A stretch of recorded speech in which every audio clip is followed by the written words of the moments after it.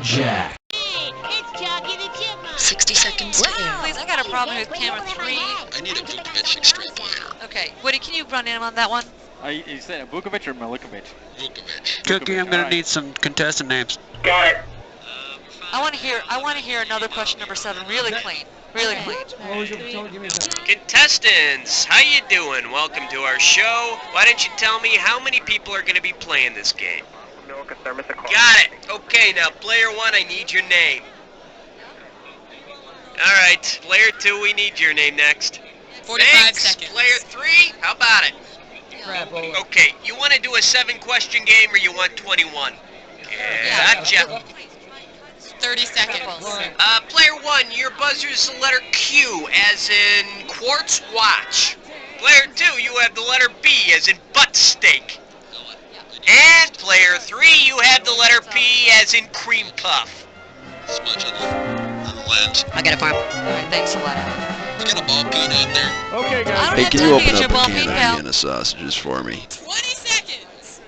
Alright, we got 20 seconds here, so listen up. And you're going to get a bunch of questions here. If you think you know the answer, buzz in. Then type a 1, 2, 3, or 4, whatever answer suits your fancy. You got it? 10 Okay, I seconds. need everybody to be quiet. I need you quiet now. Okay, lose the desktop. Cue graphics. Sound effects on deck. Okay, go to black. Yeah, they're Let's go. Barking Billy's, where your pet fat is doggone.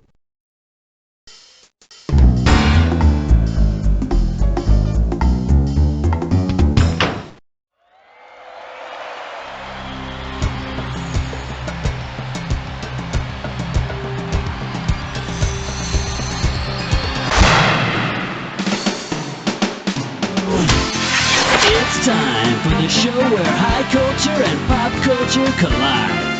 Woo! Alright! Hey audience, you ready to play? Yeah! Welcome our 3 contestants. Welcome! I think they like you. Good to have you on the show, glad you're here. Okay, first off, we gotta give you your screws. And here you go, round 1 screws, 1 for each of you. Dig this. So you get a question and you know that your neighbor knows that you know that neither of you know what the hell the answer is. Then you better be the first to buzz in and hit the S key. That's how you screw your neighbor. It forces them to answer that question. Remember, if you're gonna get screwed, screw first. Alright, let's do it. Let's have a category, player 2.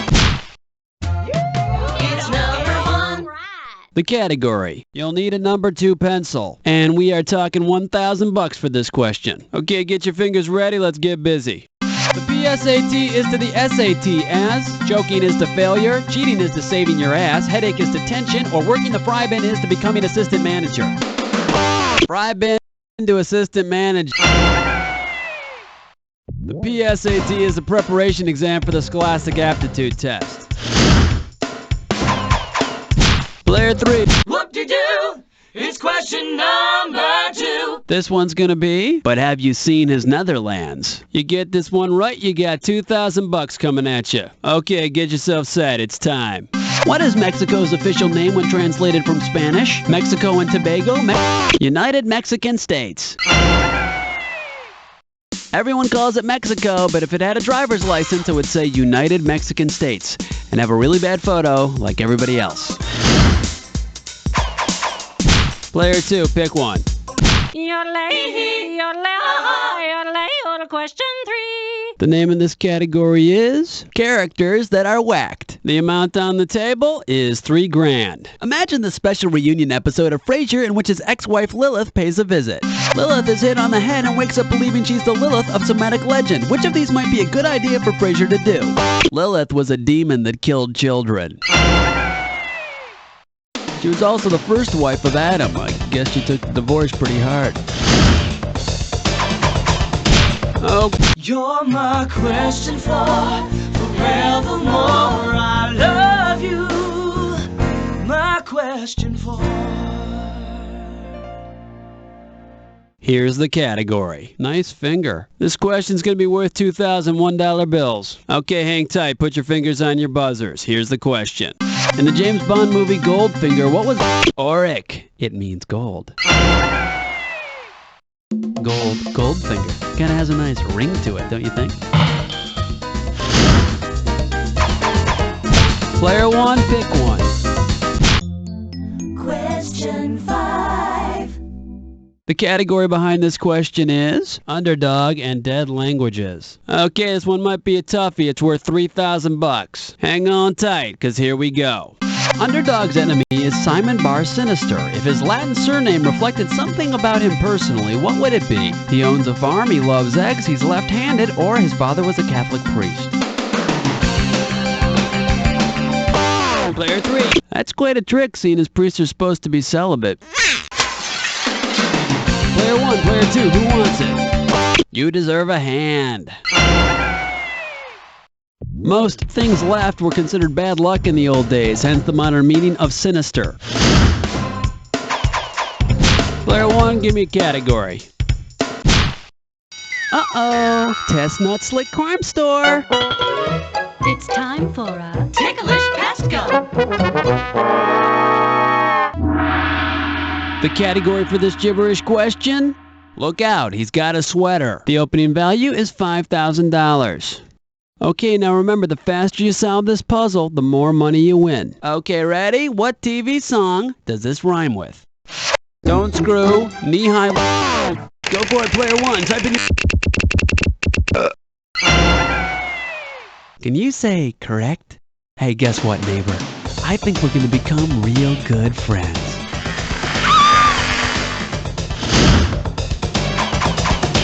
Player 1, it's up to you.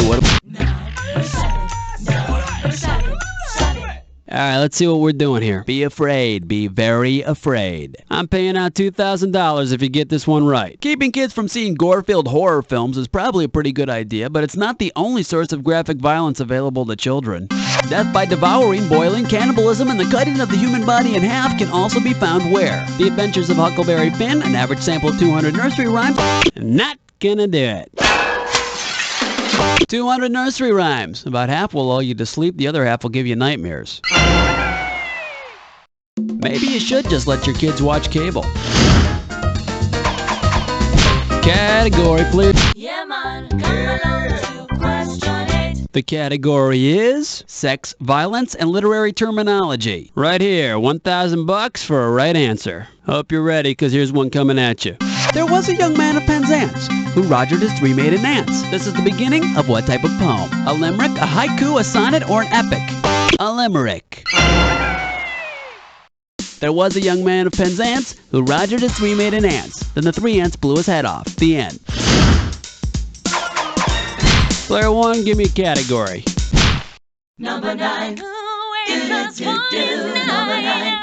Next up, French dictators and Swedish pop groups. And this one's going to be worth $1,000. Flight attendants, prepare for takeoff. Alright, which ABBA song might you expect to be about Napoleon? Take a chance on me? Waterloo, that nice little vacation spot where Napoleon got his butt kicked. And coincidentally, I think Napoleon's middle name was Bjorn. Go figure. What do you say, player 2? How about it? Here's the category. I'll take the combo deal. And this one's gonna be worth $2,000. Alright, let's see how well you remember the 80s. If you combine the band responsible for Safety Dance with the band responsible for both Men at Work Without Hats. Now let's all bow our heads and thank the heavens that neither of those bands are still with us. We've got 10 questions down, and for 10 more, we're going on to round 2. Pulling out the screws. Looks like we got a bunch of 10-penny nails stuck in here. That'd be interesting. And one for everybody. Now listen, don't forget about those screws. You guys never used them in round 1. Remember, if you want to screw your neighbor and force them to answer a hard question, buzz in and hit the yes key to screw them. Got it? Let's do it. Player 3, select the category. 11!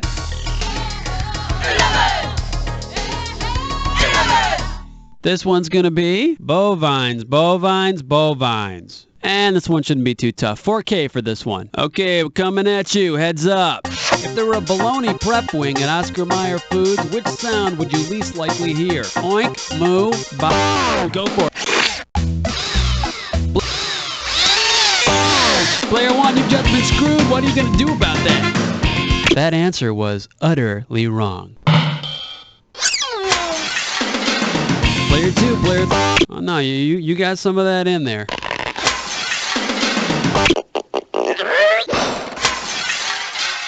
Not too good. How about this? Bah, no sheep meat in bologna. Player three, pick a category for me.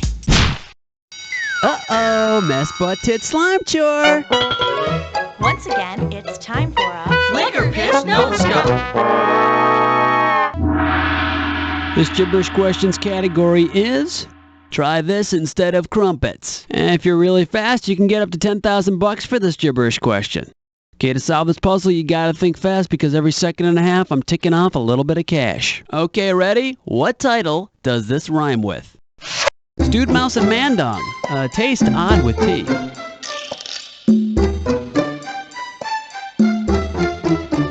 First hint, it's a sci-fi movie. Take it away, player three. Type in your answer and hit return.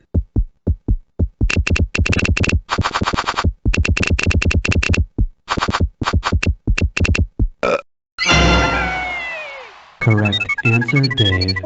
Tonight on the Late Late Show, Stewed Mouse and Mandong, a taste out with tea. And just think, by the year 2001, that movie could be seen as prophetic. I mean, all we need is a space program. Okay, we need a category from player three. Question 13. The category. You did what with that candlestick? A right answer will get you 2 G's for this question. And I'm not just talking about any candlestick, I'm talking about a very small candlestick. Attention all Clue fans. Colonel Mustard said he was in 4 rooms the night of the murder. Which one is he lying about? The billiard room, the hall, the kitchen, or the solarium? There's no solarium in the Clue mansion.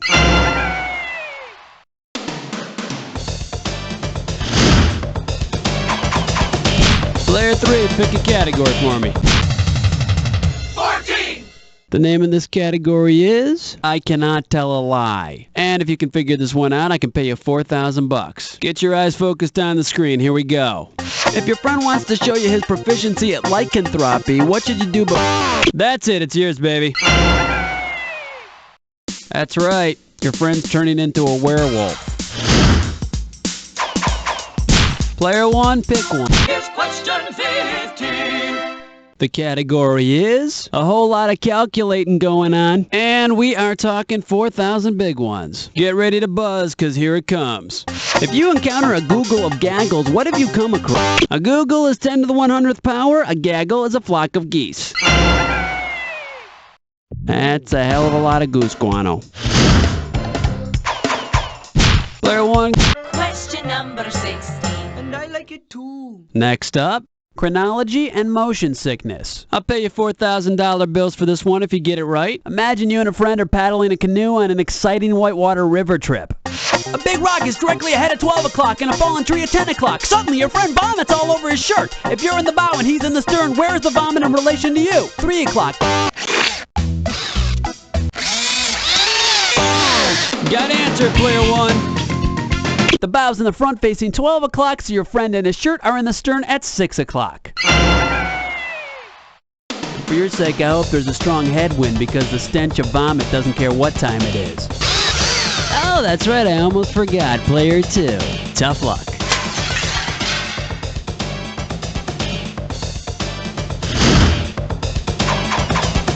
Player one, it's up to you. Jiggy Jack is gone, let me hear you scream. It's question 17. Alright, let's see what we're doing here. Life in the fast lane. It's gonna be worth $4,000. Okay, let's get this ball rolling. On account of the traditional drink the winner of the Indy 500 receives in the winner's circle, it would be unfortunate if he or she were what? A player. Lactose intolerant, the winner traditionally takes a big gulp of milk. And nothing caps off a good race like a big warm mug of breast milk. Mama's Pride breast milk. Okay, we need a cat. Song to City. The category behind this question is CB Lingo. This question's going to be worth $2,001 bills. Okay, get your fingers ready. Let's get busy. At a rest area, a fellow trucker comes up to you and asks you about your reefer. What do you begin talking about? Your gear shift, your trailer full of hogs, sleep... You know, if ability had an odor, yours would smell like a trailer full of hogs. Player 1, player 3, who's grabbing it? Your refrigerated trailer. I didn't know you had to keep that stuff cold before you smoked it. Player 3, select the category. He's mean. He's lame. That's the 19. This one's gonna be, we built this sitcom. I'm paying out $2,000 if you get this one right. Alright, you're having a house designed by architect Mike Brady. The rocks for the foundation are being provided by quarry worker Fred Flintstone, and the tools are being provided by tool and die dock foreman Archie Bunker. Which of the following characters would be most able to help you finance this dream home with a bank loan? Darren Stevens, Fred Sanford, Milburn. Player 2, what do you say? Milburn Drysdale. He's the Beverly Hillbillies banker. Me? I'd be happy if he'd introduce me to Ellie Mae. Let's have it. Question number 20. The category. Psst, do you want to be insulted? And this one shouldn't be too tough. 4K for this one. Hope you're ready, because here's one coming at you. Let's say we're friends, and let's say that I call you cold, wet, and spineless. Now let's say that I wasn't being rude, I was just telling you the truth. What animal are you? A Siamese fighting fish, an egret, a lobster, or an alligator? An egret's a bird. Bet you're beginning to egret picking this one, huh? Player 1, player 2, who wants it? If you're a lobster, you're cold-blooded, spend a lot of time in water, and you have no spine. But with some lemon and butter, you're quite a dish. Category, player 2, let's do it.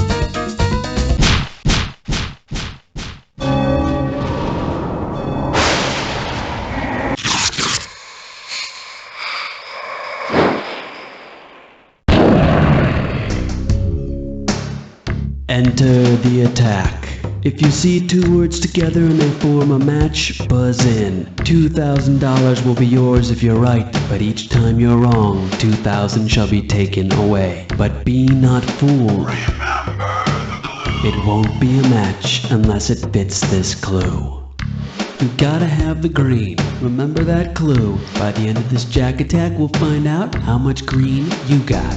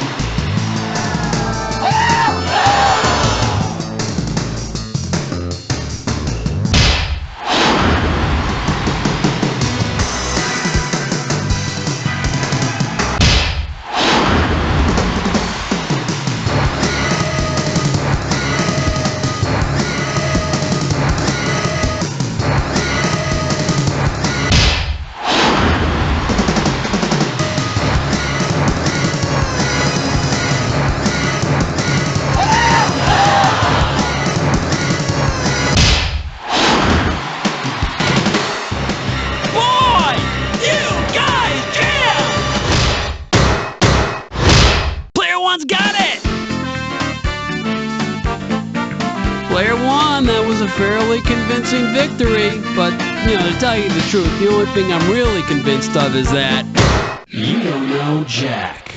Coming up next on BSI, the hit comedy the critics are calling funny and stupid at the same time. Excellent My show, divorce everybody. dad. And then at 8, Hey, it's time to test Cookie, your intelligence on the game show what that's are we gonna do with these catching by storm. contestants? That's smart. Yeah, I'm Hosted by checking it Edward out. Nugget. Hey, Thank you to listen, BSI. guys, if you want to play again, you just let me know whenever you're ready, okay?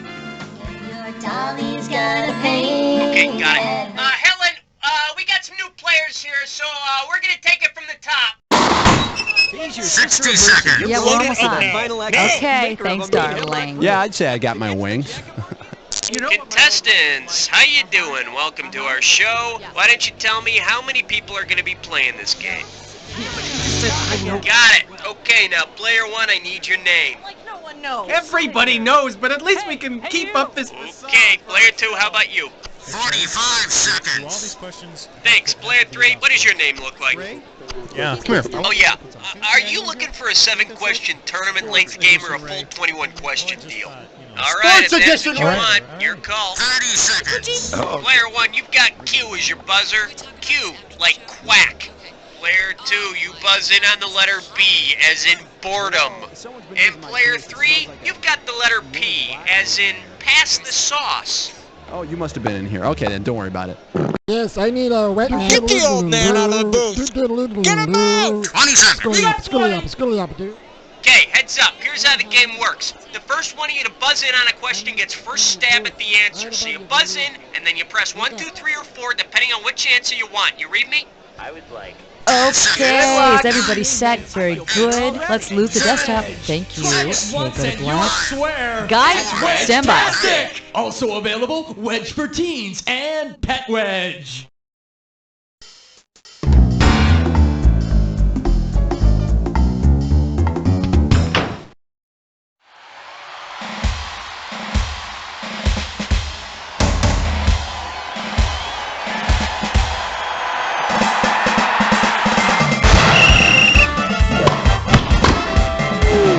It's time for the show where high culture and pop culture collide. Woo, Jack! Woo, sports! Woo, trivia! Woo! We got 3 contestants tonight. Woo! And I'm the woo man today or something. I don't know. Okay, welcome to the show.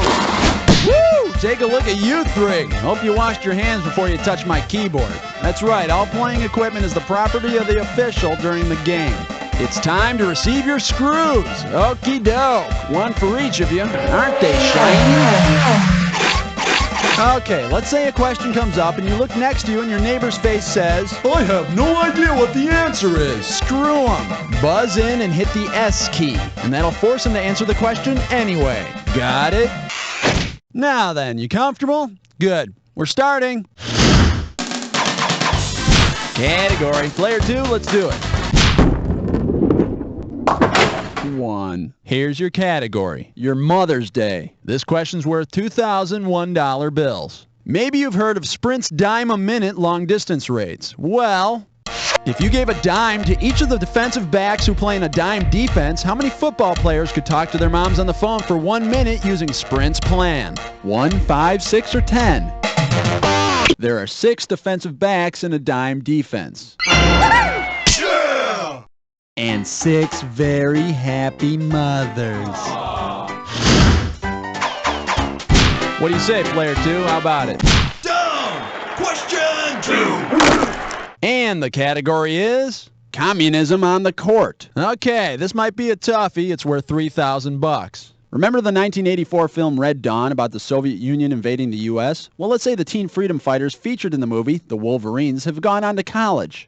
Assuming the Wolverines continue to fight communism in college, which school, based on its basketball team's nickname, would not be on their hit list? Texas Tech, St. John's, USC, or Colgate? St. John's, they're the Red Storm. Here's a little tip. If you ever experience a red storm in the John, get to a urologist pronto. Player 1, player 2, either you want to take a swing? Player 1, the big red of Colgate University.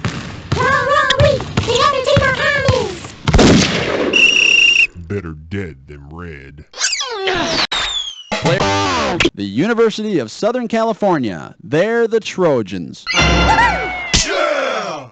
Of course, the condom is undoubtedly a communist plot to prevent capitalist parents from having children and increasing their kind, but that's beside the point. Player 2, pick one.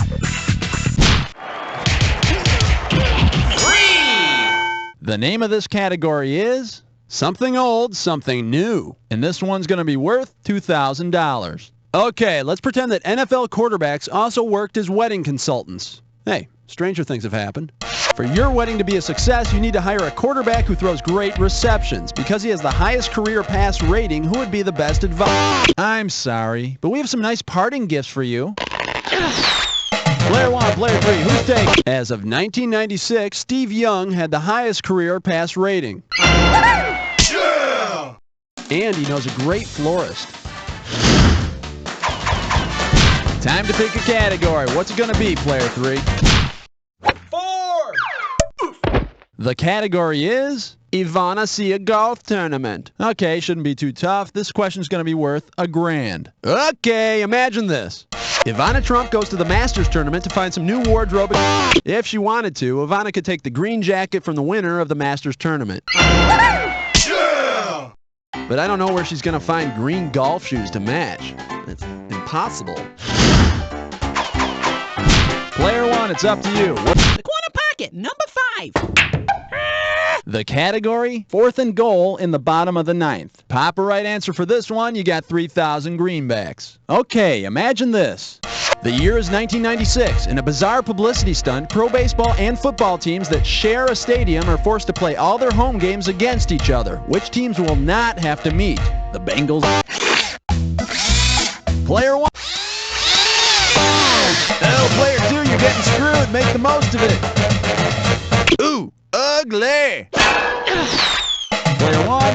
The Atlanta Braves play in Fulton County Stadium, the Atlanta Falcons in the Georgia Dome. Yeah! Therefore, they wouldn't have to play with each other, although baseball fans outside of Atlanta wouldn't mind seeing a few Braves get roughed up. Player 1, choose a category. Uh-oh, press Futzmit's Grime Board. It's time for a ticklish Tesco.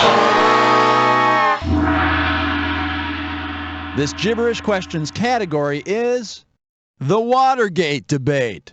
The opening value is $5,000.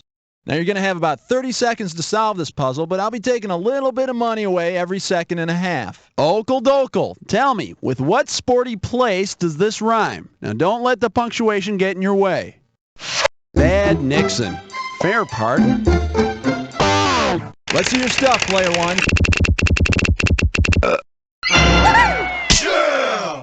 And gee, since Nixon resigned, he and the Knicks have won it all about the same amount of times. Player 1, it's your choice. Tag team naked skydiving tonight at 7. And the category is, don't use those words with me, big man. I'm paying out $2,000 if you get this one right. You know, some guys consider themselves leg men, others consider themselves chest men, but if you're a rod man or a box man, at what are you probably staring? A hockey game, a basketball game, a football game, or a baseball game? Player 2, what? Player 1, you just been screwed. What are you going to do about it? Now, and watch where you're pointing that stick of yours. Player 2, player 3, either you feeling lucky? No, this has nothing to do with getting to first base, box man. Player 2, it's all yours. Wow, that was a bad guess. Hey, you 3, nice guessing. The correct answer is the box man handles the first down box while the rod men hold the chains. And if you're a married man, I'm sure you're staring at your lovely wife instead of the cheerleaders. Player 3, pick a category for me.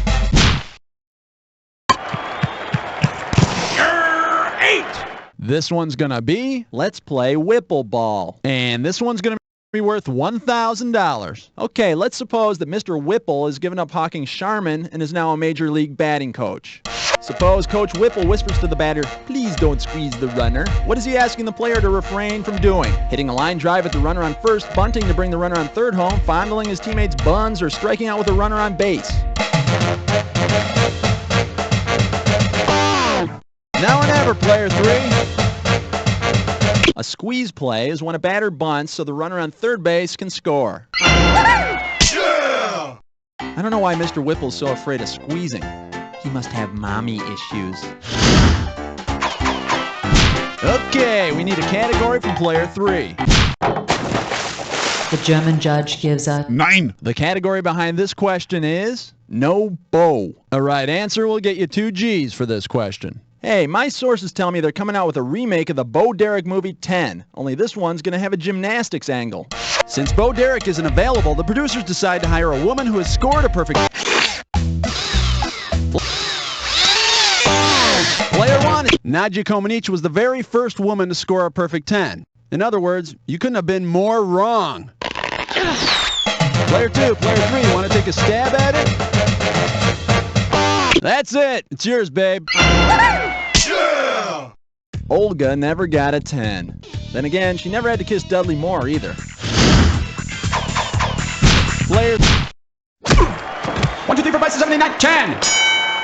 The category is Twilight Zone defense. Oh yes, this one's worth 3,000 bananas. Imagine, if you will, this harrowing experience in the Twilight Zone. As an NFL kickoff returner, you take a kick 99 yards from your 1-yard line. Suddenly you're shocked to discover that you're actually playing arena football. What would be true?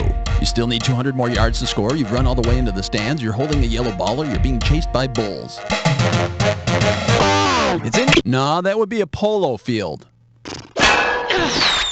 Player 1, player 3, who's going for it? You're up, player 1. An arena football field is only 50 yards long from goal line to goal line, so you would have run all the way into the cheap seats. Yeah! And since we're talking arena football, they really are cheap seats.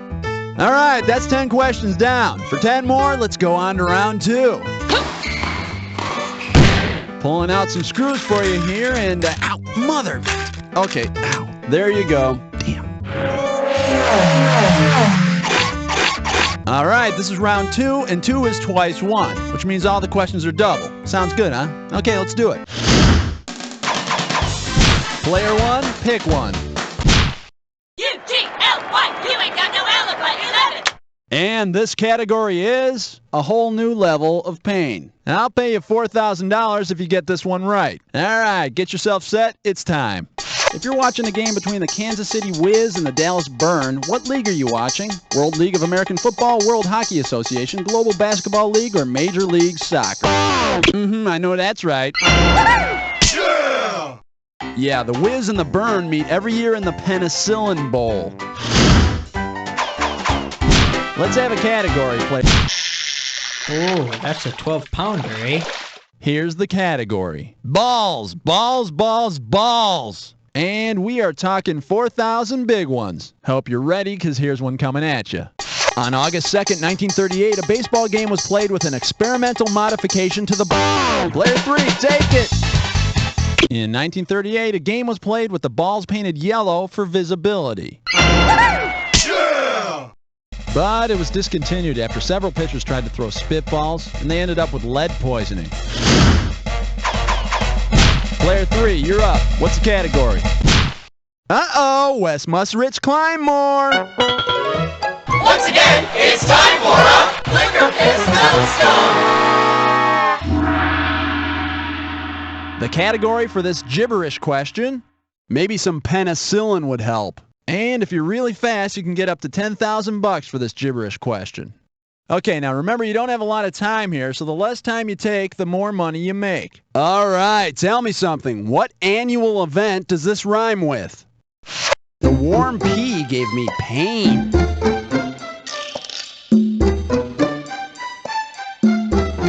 Hint number 1. It's a famous football game. A game featuring 2 branches of the military. Player 3, start time. Whoa, Nelly! It's the midshipmen and the cadets, and the warm pea gave me pain. And maybe they wouldn't have all that pain if they paid attention to those hygiene films. Player 3, pick a category for me. Come on, ref. It's falling. 14. 14. Sit down. All right, let's see what we're doing here. Puck you. Okay, $2,000 is coming your way if you get this one. Okay, kids, imagine you're watching a special hockey edition of the Battle of the Network Stars. Suppose Donnie Osmond and Brooke Shields get involved in a Donnybrook on the ice. What are they doing? Using their hands to throw the puck, tripping other players. Player 1, hit it. Donnybrook is slang for a fist fight. Shields penalized for calling Osmond a moron. I said Mormon. God. Player 1, give me a category. It's question 15. It's question 15. The name of this category is I've got your package tour right here. It's gonna be worth $4,000. Hang on tight. Here we go. On your next package tour, you find yourself camped out in left center field of Yankee Stadium. Where did you tell your dim-witted travel agent you wanted to go? The Grand Canyon, the Bermuda Triangle, Death Valley, or... Go for it, player 2. Player 3, what are you gonna do? Yeah, the East Bank. Entertainment capital of the world. Player 1, player 2, who wants it? Player 1, going up. No, the Bermuda Triangle is where you can find Fernando Valenzuela's career. Player 2, if you want it, it's yours. Player 2, it's up. Snappy. Yeah! Since it's so far from home plate, left center field of Yankee Stadium is known as Death Valley. Isn't Jimmy Hoffa buried out there? Okay, we need a category. Give me a 6. 6. Give me a team. Team. 16. And the category is Monty Python and the Government. And this one shouldn't be too tough. 4K for this one. On your marks, get set. Here's the question. Remember the Monty Python sketch about the Ministry of Silly Walks? Because the silly point is an actual field position in the sport of cricket. Yeah! And I'm not sure even the Python guys can make cricket funny or interesting. Player 1, it's up to you. What are we doing? And the category is, let's talk about safe baseball. And this one's $4,000 for a right answer. Everything in place? Because here she comes. If a pitcher had to adhere to the same rules in bed as he does when pitching, which of the following would he have to do? Deliver without touching his rubber, touch his rubber gently after delivering, keep 1 foot on his rubber. Pitchers have to keep 1 foot in contact with the pitching rubber throughout their delivery. Yeah! Let's hope he takes his cleats off first. Time to pick a category. 18. The category is, thank God her name isn't splooging. Okay, swing this one and I'll give you $2,000. Get your eyes focused on the screen. Here we go. If Peggy Fleming were practicing the sport for which she's famous and let fly with some phlegm, what would she have? A wet goober in a pool, loogies on ice, a hawker soaring through... It's in your court, players. Peggy Fleming is an ice skater. Yeah! And I'm sure she never hawks phlegm. But if she did, do you think she could make it spin around 3 times before it hit the ground? What do you say, player 2? How about it? 19 here. Get your ice cold 19. The category? Christmas tea time. And this is $4,000 here. So, you feeling anxious? Me too. Let's go. If golf legend Sam Snead starred in a golfing Christmas carol, which of the following would haunt him as the ghost of tournaments never... Player 1. Ooh, gotta answer it, player. PGA seniors? No, those are the ghosts condemned to walk the Earth's golf courses long after everyone stopped caring about them. Player 1. Ooh, sliced it. Player 1. You're up, player 1. Incorrecto. Oh, man, all 3 of you whiffed. The right answer is... Sam Snead never won the U.S. Open. And there's absolutely no truth to that rumor that he named his putter Tiny Tim. Player 2, pick one. 20. Here's your category. Anything you can do, I can do better. All right, you're going to be pretty good if you get this one. It's worth $6,000. Okay, sports fans and Three's Company fanatics, come out wherever you are.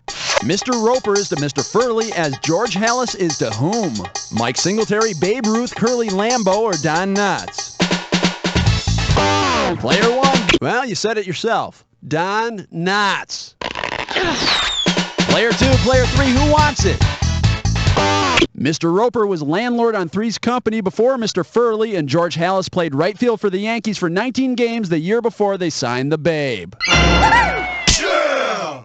Of course, once the Yankees found out George Halas was only pretending to be gay, they kicked him off the team. Okay, we need a cat.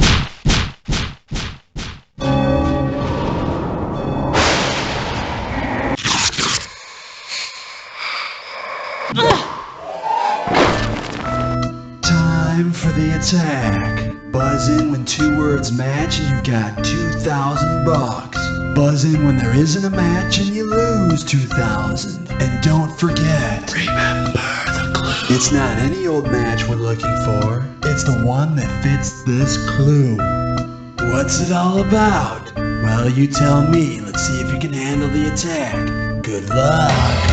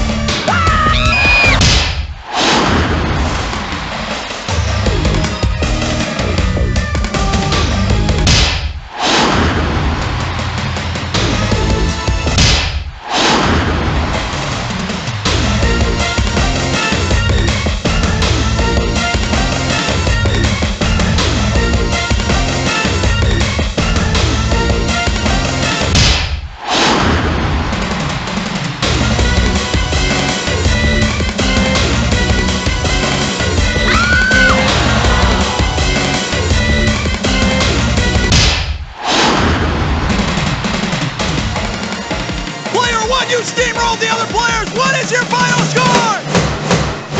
Player 3! Player 3, you pulled it off, and you pulled it off well. So don't let it bring you down when I have to tell you. You don't know Jack! Okay, great show, everybody. Cue commercials, thank you, and Cookie. What's the story with the contestants? Yeah, I'm all over it. Listen, players, if you want to play another game, you just gotta clue me into that, okay? A tough night of armchair quarterbacking, and let's face it, you're a little backed up. Alright, gang, we got new players! Let's get going in a second! 60 seconds. Oh my god, please tell Helen that I don't have the RF cable. I cannot talk to her right now. Hey, Ray. Hello there. Now listen, if you want to play the game, you have to tell me how many people are playing, alright? Okie doke. Alright, player 1, why don't you type in your name for me? We're just leaving jars all over the sound booth. We can't leave these. What's in this? Nicely done. Player 2, let's have your name now. Very good. Player 3, it's your turn now. One other thing. Are you looking for a full 21 question game or more like a 7 question dealy? You want it? You got it. 30 seconds. Player 1, you have the letter Q as in quintessextensional. Player 2, your buzzer is the letter B as in batch of bananas. And player 3, your buzzer is P as in it's past your bedtime. What's a 1020 an old man? I don't care if both your legs are broken. Bring it up now. Right above 20 you, seconds. Look up. Well, hello. All right.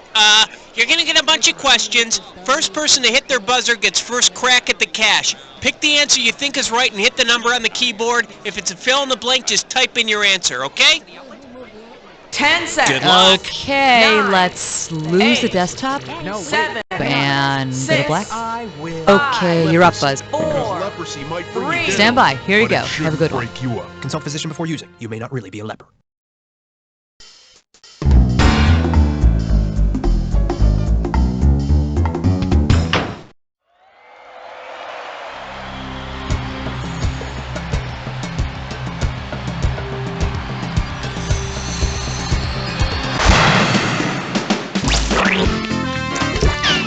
It's time for the show where high culture and pop culture collide. Oh yeah! We got the limit here with 3 contestants! Oh, this sure looks like a lopsided battle. Clean yourself up, player 3. Now then, first thing, we gotta give you your screws. Look out, watch your hands. Okay, let's say you get a question. You don't know what it is, but then you look next to you and you see your neighbor's neurons are as numb as yours. That's when you screw your neighbor. Buzz in and then hit the S key. It forces them to answer that question. Evil? Sure, but damn it, it feels good. Now then, everyone's settled and regular? Good, we're off. What do you say, player 2? How about it? And we call this one Checking Out Satan. $3,000 for this one. All right, fingers limbered, cause here comes the question. If the Antichrist ever decides to become an author, which one of his books would most likely be given the Dewey Decimal System number? Go for it, player 3! You got it! Oh, I'm sorry. No. Player 1, player 2, who's it gonna be? Player 1, go nuts! And the Dewey Decimal System. Books on technology are found in the 600s. Make sure you look up the Antichrist book by his pseudonym, Pat Robertson. Alright, player. And this questions category is the Bard and Game Shows. $2,000 riding on this one. Okay, take a shot at this. Which of the following game show titles could not be used to describe a situation in Shakespeare's Romeo and Juliet? That's the way, I like it. Alas, Romeo and Juliet died before they were married, but they did get to make whoopee. The category's yours, player. You and me, baby, makes me. Category, let's do it. And how exactly do you give one of those? And this one's gonna be worth $1,001 bills. Hang on tight, cause here we go. You know what you're doing if you're taking a leak, but what are you doing if you're taking a leak? Urinating in Sweden, tacking against the wind across a canal, aligning your third chakra, or stealing the Welsh national emblem. The leek, the national emblem of Wales, is a vegetable related to the onion. So don't take them. Come back here with that vegetation, boy. Our country is in ruins. The choice is yours, player 2. Go for it. Hallelujah! Bow your heads and pray to Thor. The category is Oompa Loompa Lollapalooza. And this one's worth $2,000. Okay, here's the deal. Daddy got her a golden ticket, a tour around Wonka's factory, and a goose that laid a golden egg. Now what does that spoiled bitch Veruca Salt want now? Veruca Salt insists that Daddy take her to Geneva for the Salt too. Sweet. Daddy, I want to sit next to Mr. Brezhnev.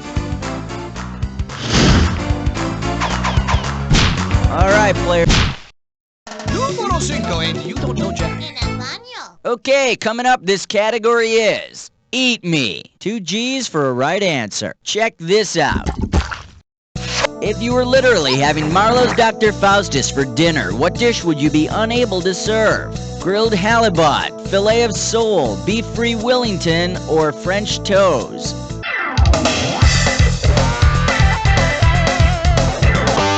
Player 2, grab it!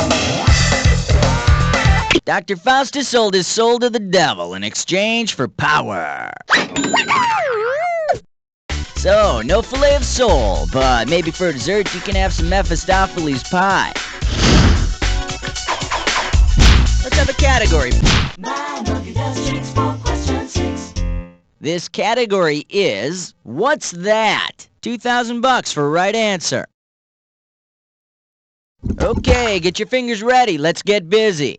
Suppose the classic sitcom That's My Mama returns to television as That's My Mamilla. Which of the following show titles means basically the same thing? That's my nipple, that's my pouched marsupial, that's my coconut, or that's my capital of the Philippines. Player 3, take it! That's my nipple. And don't miss the spin-off series, What's Happening? Player 3, it's your choice. The 7 o'clock news with question 7. Alright, next up. Finally, a question about Iowa. Get this right, get $2,000. Alright, here we go. Based on the meaning of its name in the Sioux language, after which of these famous doctors might the state of Iowa be named? Dr. Jack Kevorkian, Dr. Joyce Brothers, Dr. Ruth Westheimer, or Dr. Robert Jarvik?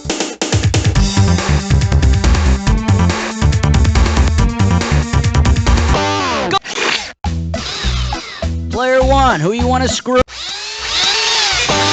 Player 3, what are you going to do about it? Hey, Okay, how's that burn feel? Player 1, player 2, who wants it? In the Sioux language, Iowa means one who puts to sleep. Imagine 2 places named after Dr. Kevorkian, Iowa and euthanasia. Come on, player 1, pick one. Order me the taco plate with the side of question 8. And this category is questions that make me want a frosty beverage. Get it right, get $2,000. Look very carefully at this picture, won't you? And tell me, which fictitious crass commercial remake of a classic movie would this picture best represent? David Chesterfield, Dr. Zhivago at Spago, Dr. Jekyll and Mr. Hide-a-Bed, or Dr. No-Dose? It's a poster for Dr. Jekyll and Mr. Hide-a-Bed. The real horror is trying to fold those damn things back up in the morning. Guys with big hats. Okay. Somebody just handed me a piece of paper with the Pope's name on it in Rome. Come on, is this a joke? All right. we're making a celebrity collect call to the head of the Catholic Church. I'm calling the Pope. All right. Country code. Okay. I am now dialing the Pope. Schmitty told me that his people called him that he loves the gibberish. It's cool. All right.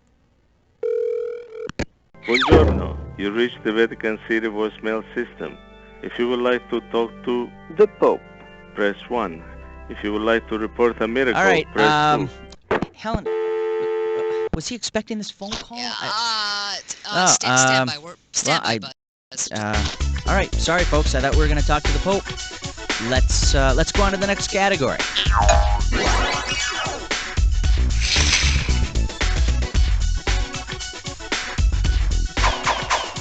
Please select a category, player 3. Uh-oh, press futz with Mime Door. It's time for All right, this gibberish category is recipes for yucky drinks. This gibberish question starting out at $5,000. Now, you're going to have about 30 seconds to solve this puzzle, and I'm going to be taking away a little bit of cash every second and a half. Okay, get ready and tell me with what popular expression does this rhyme? Steeping cup with the Stone Pez.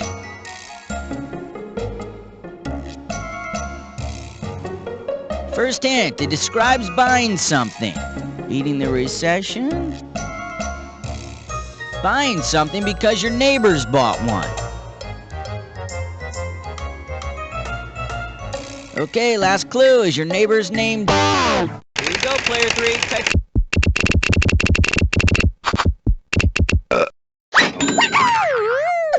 Of course, if your neighbor is Barnaby Jones, you shouldn't have any problem. Player 3, you're choosing. The category, gang initiations throughout history. Okay, $3,000 coming at ya. Okay, peel your eyes, free your mind, cause here we go. Based on when the Great Wall of China was first constructed, what's the very first graffiti that could have been painted on it? When Nero fiddles, it burns. Hannibal does it with... Player 2, you're getting screwed.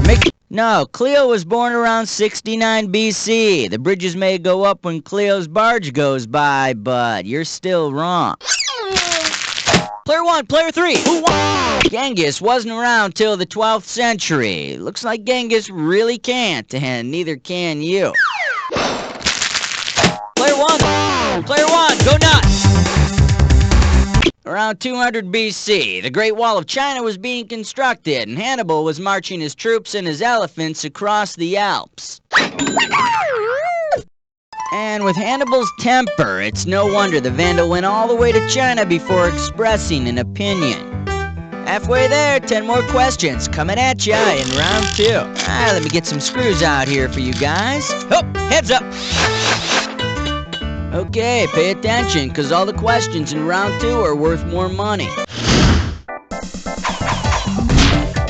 1, give me a category. It's 11 minus 1 plus 2 minus 1 is 11. Category. You want me to carry that where? This one's worth $4,001 bills. Okay, hang tight. Put your fingers on your buzzers. Here's the question. You want to start your own Jurassic Park, so you're smuggling dinosaur DNA. If your DNA source is bugs trapped in amber... No, buzzing first! Hurry! What did I say? Hit your buzzer! Damn, go for... Amber is made of fossilized tree resin. Amber doesn't feel so good stuck down your boots. Man, get me back to the good old days when you just smuggled nice soft powder. Player 1, what are we doing? 12. Celebrity voice impersonated. The category is serves 'em right. This one's worth $6 grand. Okay, it's fantasy time. Imagine an angry liberal fairy has appeared and turned several prominent public figures into animals. Of the following, who is not a weasel? Jesse Helms the mongoose, rush... Player 3, who you want to screw? You gotta answer it, Player 1.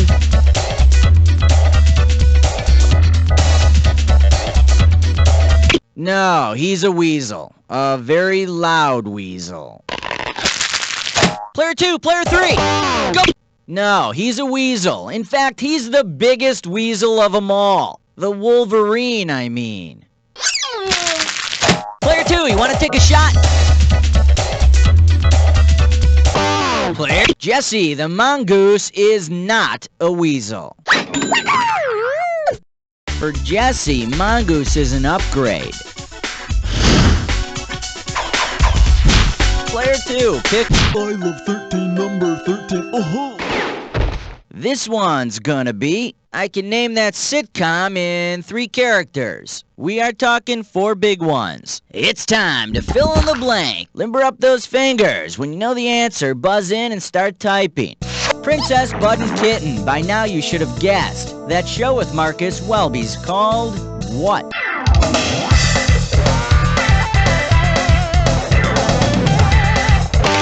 Take it away, Player 3. Type in your answer and hit return. Goodbye. Go for it, Player 2. Type in your answer. Robert Young played Marcus Welby as well as the father on Father Knows Best.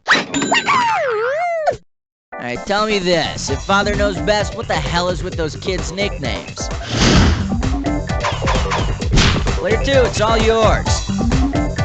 We wish you a number 14 and a happy Hanukkah. And this question's category is Starsky and Hutch and mental illness. And this one's worth $2,000. Okay, imagine this scenario. On a new episode of Starsky and Hutch, it's revealed that the duo's boss, Captain Doby, has an inanimate friend he calls Captain Adobe. Of what material? Adobe is made of clay and straw.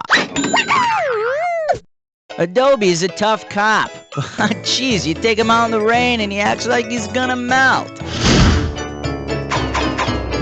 Player 1, pick one. Okay, coming up, this category is Eli, no. $4,000 behind this one. Get your fingers ready. Here's one coming at you. What if after Eli Whitney finished his invention of the cotton gin, he celebrated by getting wasted on glasses of gin mixed with a little vermouth? What would he be drinking? Go wild, Player 3. Hello, Charlie. Ow. Player 1, Player 2. This, no. Player 1, it's yours if you want it. Gotta give me a bud. A martini is gin and a bit of vermouth. Sounds like right after he invented the cotton gin, Eli invented Cottonmouth. Player 1, hit me with the category. Excellent choice. Players 2 and 3, step aside. Player 1, it's time to play This or Dat. And the category for this This or Dat question is The Fresh Prince of Darkness. Whoa, I'm gonna read off 7 names, and for each one, I need you to tell me if it's a TV teen or another name for the devil. As each one comes up, if it's a TV teen, press 1. If it's another name for the devil, press 2. And to skip it, press 4. You get 1,000 greenbacks for each right answer, but I'll take it away if you get one wrong or if you're just too slow to reach it. And let's put 30 seconds on the clock. Here we go. Beelzebub, TV teen and devil. Urkel. Lucifer. Old Nick. Satan. Screech. This is it. That's all 7. Well, blow me down, Popeye. Let's see your score now. There's a little sugar for you. Let's move on. Okay, hit me, player 3. Shave your vein, keep it clean, 17. And we call this one, It's All Just a Front. $2,000 riding on this one. Okay, pay attention. Here's a word I often hear mispronounced. Now, I'm not going to say it. I'm just going to spell it. The word is F-A-C-A-D-E. Which of these sportscasters' last names rhymes with the correct pronunciation? The word is facade, which rhymes with Rashad and Ahmad. His name also rhymes with Wad and Cattle Prod. Coincidence? Player 3, what are we doing? 18. This category is stuff you can only see on cable. Get this right, you're bringing home $6K. Alright, fingers limbered, cause here comes the question. Which of these is one of the special tricks? Famous 19th century... Player 2, I know you're done. Hey, player 1, you've just been screwed. He called himself the Fartiste. His shows were very popular in France, except on nights when he'd had too much chili. Oh, I almost forgot. Player 2, tough luck.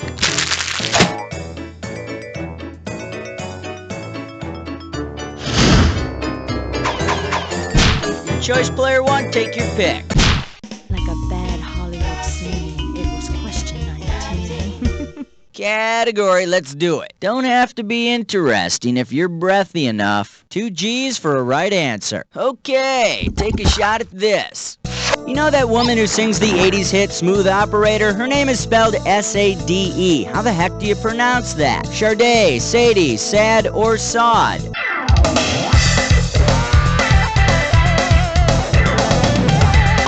Player 1, take it. For you, I'd suggest a complete makeover. Player 2, player 3, who's itching to go? Go for it, player 3. It's pronounced Sade. Nice work. You really made the grade. I mean, Mardade the Grade. Please select a category, player 3. The Fresh Saver. 20. The category is You'll Get It in the End. Looks like a toughie, $6,000. Okay, get your fingers ready. Let's get busy. You probably have a pretty good idea of how the Marquis de Sade spent his life. How did he end it? He died while having sex in prison. He died while exiled to Tasmania. He died in an insane asylum, or he got off scot-free but still died.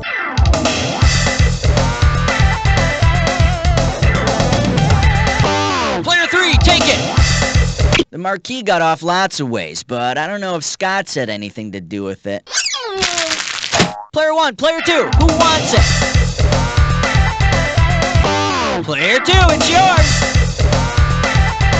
Tasmania. Yeah, right. He couldn't get used to eating while spinning around. Player 1, you want to take a swing? Go for it, player 1. The Marquis de Sade died in an insane asylum.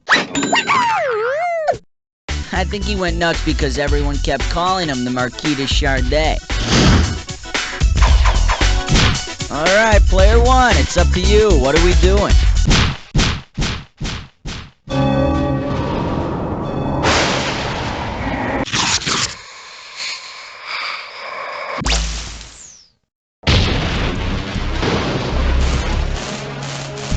The attack is now. If you see two words that match, buzz in. A right answer nets you $2,000, but every wrong answer drops you down $2,000. Listen, not all matches are true. Remember the clue. Only buzz in on a match that fits this clue. Sure, I'm derivative, but hey, who isn't? Anyway, you ready? Let's go.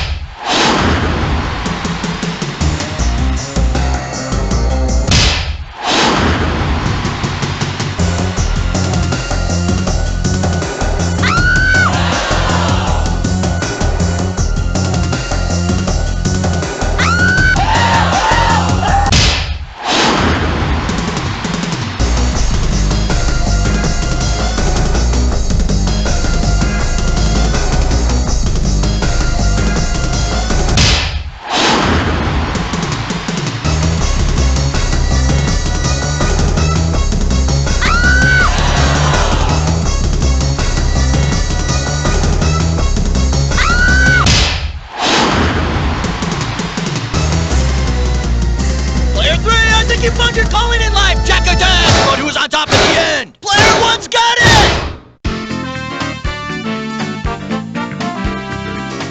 Player one, any more performances like this, and we're gonna have to give you a handicap. I think I got a lead Viper on her somewhere that they can hit you with, but for now I can give you this. You don't know Jack! Great show, roll commercials, and Cookie, what's going on here? One, now that you're a high scoreboard celebrity, I guess this would be a bad time to drag out those nude photos of you with that sheep. Ooh, I scared you, didn't I? Don't worry about it. Just let me know if you want to play again. No-slip Benoit balls, made to stay where they should. Well, all right. What do you know? We got some new meat playing this game. Let's take it from the top. 60 seconds. All right, we got 1 minute. Kind of falls under the category, not my problem, know what I'm saying? Raoul, darling, give me some names. I'm on it. While 1 degree action. Hello and welcome to the I can't sleep, my eyes are so bloodshot they could bleed version of You Don't Know Jack. How many insomniacs do we have playing? Got it. Okie dokie, player one. How about giving us your nom de plume, so to speak? Player two, how about it? 45 seconds. Now, player three, show us how smart you are. Oh yeah, you know what? I also need to know if you had plans for a 21-question game or a 7-question game. That would be way cool. Coming soon. 30 seconds. Player one, your buzzer is Q. That's Q like Quincy, but without all those dead bodies. Player two, you have the letter B, as in all-you-can-eat buffet. And player three, your P, as in Piranha 2, the spawning. Hey, why don't you fix your little problem and light this candle? 20 seconds. You know. Yeah. 20 seconds? Jeez. Listen up. People blow this all the time. When a question comes up, if you want it, buzz in first. Then hit 1, 2, 3, or 4 to pick an answer. Got that? 10 seconds. Good luck. 9. Rolling, people. We're rolling. Get rid of that desktop. 6. 5. Go to black. 4. Cue graphics. 3. Okay, let's make it a good one. Tap water. Taste the memory.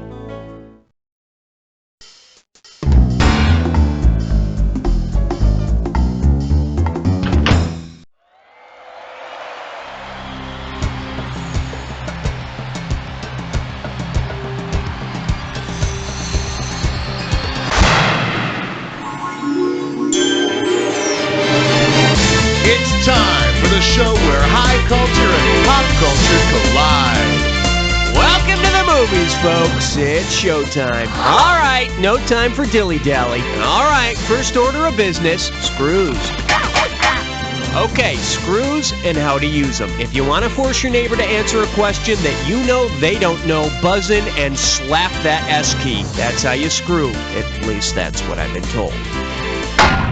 Lights, camera, action.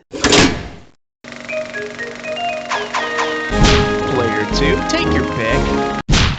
For the enjoyment of everyone during question 1, please, no unnecessary talking. Shh! Well, what do we have here? But where do we plug in our instruments? And you pocket $2,000 if you get this one. Hey, remember the cartoon Josie and the Pussycats? Well, let's say the latest version of Josie and the Pussycats is set in the Old West. If the newest band member is a Confederate soldier on the run, what would be the best title? Ballad of Little Josie and the Pussycats? What's New Josie and the Pussycats? Outlaw Josie Wales and the Pussycats? Up to you, player 3. Clint Eastwood plays a Confederate soldier on the run from bounty hunters in the Outlaw Josie Wales.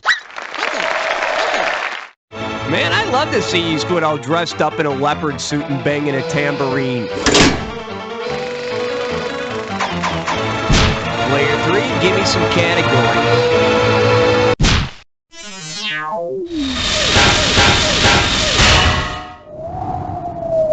Okay, give it up for buying a Jack Lemmon. $1,000 at stake on this one. Okay, see if you can solve this wacky mathematical equation. Wisecracking crime fighter plus late model Pontiac equals the Brett Maverick, the pink Cadillac, the Ace Ventura, or the Ford Fairlane.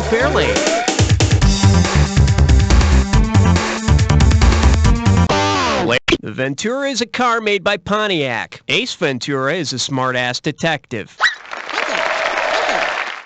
And for $20 million, you better hope the Ace Ventura gets great gas mileage. Player 1, ante up.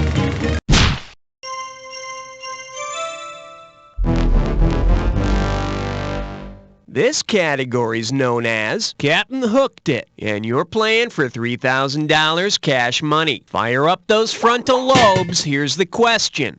If Woody Harrelson's bowling pro from Kingpin were organizing the One-Handed Film Character Recreation Society, what would you not see at a meeting? Luke Skywalker doing one-handed push-ups, Quint from Jaws clap. Oh, excuse me.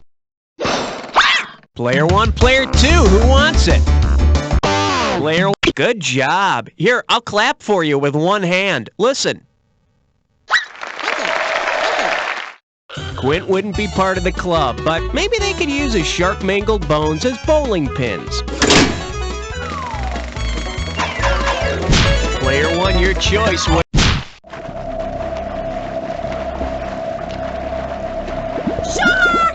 Say hello to, it's the longest I've ever seen. And you pop a right answer, you got $2,000. All right, it's the annual NFL regular season showdown between the Dallas Cowboys and the San Francisco 49ers. Dallas gives Niner QB Steve Young trouble all day, so he defends himself in the way made famous by Burt Reynolds in The Longest Yard. What should the Cowboy defenders do? Player 2, grab it. Right, in The Longest Yard, they use the old Three Stooges defense. Come here, porcupine. Ow. Player 1, player 3, do some. Oh, yes, Steve Young is going to defend himself the way a man should, by calling his opponent a poopy head. Player 3, do it. The middle linebacker for the prison guards team got plunked in the jewels with the ball, thrown by quarterback Burt Reynolds, twice. After each time, Reynolds' entire team proceeded to jump on the poor guy. Guess they heard him moaning loose ball and thought there was a fumble. Player 3, you make the call. It's a 5! And I believe this one's called Aussies on Skates. $1,000 if you get it. You know, the 1980 Olivia Newton-John movie isn't the first time in movie history that we were introduced to a fabulous place called Xanadu. Because his hangout and her roller disco share the same name, which movie character might you catch roller skating with Olivia Newton-John? The creature from the Black Lagoon, Danny Zuko. Up to you, player 3. Xanadu is both the name of Kane's home in Orson Welles' classic Citizen Kane and the roller disco in Olivia's movie, Xanadu. You know what they say, great minds think alike. It's all about you, player 3. Which one do you want? Password. Yeah, tell him 6 sent me. Let's see what we got going. Doc! And it's worth $2,000 if you get this one right. Let's see how you handle this one. Say you're making duck soup when you run out of duck and are forced to use ugly duckling films for your stock instead. Which movie will not be spicing up your tasty broth? Stella Dallas, Cinderella, Now Voyager, or Sabrina? Take player. You gotta answer it, player 3. That's wrong, but a really bad guess. Player 1, player 2, go get it! Nope, Sabrina's an ugly duckling story, and it teaches us the lesson that men will only bother to find out what a wonderful person a woman is after the woman makes herself physically attractive enough to talk to. Player 1, you can take it. Player 1. Yeah, that's what I like to hear. Stella Dallas is just another tired old mother gives up everything for her daughter because she loves her story. Player 1, hit me with the category. 7 is the number that I'm suggesting. He's suggesting 7. He's suggesting 7. This one's called The Sound of Losers, and we got $3,000 in the pot. You know, probably the only thing worse than being nominated for an Academy Award for Best Picture and losing is being nominated for Best Picture and losing to a musical. Which of these films did not suffer the extreme humiliation of losing to a musical? The Lion in Winter, Cat on a Hot Tin Roof, 1958 version. Player. Gotta answer it, player 1. How the West Was Won lost to Tom Jones, not a musical. No, actually, that's How the West Was Won lost. What? Guess what, player 3? You're the one who's screwed.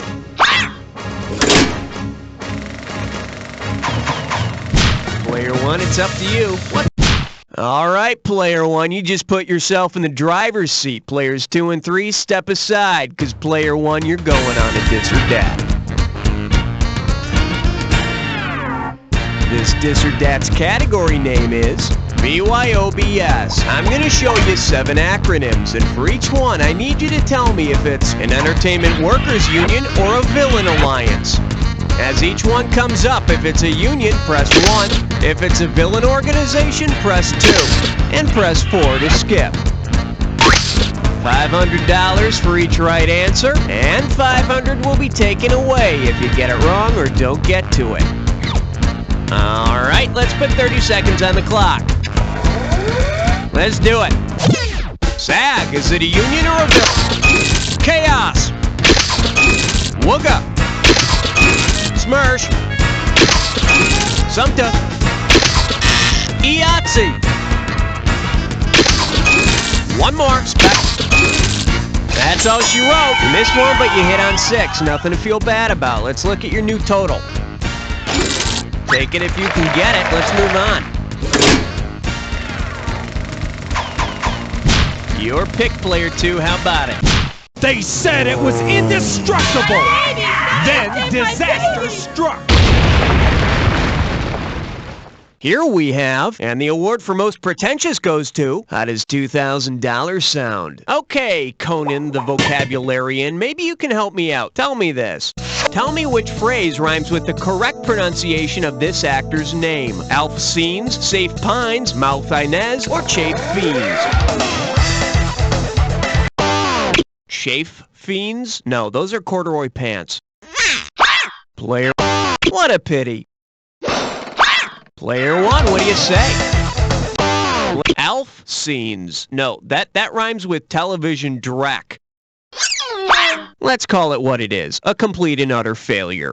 Rafe Fiennes rhymes with Safe Pines. Yeah, he was great in the English Patient.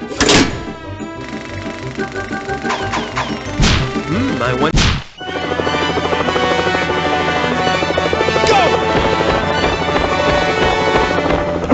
The selection is Celebrity Algebra. I'm giving out $3,000 for a right answer. Hey, it's time to do some celebrity math. Okay. What legal term did the following equation introduce into America's lexicon?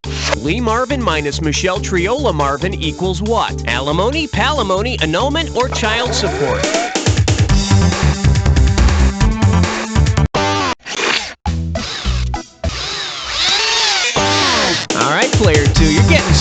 Annulment. Yes, let's say this marriage of you and a wrong answer never existed. Player 1, player 3, who's gonna grab it? Up to you, player 3. When the unmarried Lee Marvin and Michelle Triola Marvin separated, she sued him for what was called palimony. 'Cause she wanted to get all the money. Okay, we're halfway home. Let's see how round 2 treats you. First, I need to hand out some screws. Might have to use brass clips again. No, wait, here we go. Now remember, everything in round 2 is worth double, so heads up. Your call, player 3.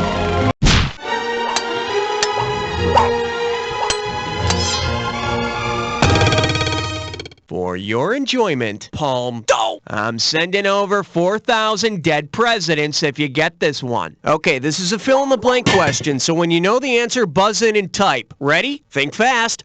Where does the Cannes Film Festival take place? Your move? Well done, Eisenstein. The Cannes Film Festival is in Cannes, as in, yes, I can make a crappy movie and make people think it's art. Player 2, give me something.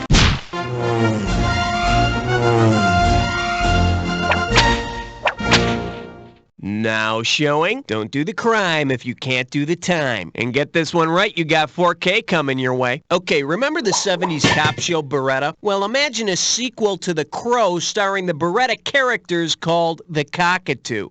According to the Crow movies, what's the best way for crooks to limit the powers of Beretta as that vengeful hero, the Cockatoo? Pay the informant Rooster to tell his secrets, beat him with Lieutenant Brubaker's nightstick, shoot him. You're screwed, player 1. Give me an answer. All right, Rooster, talk. All I've got to say is keep your eye on the sparrow. Player 2, player 3, who won? Buzz in first. Hit your buzzer, then answer. Player 2, grab it. Beaten with his boss's stick? That sounds like a sexual harassment suit. Player 3, it's your... Player 3, make it happen. Oh, God, baby, I diss you so much. Come on, people, it's not Jeopardy. The Crow became less than invincible when his bird pal was harmed. So the criminals should go after Fred, but they better have good aim, because if they miss, they'll find out what a pecker Fred is. You have the honors, player 2.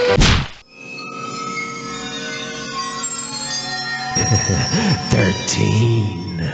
Let's give a nice warm welcome to It Takes Two to File a Lawsuit. And we're talking 2,000 for this baby. Strap on your helmet, we're going in. If Judge Wapner from the People's Court called the title character from Witness as a surprise witness, what might you see happen on the show? Judge Wapner lecturing a blind woman, an Amish boy swearing on a Bible, Doug Llewellyn interviewing a talking dog, or a chimp defending... The witness in Witness is a young Amish boy who sees a murder in a train station bathroom. Sucks for the Amish kid, though. None of his friends would see him on TV. Player 1, tell me what's happening.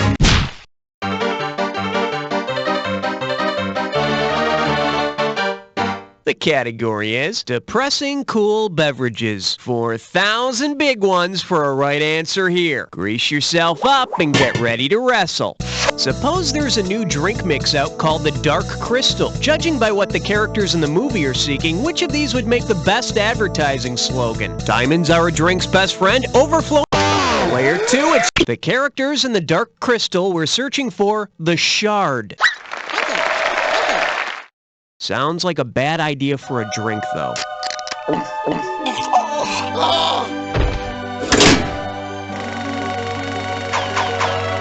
Category time, player 2, it's your call. The category, Old MacDonald had a marathon. Play your cards right, you win $4,000. Pull out your antenna and get ready to buzz. Because this character has the same name as Dustin Hoffman's character in Marathon Man, what scene might confused video store patrons expect to see upon renting the film? Beethoven the dog jumps off an on-ramp, Doc the dwarf gets his teeth drilled, Babe the pig runs across Manhattan, or Frat Boy... Take a shot, player 2. Player 1, you've just been screwed. Let's see. Dustin's character in Marathon Man is named Babe. Very interesting. So he went from Babe to Tootsie. Coincidence? You decide. Hey, player 2, when is a screw like a boomerang? Right now.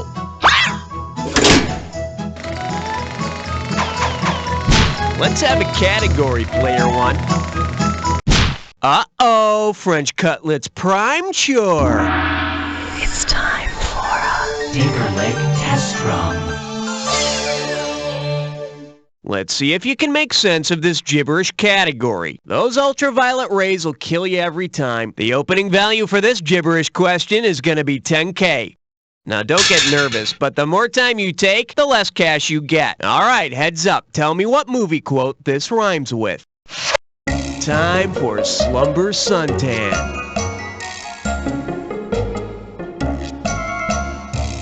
First clue, it's set in a Stephen King movie. It's set in a Stephen King movie by a mad nurse. Is it Clean Your Own Bedpan? Last clue, you're number 1. Player 2, it's in your court. Type in your answer and hit return.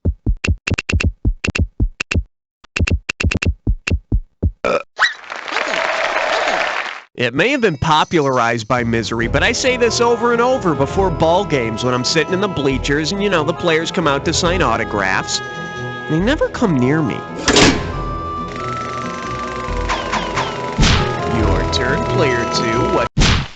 The following question has been rated 17. No questions under 17 permitted. I proudly present Sham. 2 G's if you get this one right. Okay, you might know MASH, the TV show, but do you remember Robert Altman's movie MASH? Well, get it together and complete the following analogy. Donald Sutherland is to Alan Alda as Gary Berghoff is to whom? Loretta Swit, Wayne Rogers, Jamie Farr, or Gary Berghoff? Player 2, it's your Wayne Rogers. Way wrongers. Player 1, player 3, who wants it? Gary Berghoff is Walter Radar O'Reilly, and the only actor who played his character in the film and the TV series. Berghoff didn't, however, stick around for After MASH, but I'm sure his radar picked up the crash and burn. Player 3, tell me what's on your mind. Question 18. Honor student by day, stripper by night.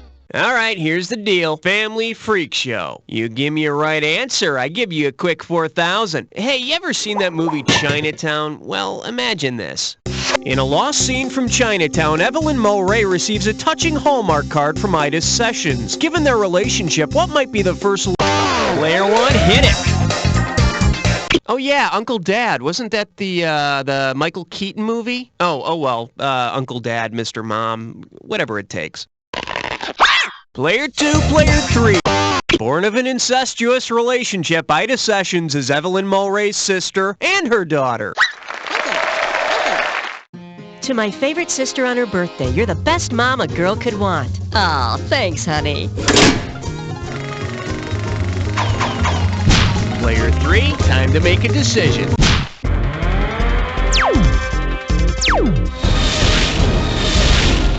Coming at you. I saw it once or twice on cable. You get 4,000 clams for this one. Just step up and take a swing at this one. Which of the following lists Bo Derek's actions in the fine film Bolero? Gets married, runs on beach, gets... Player 3, the good news is you're getting screwed. The bad news is you're getting screwed. What's the answer?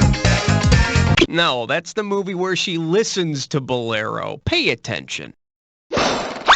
Player 1, player 2, go get it! In Bolero, Bo Derek is covered in honey by a sheik, loses her virginity to a bullfighter, and later heals the bullfighter's genitals. I'm not sure how long it took the penis to heal, but it took years for the bullfighter to wipe the smile off his face.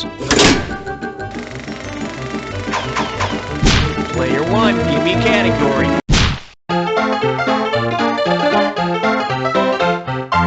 Chew on this. Come back here, you coward! 6,000 big ones for a right answer. Whoa, must be tough. Put it in gear, 'cause here we go.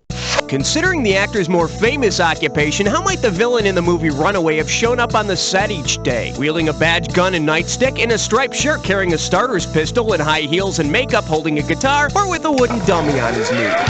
Player Huh? Player 1, player 3, who's gonna grab it? Player 1. And you're off! Way off! Player 3. Pathetic. The villain in the Tom Selleck film Runaway is played by Gene Simmons, the bass player from the glam rock band Kiss. As a villain, he's not very convincing. I mean, all he does is stick his tongue out at Tom Selleck a lot. Player 2, take your pick.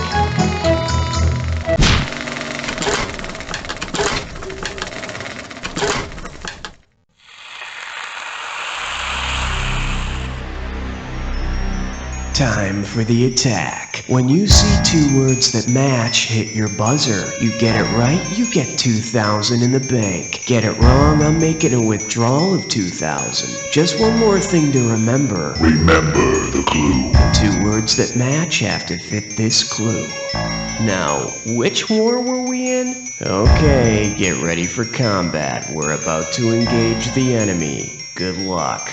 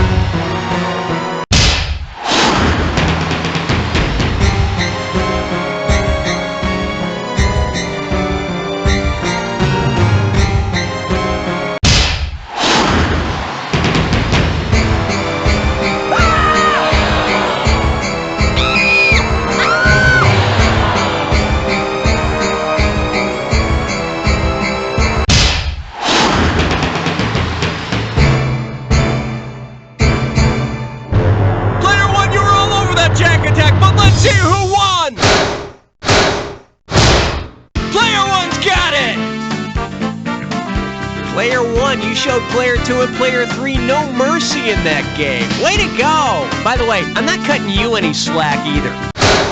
You don't know Jack! Nice one, people. Raul, what's the word? Are we doing another one?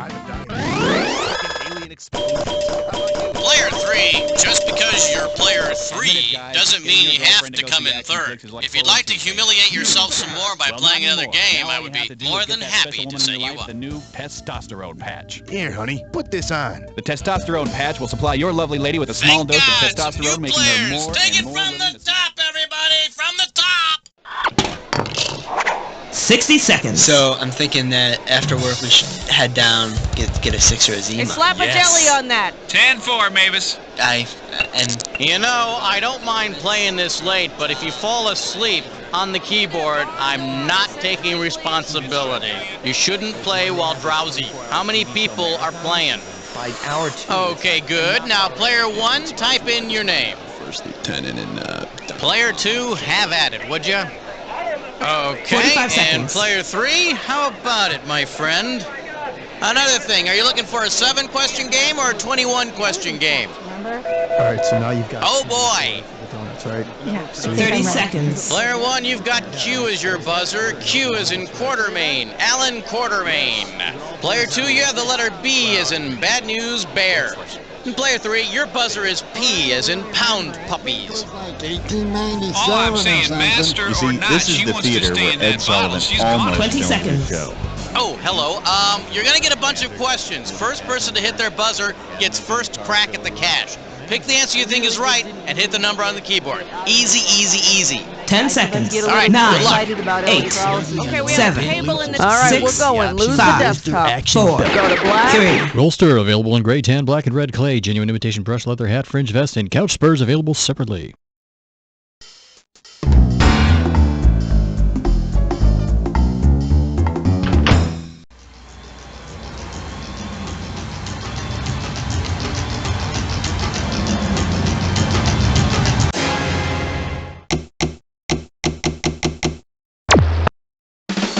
It's time for the show where high culture and pop culture collide. Yeah, welcome to You Don't Know Jack TV. My name is Schmitty. Look at this, I got a freaking mod squad in front of me. Remember, you three, no matter what happens out there, I never saw you before. We're gonna get started by passing out the hardware. So here's what you do with these screws. If you think your neighbor doesn't know the answer to a question, but you want to make them answer it anyway, buzz in and then hit the S key to screw them. Okay, take your seat. The show is about to start. What do you want to do, player 3? And now climbing up the charts all the way to number 1. For your enjoyment, anything for a vote. I'm gonna give away $3,000 this time. All right, let's imagine that Bill Clinton goes absolutely nuts and decides that everything he needs to know about running the country, he can learn from TV. If President Clinton were to follow the example of the president on the 80s sitcom Hail to the Chief, what would he have to do? Clone himself, get a sex change operation, become black, or take a shot. 40 years younger. Did I say that he was watching Doogie Howser? No. Player 1, player 3, let's do something. Player 1, do it. On that show, Hail to the Chief, the president is played by Patty Duke. So aside from becoming a transsexual, Bill would also have to become really, really perky. Pick a category, player 1.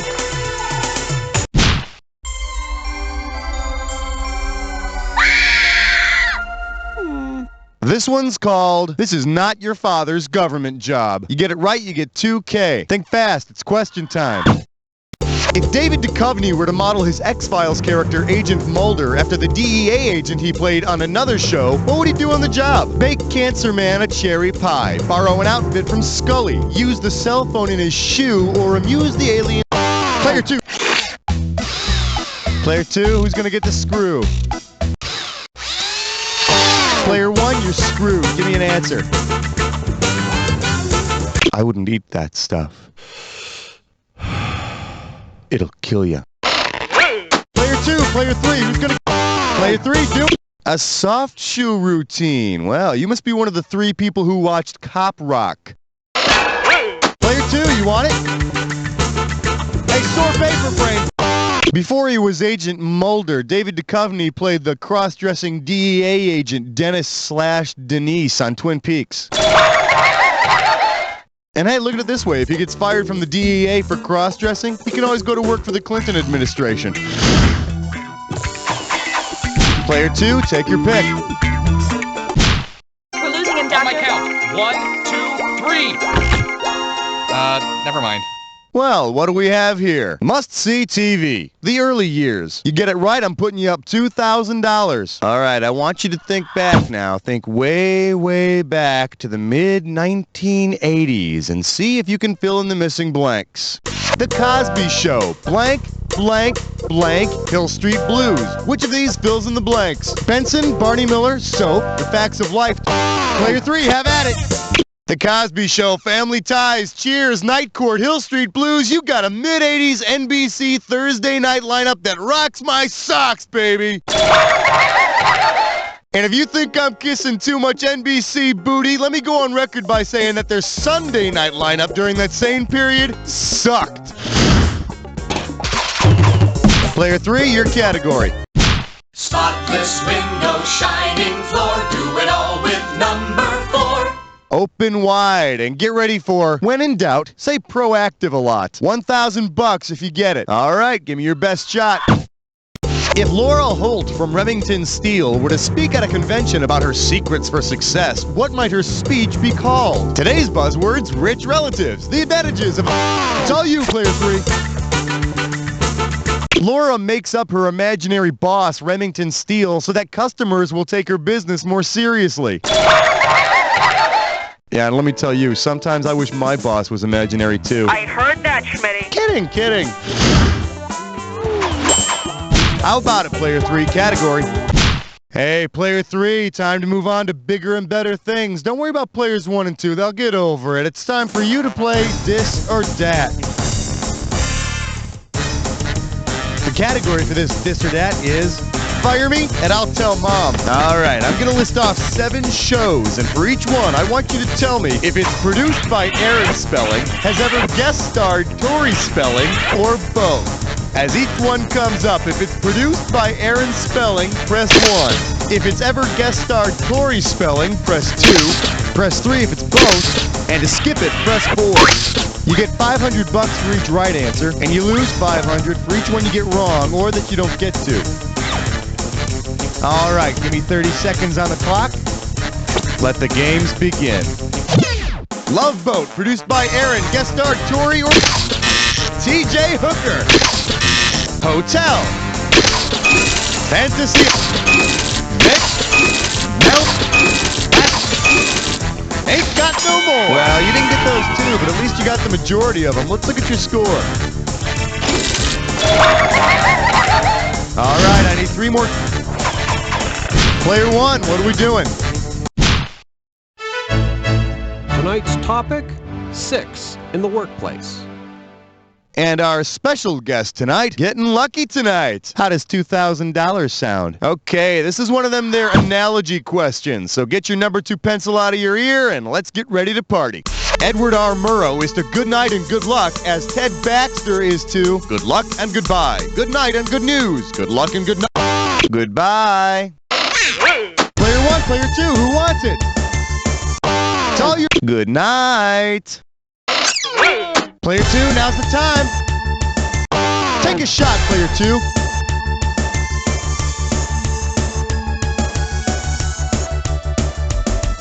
Legendary newscaster Edward R. Murrow's closing catchphrase was good night and good luck, and not so legendary Ted Baxter's sign-off is good night and good news. And good news is not what people get from Ted Baxter. Player 2, grab a category. Question 7 is dedicated to the men and women of trivia. Let's take a look at the TV. You're looking at $3,000 on this one. All right, imagine this. You're watching a public TV station when you see a promo for 7-Up. Furious, you call the public station to angrily denounce its flagrant commercialism. Why are you being an idiot? It's a common local PBS fundraiser. It's a documentary about kids. It's a PBS topical news program. Or you left the toilet seat up. Player 1. Coming up at 11, is ignorance becoming an epidemic? Could it kill or maim your child? You won't want to miss this tonight. Player 2, Player 3, who wants it? 7-Up is the first of 5 sociological documentaries they started back in 1956. They trace the lives of a group of British children. They make a new one every 7 years. It's pretty cool. The most recent one aired in '91. It was called 35-Up and subtitled, Get Away From Me with the Freaking Camera Already! Player 3, why don't you pick one?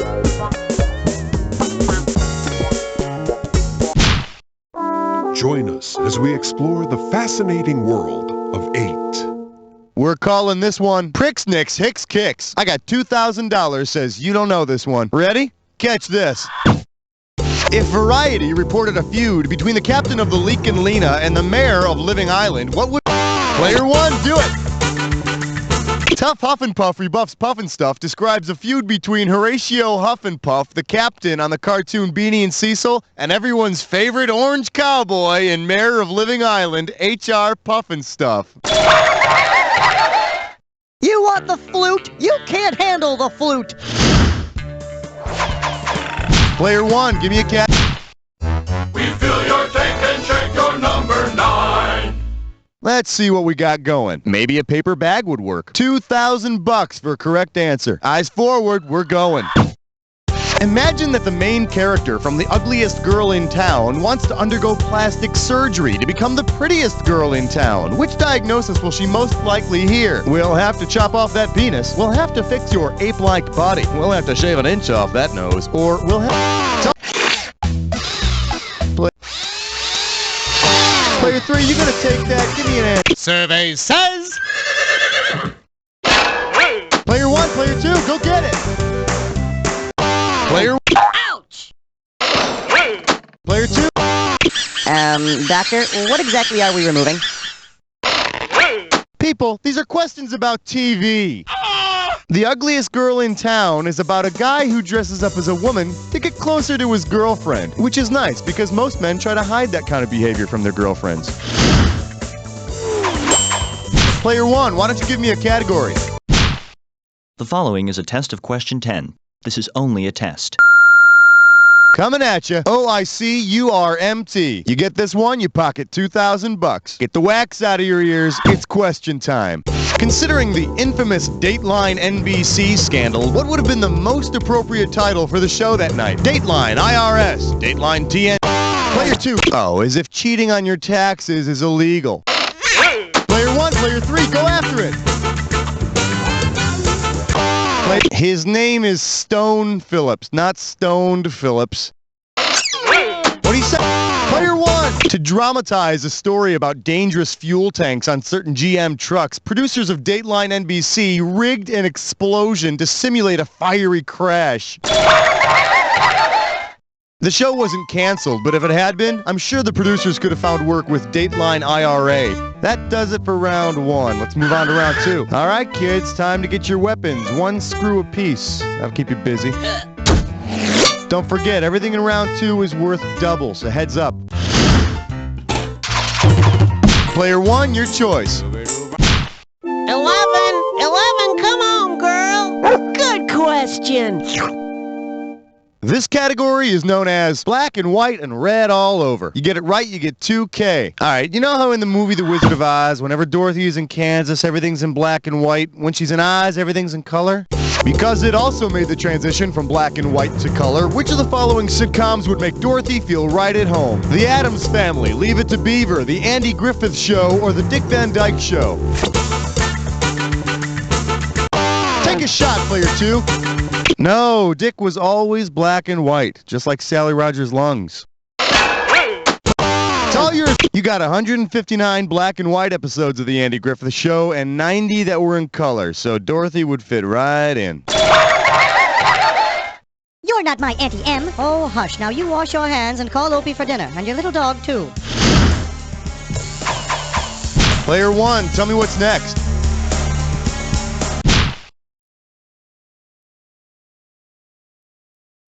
The category? M is for the many times she played me. How does $4,000 grab you? You know how on Hawaii 5-0, Jack Lord's character is always saying, "Book 'em, Dano"? Well, if the famous mom of actor James MacArthur from Hawaii 5-0 had played his part instead, what might have been Jack Lord's altered tagline? "Book 'em, Helen. Book 'em, Joan. Book 'em, Betty." Or, "Book 'em, Tiger."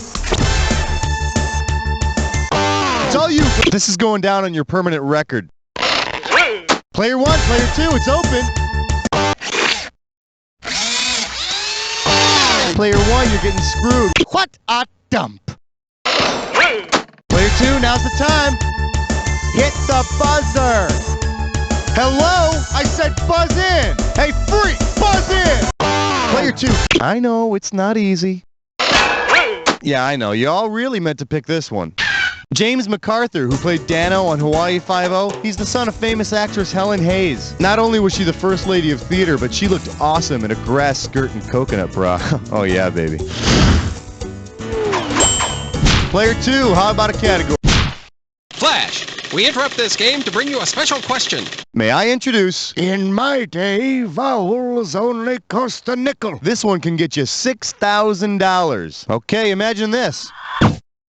If the present-day Wheel of Fortune shows its contestants in the same way as the 1953 show of the same name, how could you get to play? Win the Greater Los Angeles. Player 3, N-O-P, nope. Player 1, I think it's time we started seeing other people. Player 2, you want it? Hope you didn't spend that money already. Okay, give me the keys. Contestants on the 1953 game show Wheel of Fortune were all good Samaritans, or heroes, being rewarded for their good deeds. I can think of a couple of good deeds I'd perform for Vanna White, and a couple of bad ones, too. What's it gonna be, Player 2? Uh-oh, fresh slut tits eyesore. It's time for our TV session. Take a look at this gibberish category. Do not pass go. The opening value of this gibberish question is going to be 10K. All right, listen up. Every second and a half, some of that cash is going to disappear. So if you want to win big, you got to move quick. All right, listen up and see if you can tell me what phrase this rhymes with. Sin? Dare me go bear the jail trouble. And don't worry about that question mark up front there, okay?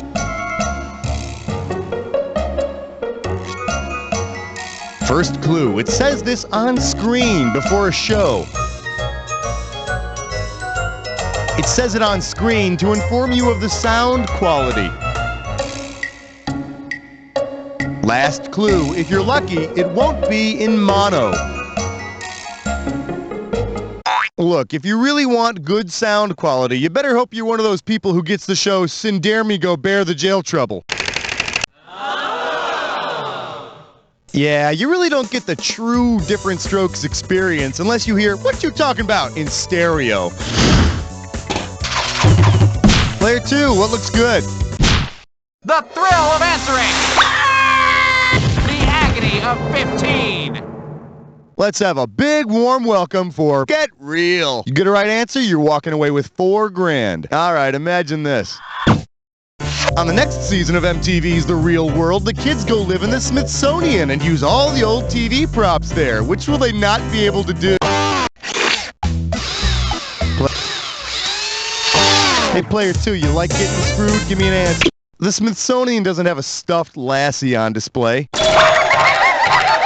What is it, girl? Why are you standing so still? Girl? Oh, no! Well, like the man says, Player 1, one good screw deserves another. Player 2, what do you want?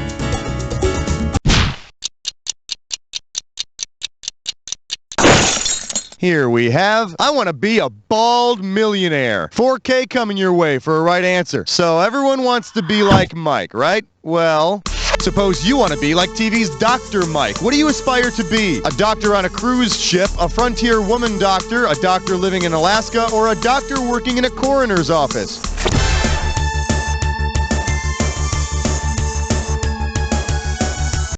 Player 3, have at it. You want to be like Dr. Michaela Mike Quinn, medicine woman.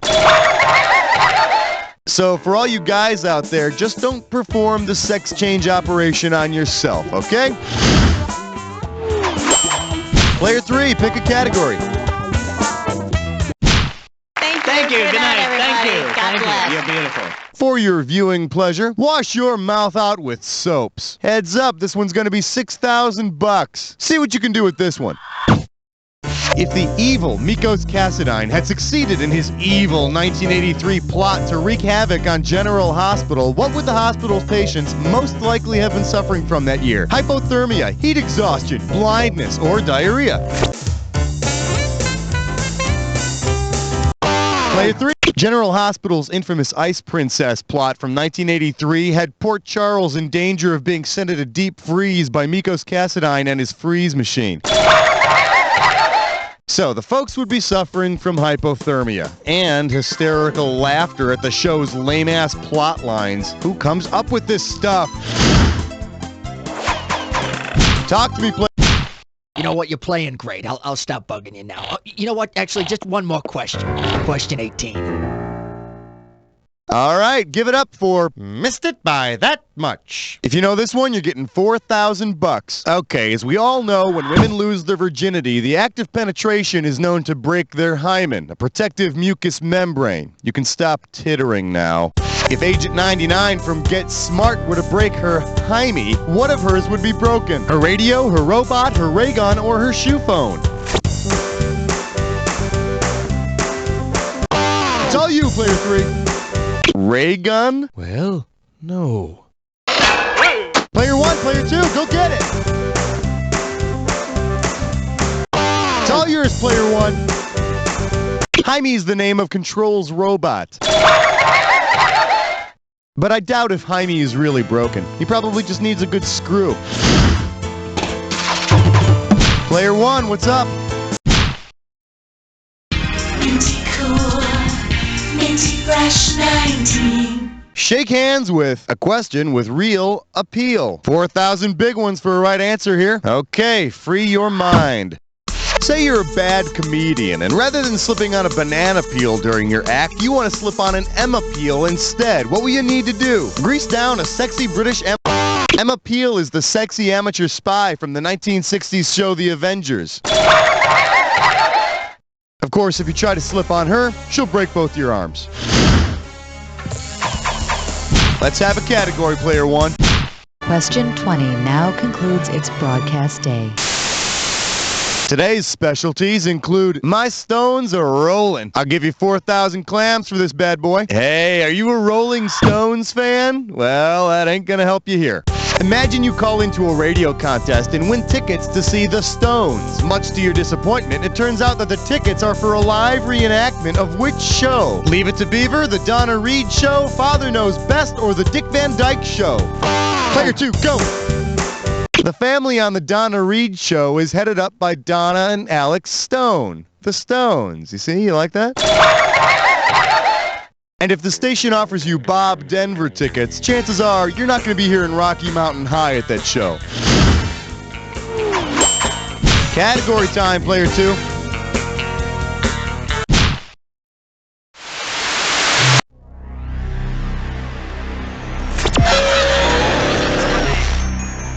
Well, you've made it to the Jack Attack. Here's the deal. If you see two words that go together, buzz in and you get 2,000 bucks. If you buzz in when they don't go together, you can say goodbye to 2,000 bucks. Here's the fun part. Remember the clue. The words only match if they fit this clue. Can I ask a personal question?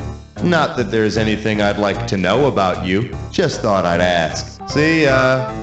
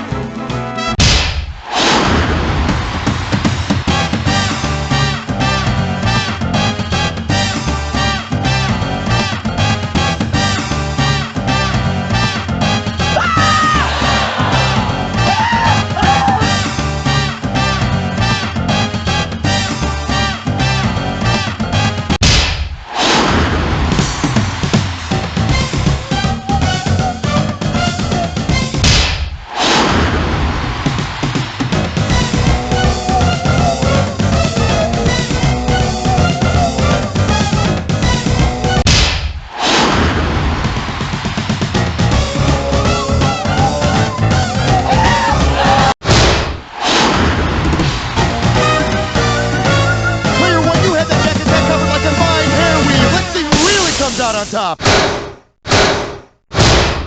Player 1 takes it. Wow, player 1, you actually won a game with a score that's lower than 0? That's like running a race backwards, except you don't have to be in shape to sit down in front of a computer. Oh, and by the way, You don't know Jack! Very nice, people. If you ask me, that was worthy of syndication. Okay, get the commercials rolling, and hey, Raul, are we playing again? Well, Well, hey, congratulations, players, on making it to the high scoreboard. All of you, give yourselves a nice little round of applause. And then let me know if you want to play another game. I gave him my social security number and bank account number. My psychic All right, I love it when we change players. It's like taking clothes out of the dryer and putting on warm, fuzzy socks. All right, everybody, change of clothing. We're going to take it from the top. Come on. No, I don't have an agent. 60 seconds. Someone seen my Vienna sausage. Maybe that would be a good nickname. Whoops. Never mind. Here's one. Roll, darling. We need names.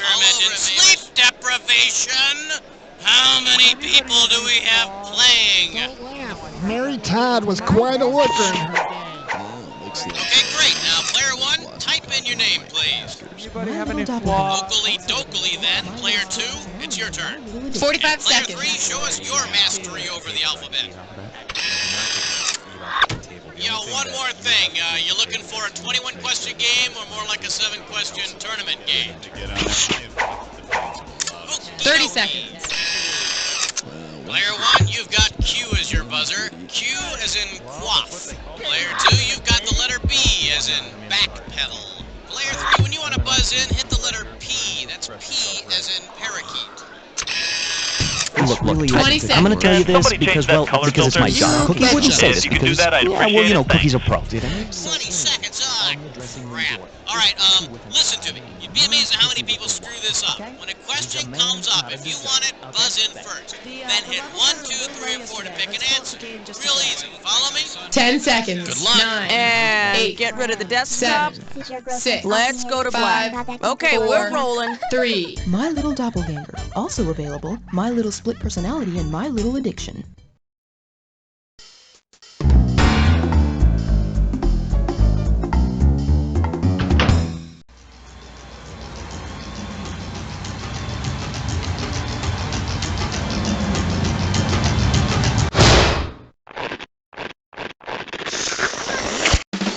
It's time for the show where high culture and pop culture collide. Well, don't the three of you look nice today? Move in close. Come on, give me a big smile. Come on. There you go. I'll give you a couple of copies after the game. Now let's begin the service. And of course, no game is fun without sharp objects to play with. Now here's the deal with these screws. If you think your neighbor doesn't know the answer to a question, but you want to make him answer it anyway, buzz in and hit the S key to screw him. Okay, we're out of here. Player one, hit me with the category.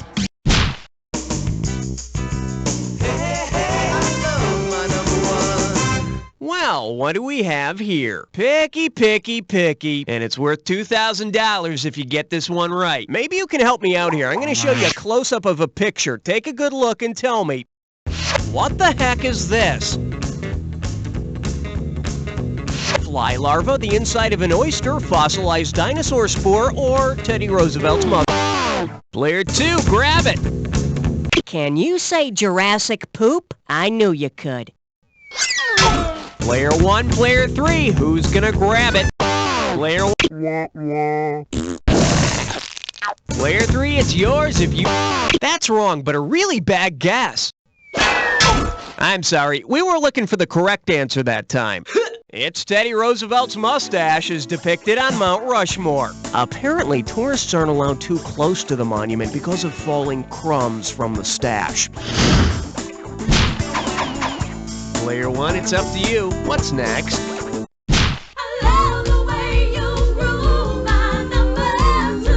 The category? You can't play a board game with a missing piece. You give me a right answer, I give you $3,000. Remember that game called Labyrinth? It's the one where you have to get the metal ball through the maze without letting it fall into any of the holes. Yeah, now you remember. Because this mythological figure... Sorry, Daedalus was the guy who created those wax wings for himself and his son. Oh, wait a minute. It says he came up with the labyrinth, too. Hey, what do you know?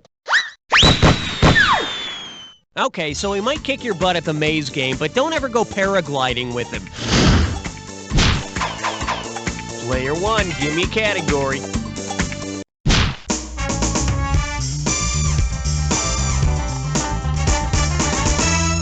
The selection is popular vacation spots and etymology. Looks like this one's going for $1,000. Hey, what's in a name? Well, let's find out. Get ready to hit the buzzer when you know the answer to the following analogy. Miami is to big water as Sarasota is to never-ending sun, Boca Raton is to rat's mouth, Daytona is to get drunk on beach, or the name Miami comes from a Native American word for big water. Boca Raton is Spanish for rat's mouth. Well, here's me and Elsa on the beach in Rat's Mouth. Oh, and this is a lovely little spot we found in Hamster's Ass. Your call, player 3.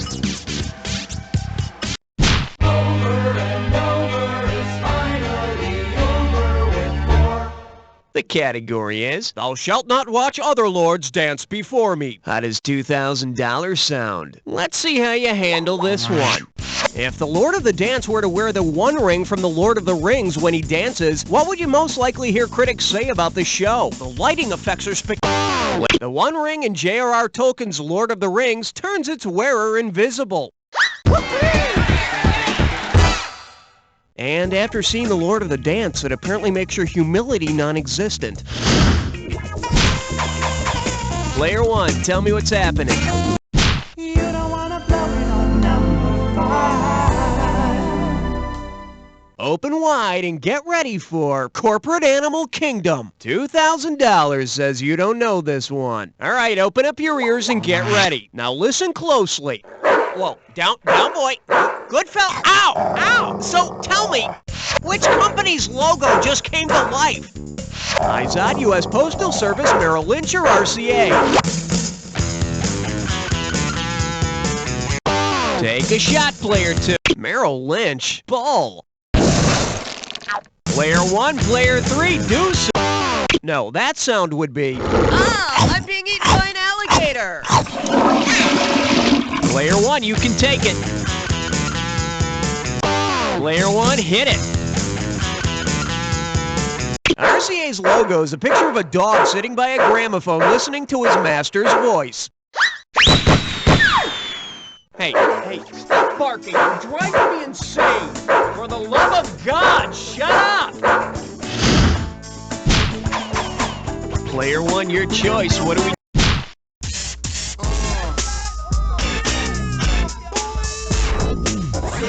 For your enjoyment. Ooh, that sounds spooky. $1,000 at stake on this one. Okay, open up your ears and get ready. All right, I need a bodily noise for a television theme song.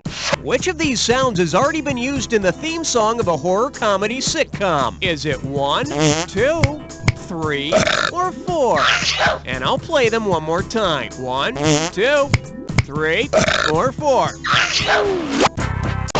Player 2, it's yours. This finger-snapping noise was used in the theme song for The Addams Family, which was a sitcom about a family of monsters.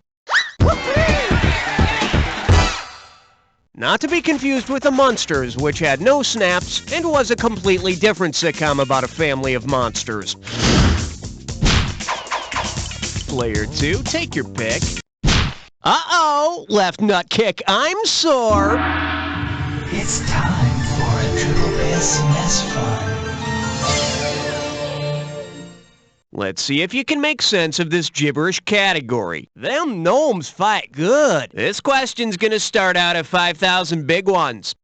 Okay, you're gonna have about 30 seconds to solve this, but every second and a half, I'm taking away some money. Okay, listen up and tell me, what cliche does this rhyme with? Gnome doesn't wilt in the fray.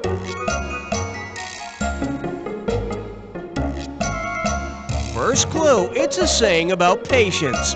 Ooh, good clue. Can't wait till the next one. It's a saying about patience and long-term projects. Player 1, it's all you. Type in your...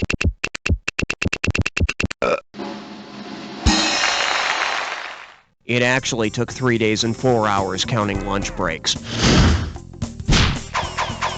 Let's have a category, Player 1. We'll call it a date if you can answer question 8. Well, looks like this category is blood is thinner than ocean water. $2,000 for a correct answer. Well, this certainly should be interesting. It's time for a guest host question that affects me in a very personal way. The last time I saw her, she was letting me have it with a wooden paddle. And I'm not talking about my ex-girlfriend. Cookie! Ow! Shame on you. Today's guest host is my 5th grade teacher, Miss Tukas. I see you haven't changed, you scalawag. Hey, check me out, Miss T. I'm hosting my own show here. I haven't done too badly for myself. Well, at least you didn't end up in prison. Well, yeah, right. What do you say give us a little pop quiz? You got a question for us? Well, okay. Sit up straight, hands on your desks. Here we go. Let's pretend that the world's oceans got into a little scuffle on the playground. Considering the meaning of its name, which of these oceans would probably not join in? The Atlantic Ocean, the Pacific Ocean, the Arctic Ocean. Pacific means to be peaceful. You see, since it's called the Pacific Ocean, it would be peaceful and not want to fight. Hey, good job, Miss Tukas. I'm telling you, you haven't lost your touch. No, just my teeth. Okay, thanks for sharing. Okay, bye-bye. Well, bye, Miss Tukas. How's Miss Tukas? Okay, let's get back to the game. Player 3, time to make a decision. Rainovi is number 9. Coming at you. Come on, get happy. Get it right, I'm handing over 2K. Let's see if you can wrap your head around this. Say Reuben Kincaid of the Partridge Family wants to give up his hectic life on the road, find a nice lady, and settle down. If his ideal woman is Rubenesque, where will he find her? In a Baroque painting, in an algebraic formula, in an Italian opera, or in a chemical compound? The voluptuous women in the paintings of Baroque artist Peter Paul Rubens are referred to as Rubenesque. You know, I describe Reuben himself as Rubenesque, especially his breasts. Player 3, give me some category. You better limber up, cause you just chose a 3-way.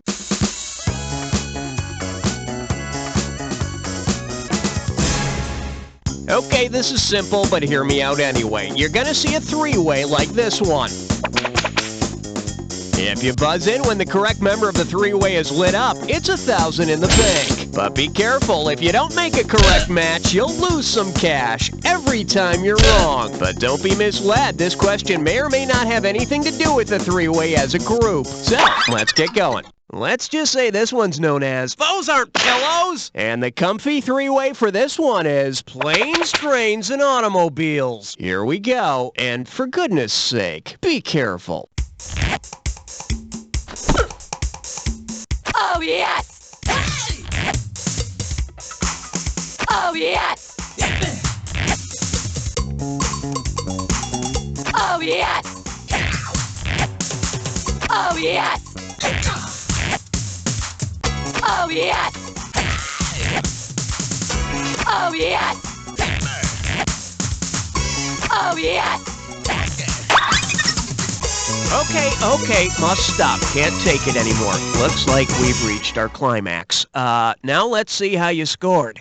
Not too shabby, Player 1, but I'm not sure I'd recommend you to my friends. Shall we see what our overall standings are like now? Well, seems to me Player 1 is still whipping some tail in this game. And now we return to our regularly scheduled program. 1 down, round 2 to go. Let's get on it. All right, each of you gets a screw. Let me grab those for you. No, wait, that's a tire iron. Okay, here we go.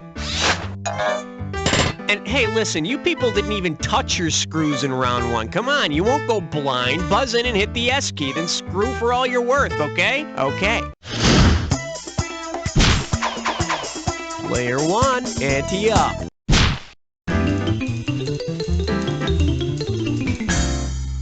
Say hello to be or not to be, Arthur. And you pocket $2,000 if you get this one. All right, here's one for you TV theme song buffs. What are the concluding lyrics to the theme song of the 70s sitcom Maude? Anything but tranquilize and right on Maude, she'll get tempers rising, fighting Maude, don't discuss her thighs and anger Maude, or petite for her large size, mighty Maude. Player 2. Player 1, you've just been screwed. Let's see. We're talking about that uncompromising, enterprising, anything but tranquilizing right on Maud. For some reason I feel like wearing polyester and drinking scotch. Nice work, Player 2. You just screwed yourself. Player 1, it's up to you. What's next?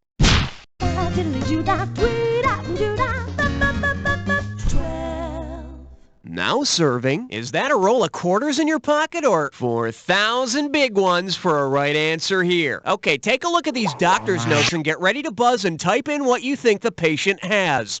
Patient suffers from callus on finger and sore shoulders. Paranoia involves a Speedy always on his tail and a need to eat cherries. Seems to be driving him crazy, going out of his mind. What does this patient have?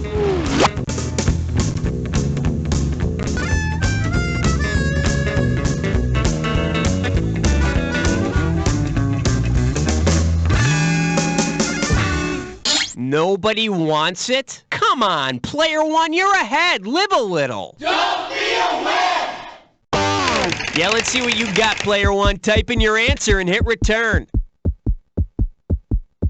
Good morning. How about a little typing? See ya. Player 2, Player 3, who's going for it?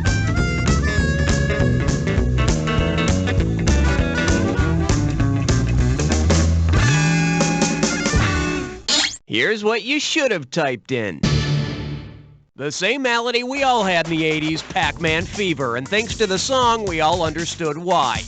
Doctor, my child has Pac-Man fever. What can I do? Don't give him any more damn quarters. Player 2, give me something. Swing your partner 1 and 3. A do-si-do for the big 13. Pucker up for pencil alternatives. How does $4,000 grab you? Hey, I'm trying to remember what the name of that one toy thing is, and when you can help me out, buzz in and start typing. It's that thing kids draw with. Now or never.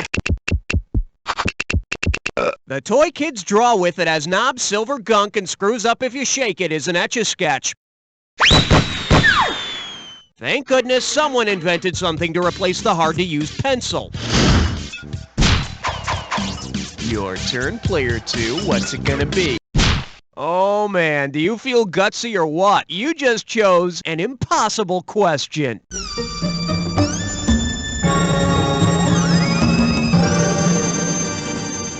Shake hands with. It's a dog. This very special question is going to be worth $20,000. Better start massaging your brain cells, cause here comes a really impossible question. So pay attention and don't get fooled. Okay, Player 1, let's see you in. Alright, that's totally weird. You're spooking the crap out of me. How did you possibly get that right? Stop staring at me.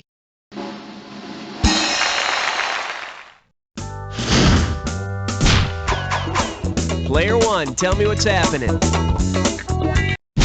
Alright, Player 1, nice picking. Players 2 and 3, talk amongst yourselves, because Player 1, it's time to play Dis or Dat.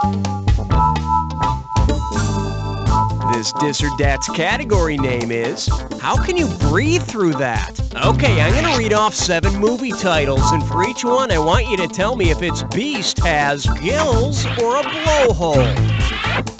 As each one comes up, if it has gills, press 1. If it has a blowhole, press 2. And press 4 if you want to skip. I'll give you $1,000 for a right answer, and I'll take $1,000 away for a wrong answer or for one you didn't get to. All right, I'll start you off with 30 seconds on the clock. Let's do it. Jaws, does it have gills or a blowhole? Piranha. Free Willy. Tentacle. Moby Dick. Flipper. One more. That's all she wrote. Perfect. And with time to spare, here you go. Oh yeah, that's a real nice fit, isn't it? Let's keep moving. Category time, Player 2, it's your call.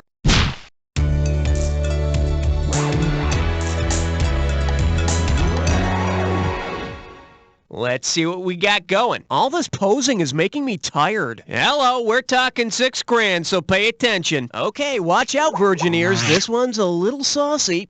Say Jenny McCarthy's doing another shoot for Playboy, and the photographer wants her to spread eagle. Considering the term's origin, how might she feel as she poses? Athletic like the player. Gotta answer it, player one. The term spread eagle comes from the figure of an eagle with wings and legs spread on the emblem of the Great Seal of the U.S. Ain't that just like America? You try to do something patriotic and someone hides you under the mattress. Guess what, player 3? You're the one who's screwed. Player 1, give me a category. Number 17. This one likes to go by Soldiers of Misfortune. Get a right answer, you're walking away with $4,000. Hey, did you ever go through the classifieds to see what people were offering? Well, get ready to buzz in and start typing when you can tell me who placed this classified. Protection for hire. Can't call the police. Fugitive war veterans ready to help. Don't let the Mohawk guy or crazy pilot intimidate you. You won't find us, we'll find you. Who placed this classified?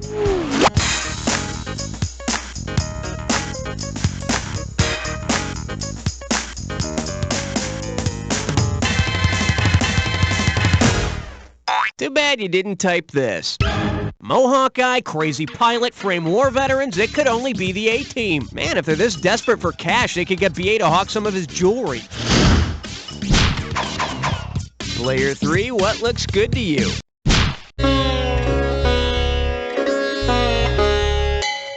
Here we have Goodbye City Life, and it's worth $2,000 if you get this one right. Heads up, here it comes. While on your way to visit the folks from Green Acres and Hooterville, you take a wrong turn at Mr. Hooverville refers to Depression-era tent cities built by the poor and homeless, so named because Herbert Hoover was president then. But you know, if the folks in Hooterville made living in a barn seem charming, maybe the folks in Hooverville can do the same for cardboard boxes. It's all about you, player 3. Which one do you... Step right up for question 19. Okay, give it up for. And on this farm, I had a... Play your cards right, you win $4,000. Okay, wake up, because for this question, I need you to listen closely. We're bringing some livestock in here, and you got to listen up to be able to answer the question, all right? Good, let's go.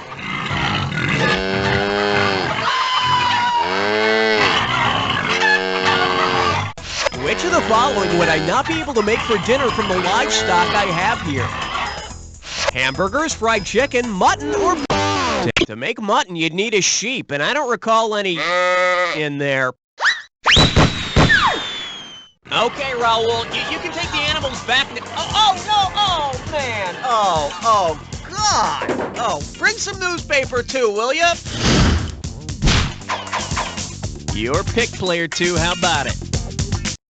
Question number 20. This one's called, Shall I Compare Thee to an Uzi? You get 4,000 clams for this one. Put your tray in the upright position. It's time for takeoff. Suppose you're a bounty hunter tracking the narrator of Robert Frost's poem, The Road Not Taken, through the woods. Which road would you take to try to catch him? The other. Two roads diverged in a wood, and I took the one less traveled by. That was your first mistake. Say your prayers, poet boy!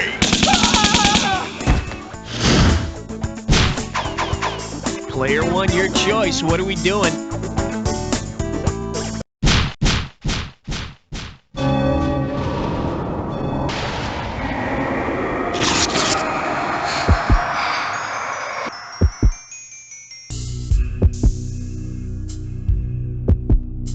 Time for the attack. When you see two words that match, hit your buzzer. You get it right, you get 2,000 in the bank. Get it wrong, I'm making a withdrawal of 2,000. Just one more thing to remember. Remember the clue. The two words that match have to fit this clue. 4. Could be about golf, but you never know. Let's check it out.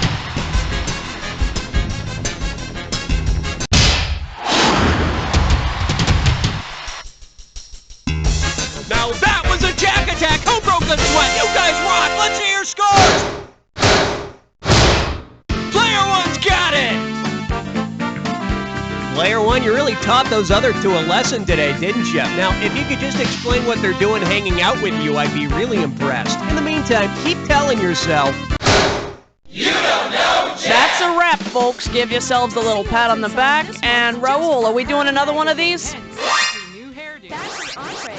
Hey there, all three of you made it to the high scoreboard. How about that? Tell you what, I'll go get the parade ready. You decide if you want to play again. Let me know. A token career article. More reasons never to leave the house without makeup. Hey, all right, everybody, fresh meat. We got new fresh meat coming in. Get those saliva glands pumping.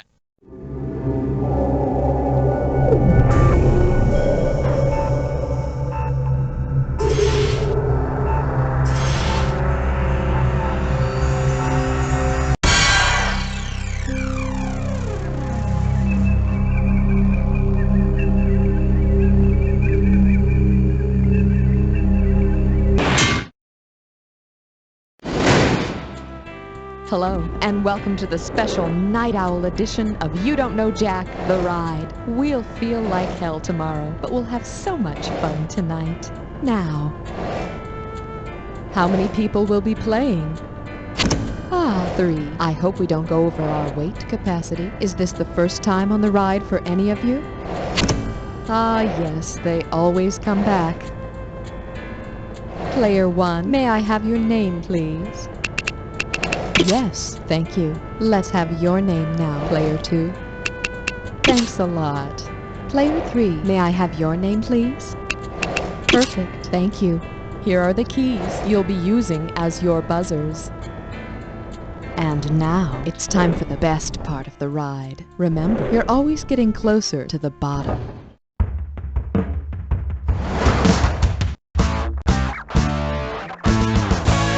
Time for the show where high culture and pop culture collide. This episode of You Don't Know Jack, The Ride is sponsored by Splat Lunch Meat. Spreadable lips, anuses, and teats for over 35 years. And now, please welcome the original guru of trivia, Nate Shapiro. Woo! Hey there, welcome to the game. So, you're not a chicken, huh? Well, you might need a little tenderizer. Okay, I guess I gotta give you your screws now. There you go, blast the crap out of each other. I like my trivia like I like my meat. Well done. Don't disappoint me. Player 2, hit me up. Hey, sweet. Okay, here's what we're doing. How about some nice blue meat? So we all know pork is known as the other white meat, right? Which of these could be known as the other red meat? Ostrich, terrapin, iguana, or spaminal? Go for it, player 1. Ostrich meat is becoming more and more popular in America, and it's considered a red meat. But the thing is, even though it's a red meat, it tastes just like ostrich. Okay, and the category for this one will be beef. It's who's for dinner. Okay, we're coming at you. Heads up.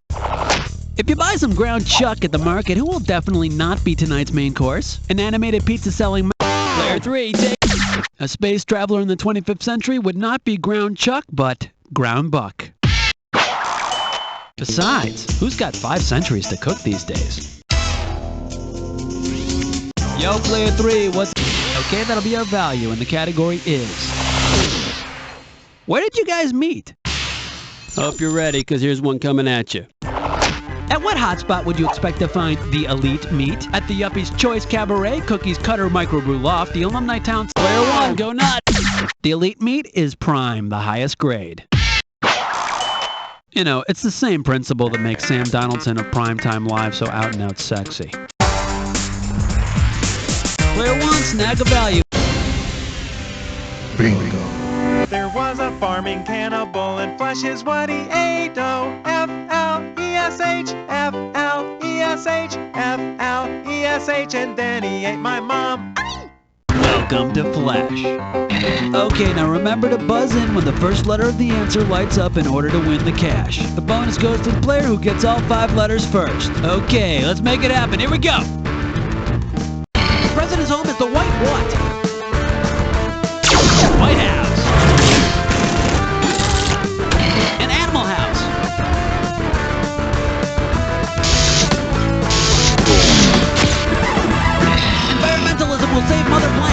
Yeah. Ask your parent or blink guardian.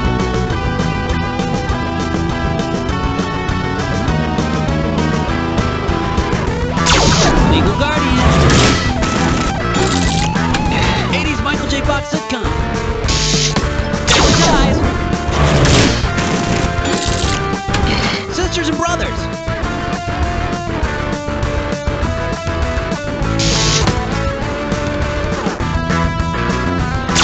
Siblings or anything what? Home sweet what? Home sweet home. All you need is what? I love you. Made from Adam's rib. Eve. This blank is your blank. Man. Caramel on a stick.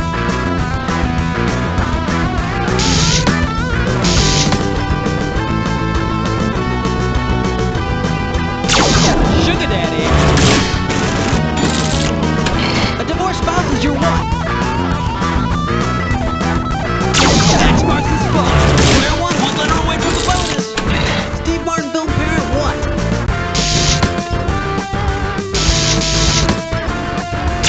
Parenthood. You're too close as the gap. Cinderella has an evil what? Mom. There's our mom. Flash. Player one, you got it. Player one, it's all about you, kid, at least for now. Player two, pull it down. Gotcha, okay, coming up. Great with wine, just drink a lot of it first. Okay, I'm gonna recite a recipe, and you have to tell me the name of the artist we're making. Ready? 1 pound of ground Marvin a day, 1 pound of bulk Jim Steinman, 1 cup Rocky Horror crumbs, 1 bat beaten, mix ingredients, bake in hell for 2 hours. Whom did we just whip up? Captain Beefheart, Humble Pie, Meatloaf, or Meat Puppets? Player 2, what do you...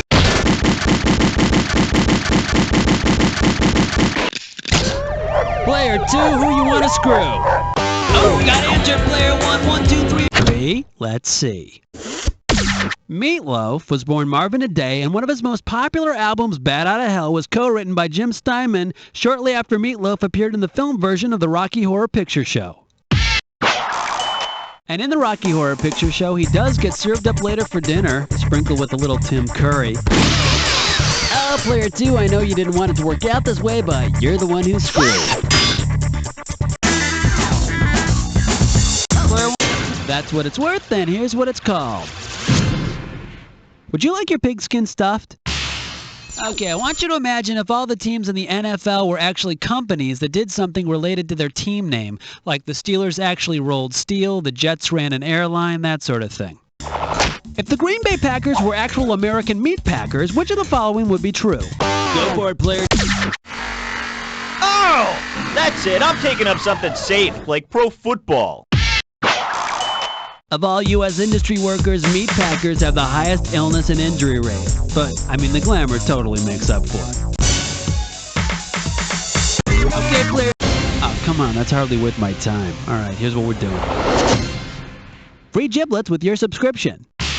You got your finger ready to buzz? Okay, let's get it on. Given the term that describes animal organs such as livers, kidneys, and intestines, what magazine would you expect to write about them? Barron's, Field and Player 2, what do you say? Variety. Yeah, because leftover meaty bits of a butchered animal are indeed called the variety meats. And the magazine's headline would be, Putrid Pig Parts Make Parker Posey Puke at Party. Okay, Player 2, what? There's the cash, and here's the category. Free order of fries with each government job. Okay, get your fingers ready, let's get busy. Where would you be able to order a nice juicy... Go for it, Player 3. Chief Justice Warren Burger served on the Supreme Court from 1969 to 1986. And you know what? After 17 years, the guy got pretty tired of jokes about his sesame seed buns. Player 3, please hit your buzzer to select the value of the question for us. No, I need player 3, the Hosanna Pyrivet Master. What the hell is that about? No, oh God. Look, this is the last one of these things I'm doing, okay? This is it. All right? I can't believe Guy actually read any of these things, so I don't know why I'm doing it. All right, the gibberish category for this question is a seaweed and potatoes kind of guy. Remember, the sooner you buzz in, the more money you'll make. Okay, here we go. Tell me, what does this rhyme with? Clam fur? Sure. Kelp? Duh. And as usual, the punctuation is just there to throw you off. Go for it, player 2. Type in your answer and hit return. Now, if they can just come out with baloney helper, I'd be all set. Player 2, woo! Fished in a big one. All right, the category is... Okay, who went wee all over the carpet? Okay, put your finger on your buzzer and get ready. Here we go. Given the normal slaughtering age of little piggies, when should you chop off your child's toes and send them to the pork processing plant? When your child is less than a year old. Go for it, player 2. That's right, baby pigs are usually slaughtered when they're 6 to 7 months old for pork processing. Now, you've seen those tiny little sausages in jars, right? Oh, I don't want to ruin anyone's appetite, but watch out for toenails. Con bien dinero, player 2. There you go. Okay, the category is... Where do pork rinds fit in? Okay, get yourself set. It's time. According to the USDA Food Pyramid, which of the following snacks does not count toward your daily meat and proteins intake? A bologna sandwich, a BLT, a peanut butter sandwich, or a stick of beef jerky? Player 3, take it. This answer has a first name. It's WRONG. It has a second name, you know. Player 1, player 2, who wants it? Player 2, what do you say? No, beef jerky counts as meat, so eat up. You'll look better and feel great. Go for it, player 1. According to the USDA, bacon is not a meat, it's a fat. But not to worry, judging by the age that little piggies are slaughtered, it's just baby fat. Player 1 up. Nice whiff. Okay, here's your category. The devil made me eat it. Get your eyes focused on the screen. Here we go. Let's say you're a cow. Go for it, player 3. Okay, Speedy Gonzalez. I guess I don't need to tell you that every single one of these answers up here is completely wrong, right? I don't need to tell you that. Could you let me get a word out of my mouth on the next question, please, before you buzz in? And then, I will give you the correct answers. That's the kind of nice guy I am. Okay, here we go.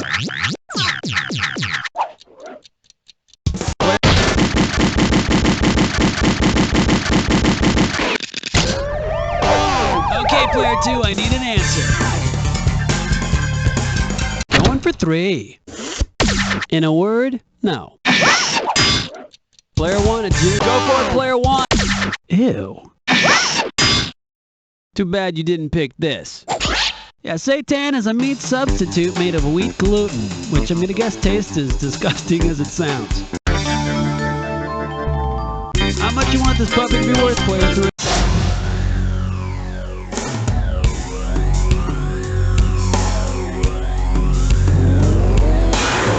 Okay, kids, you know what time it is. Whatever you do, don't forget this clue. What you got stuck between those buns? Yeah, it's a little sticky in there. I'd keep your finger on your buzzer if I were you.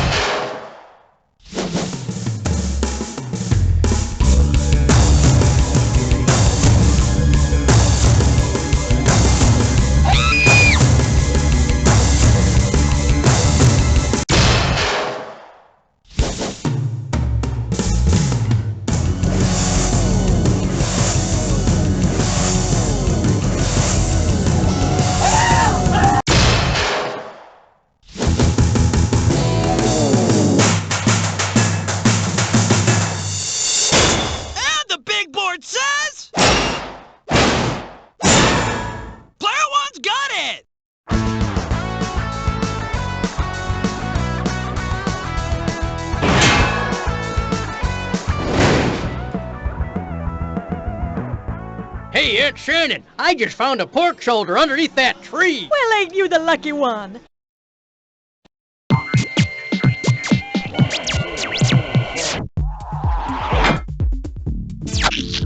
Just because you can't sleep, you have to drag us out of bed to play with you. Isn't that thoughtful? Isn't that nice? Have you tried a warm glass of milk? Unless, of course, you're lactose intolerant, then please spare us that. How many people do we have playing? Great, the next thing I need for you to do, player one, is type in your name. Very nice. Now, player two, let's have your name now. 45 seconds. Player three, how about it? By the by, you here for a 7-question tournament length game or a full 21-question thingamajig? Thanks. You're up. 30 seconds. Player one, you have the letter Q as your buzzer. That's Q as in Quakey. Player two, your buzzer is letter B as in Boston baked beans. And player three, your buzzer is P. That's P as in palatable. 20 seconds.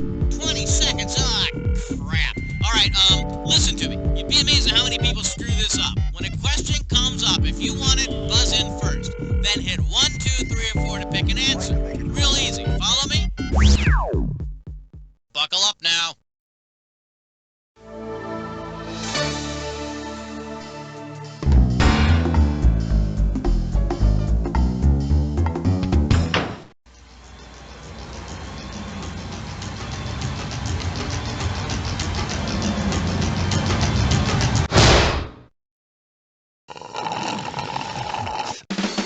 It's time for the show where high culture and pop culture collide. Oh, man. Now, this is what I would call a trinity of trivia, a triumvirate of trifles, a threesome of 3 people. Nice, okay. Now, let's begin the service. Okay, first off, gotta give you your screws. Listen up. Say the question comes up and your neighbor gets that Mount Rushmore look on their face like they don't know what's going on. It's a perfect time to buzz in, hit the S key, and screw them. Then they gotta answer. Got it? Anyway, can we go now? Player 2, take your pick.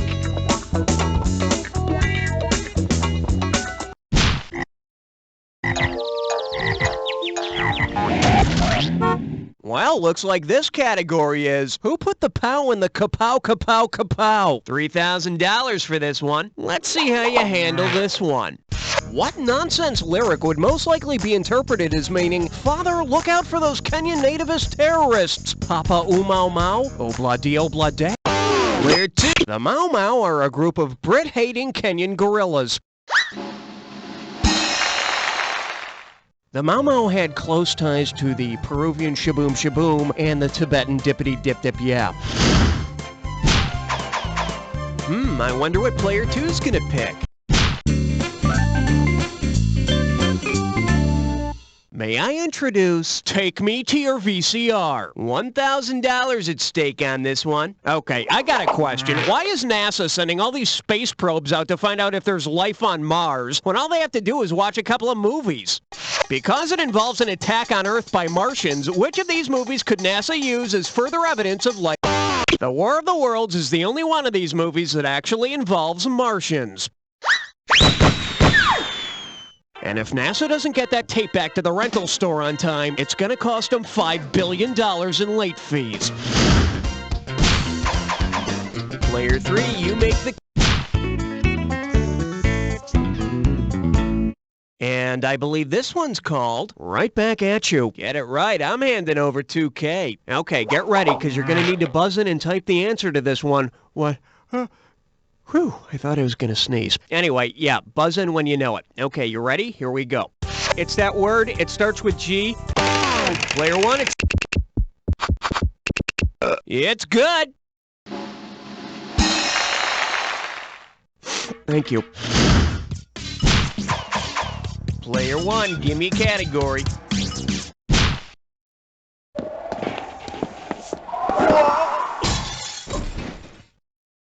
Okay. Okay, give it up for... If you're Dan Quayle, don't pick this question. This one can net you $1,000. Hope you brought your suit. It's time to get wet. Which of these words is the correct spelling of the word misspelling? Misspelling, misspelling, misspelling, or misspelling? You talking about Tory? Player MISSPELLING. And thanks to Florida State University for letting us use their entrance exam for this question. Player 1, it's up to you. What's...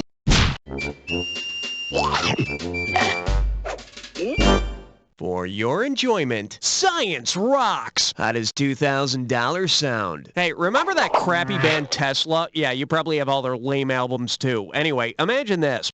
Considering his field of expertise, which band would you expect scientist Nikola Tesla to enjoy? Heart? Nikola Tesla pioneered the invention of alternating current, or AC. See that? Before Nikola Tesla came around, everyone was performing acoustic sets. Player 1, your choice. What do we do? 6. Open wide and get ready for... Don't agitate me with a stick. You give me a right answer, I give you $3,000. You might think Wall Street city slickers are the only ones arrested for fraudulent financial schemes, but that just isn't the case. Suppose the local butter maid is arrested for churning butter in the same way crooked stockbrokers illegally churn stocks. What would be her offense? Telling people low-yield bonds are butter? Filling butter with low-yield, high-risk cream? Trading butter solely to generate commission? The buying and selling of stock solely to generate commission, or stock churning, is illegal for brokers.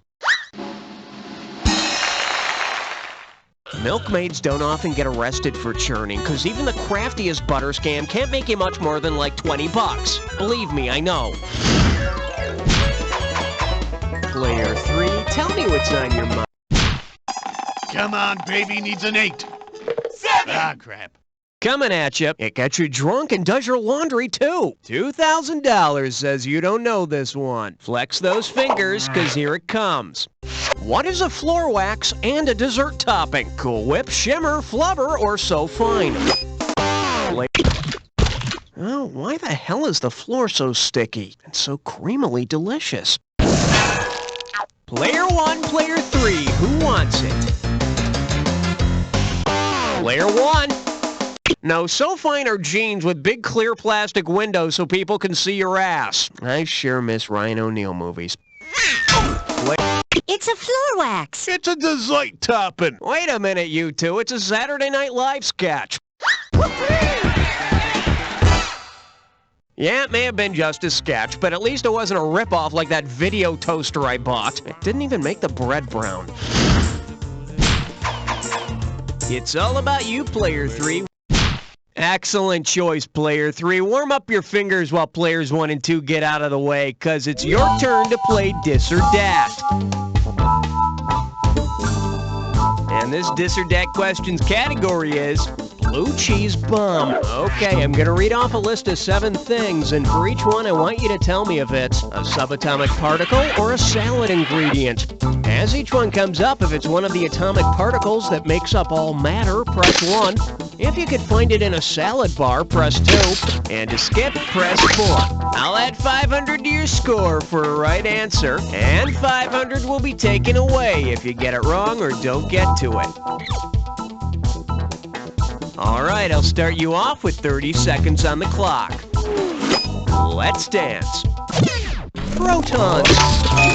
Croutons. Muon. Bacon. Onion. Lepton. One more. Pinion. That's all she wrote. Oh yes, you rock. Check it out. Feel good? I hope so, cuz we still got more Jack. Player 1, tell me what's happening.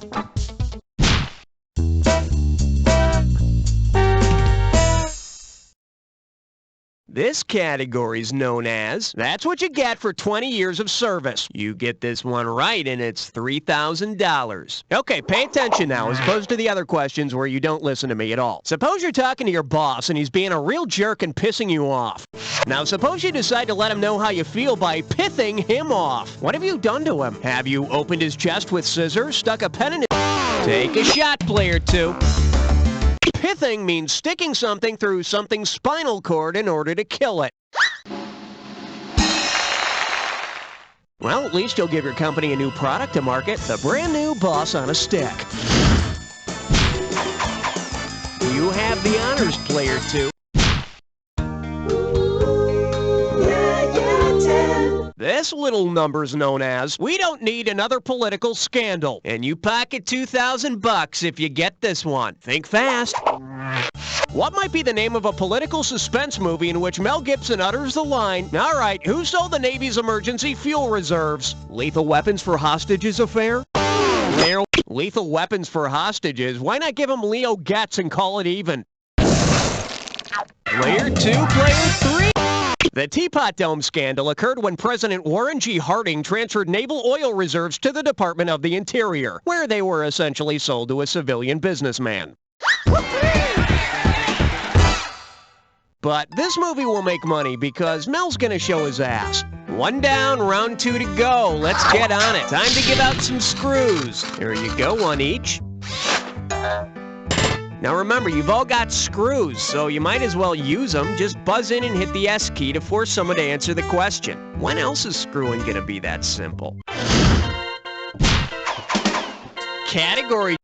Hey, honey, how many eggs do we have? We got 12! 11! Now serving, why the Oval Office is oval. How does $4,000 grab you? Hey, remember in Air Force One, Glenn Close was the VP? Well, if Glenn Close becomes president, appoints only women to the cabinet and the Supreme Court, and manages to have an all-female... All yours, player 1. You'll want to put some ice on that. Player... Sweet dreams. Make your move, player 2. Player 2, it's yours. A gynecocracy is a government of women. Which I personally think would be great, but if anyone tries to examine me with a speculum, I'm leaving. Your turn, player. This one's called Drill Me, Baby, and it's worth $2,000 if you get this one right. You know what I love about Hunter's partner, Dee Dee McCall? She has the nicest smile. Well, suppose Hunter's partner, Detective Sergeant Dee Dee McCall, became a dentist. How would she notate her name? Dee Dee McCall, take a Nice. Dee Dee McCall, DDS, the only dentist that people would want to visit. Player 2, give me something.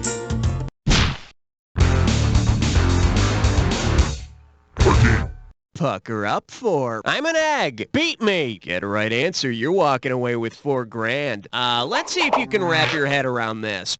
Say you're a feudal lord and you catch someone illegally hunting game on your land. If you want to punish this poacher by poaching him, which of these best describes what you'll do? You'll boil him in water for just over a minute, fry him in oil for 2 to 3 minutes, cook him in... Player 1.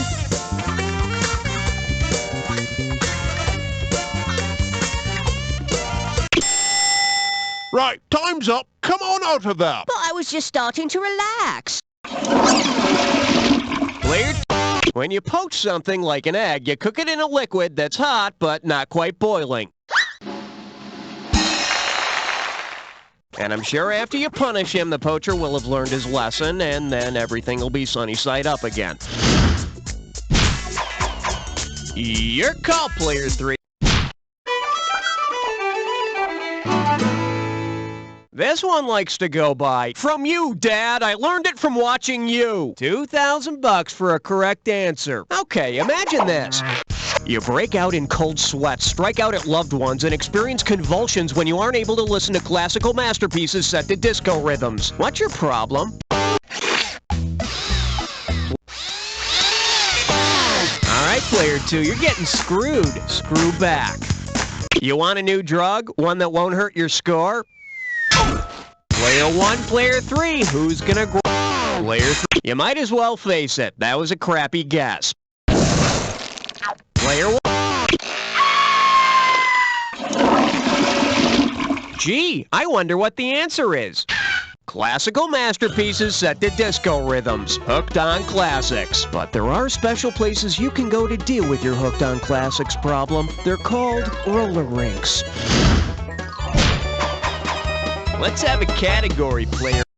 Check out my new shouting calculator. 3 times 5 equals... The category is, even if he is God, he still has to pay for extra sauce. 4,000 big ones for a right answer here. Hey, you know that Jimmy Buffett song, Cheeseburger in Paradise? Well, I've got this theory. That song's about the Garden of Eden. It's one of them religious allegories. Say God wanted a cheeseburger in paradise. By the time he created all the ingredients, what day of creation would it be? The 4th day? The 5th?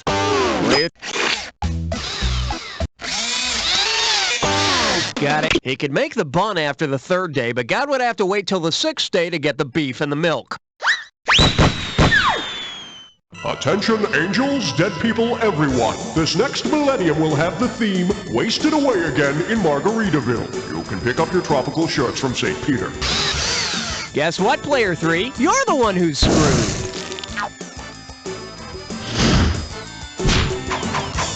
Your pick, Player 2. Uh-oh, blah, blah, blah, blah, blah. It's time for a Triple SMS fun. Your gibberish category for today is stupid temps and missing Japanese monsters. And 10,000 bucks right out of the gate for this one. Now listen up. Every second and a half, some of the cash is going to disappear. So if you want to win big, you got to be quick. Okay, need you to tell me what television catchphrase this rhymes with. File, moron. Stan hit Gamera. And don't let the punctuation fool you.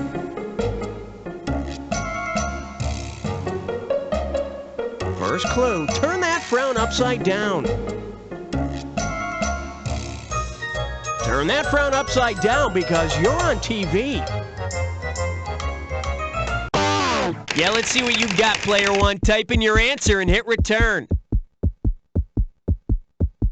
What are you waiting for? Start typing. Hey, keep your chin up. It's not like you blew it after 3 clues. You all too scared or someone else? Take it away, Player 3.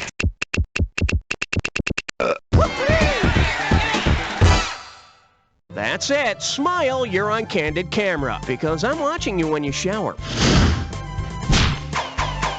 Player 3, what looks good to you?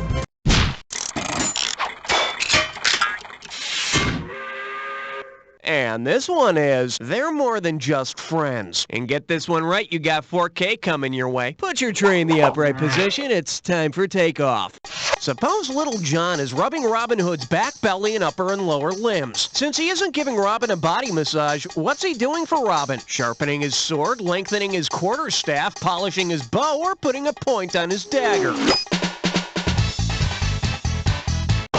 Player 1, lengthening his quarterstaff? No, but now I know why all his men are so friggin' merry all the time. Player 2, Player 3, who... Huh? Player 3, it's up to you, Player 3. Nobody picks that one. I wonder if it's this one. The back, belly, and limbs are all names for parts of a bow. Hey, you try living in the woods day in and day out with a bunch of men in tights and see how you start spending your free time. Player 1, hit me. 18. Let's see what we got going. How deep is your love? One right answer and $6,000 head your way. Just step up and take a swing at this one. Assuming for a second that he's an average human being, how high could Tony Manero's Saturday Night Fever get before he would suffer brain damage? 98.6, 102.8, 104.2, or 107.6? Tony's body temperature would have to stay at 107.6 for a while before it could cause brain damage. Or he could just keep on prancing around in that stupid white suit.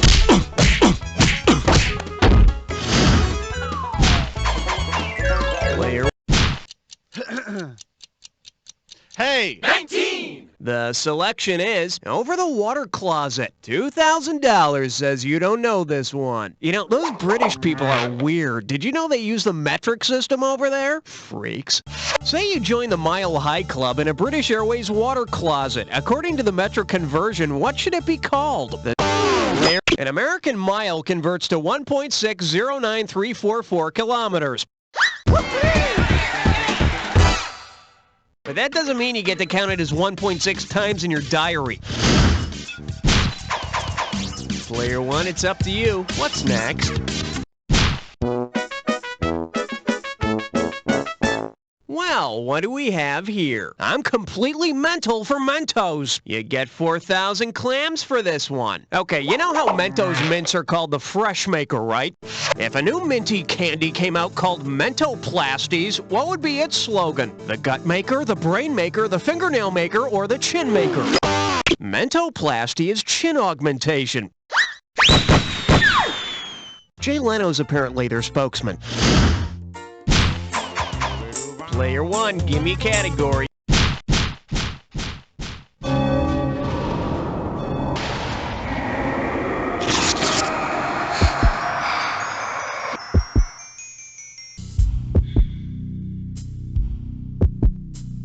You're about to embark on the attack. Hit your buzzer when you see two words on the screen that match. $2,000 if you're right, 2,000 off if you're wrong. It's not so hard as long as you remember this. Remember the clue. It's gotta be a match that fits this clue. Let the games begin. That about sums it up. Well, here we go.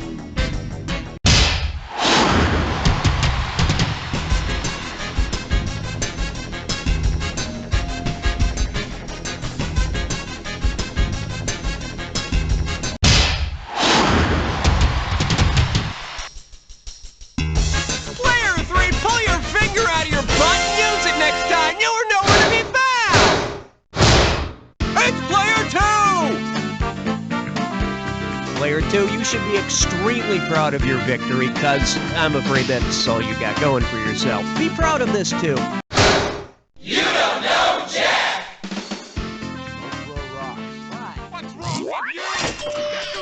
Players 1 and 2 on the high scoreboard. Hey, I got a gift for you. It's player 3. Player 3 is now officially your lackey. Go ahead and play another game, player 3, if you want to try to get out of it, but first you better rub players 1 and 2's feet. A spot of blood on the car. I think it's a clue. Hey, all right, everybody, fresh meat. We got new fresh meat coming in. Get those saliva glands pumping.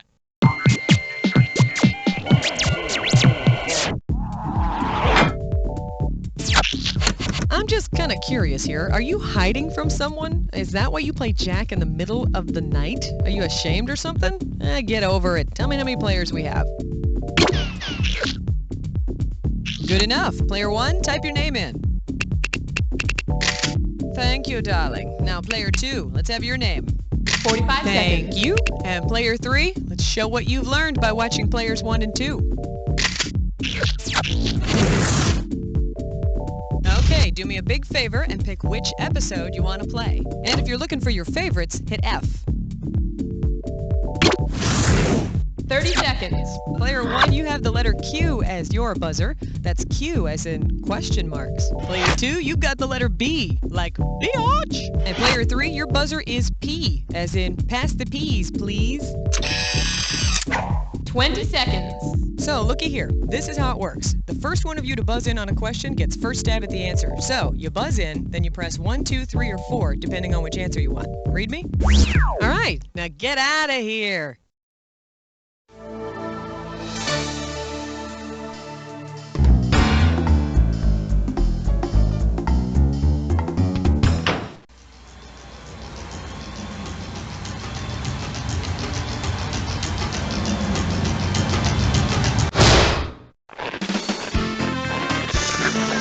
It's time for the show where high culture and pop culture collide.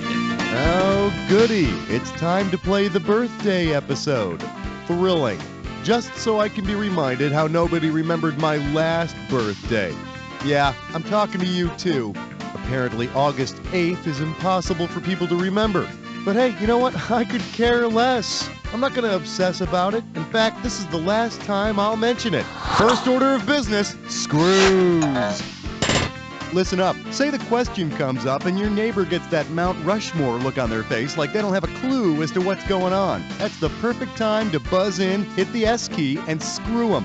Then they gotta answer. Got it? Now, let's see if you've been paying attention. Player 3, why don't you pick one?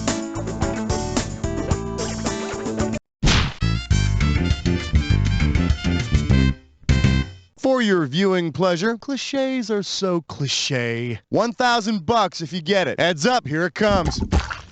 So, what if you did look a gift horse in the mouth? You could tell how old it was by its teeth. You could identify. Player 2, grab it! You can tell how old a horse is by checking out its teeth. And you can tell how much horses hate that by the look in their eyes. Category time, player 2.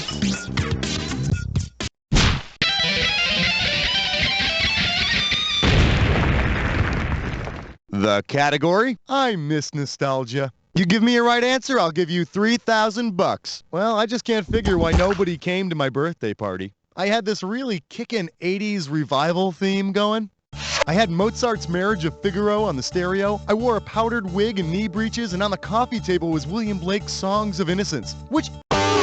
No, the 1680s was like the time of dinosaurs and cave people. Player 1, player 2, it's open! Player 1! Well, look at you. Oh, I'm telling you, back in the 1780s, you get yourself a good wig, listen to a little Mozart, maybe read a little Blake. You are totally the second baseman. Player 1, tell me what's next.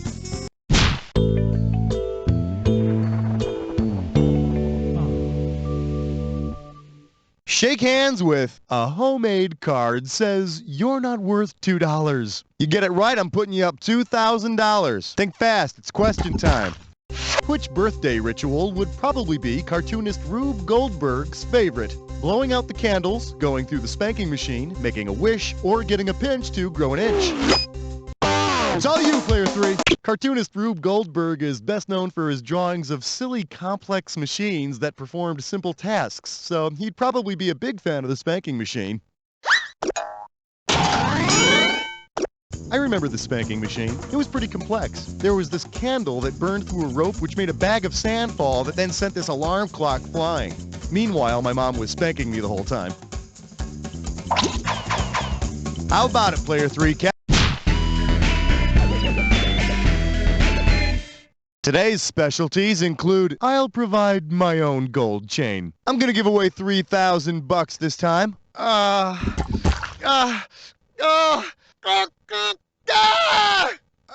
man, hey, look at that. Looks like I just passed a birthstone. Given my August birthday, which, oh my God. Which birthstone did I just pass? An agonizing Player 3, the birthstone of August is Peridot. Kidney stones, birthstones, Stone Phillips. I've passed enough stones through my urethra to start a discount jewelry store. Player 3, your category. All right, player 3, tell players 1 and 2 to give you some room, because you're about to jump into a this or dat. The category for this this or that question is middleman. Okay, in just a moment, I'm going to read off 7 items, and I would love for you to tell me if each one is older than me or younger than me. Yep, as each item comes up, if it's been in this world longer than I have, press 1. If I've been around longer than it has, press 2. And to skip it, press 4. For each right answer, you get $500. And you lose $500 for each one you get wrong or that you don't get to. Okay, can I get 30 seconds on the clock? Let's dance. Bob Hope, older or younger than yours truly? Britney Spears. The Cotton Gin. The Olsen Twins. This pimple on my chin. My father who didn't bother sending a card.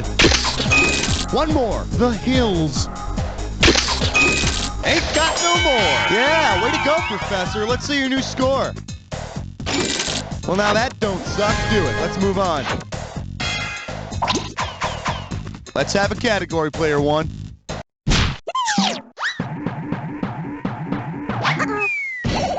Coming at you. Blindfold plus heavy stick equals fun. $2,000 for a correct answer. One question coming right up.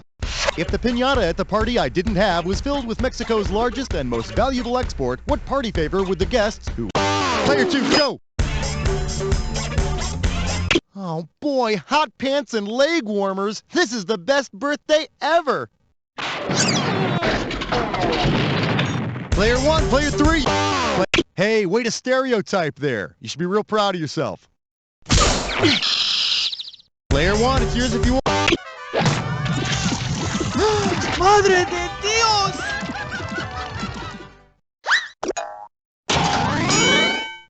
Yep, crude oil is Mexico's largest and most valuable export. Pick a category, player 1.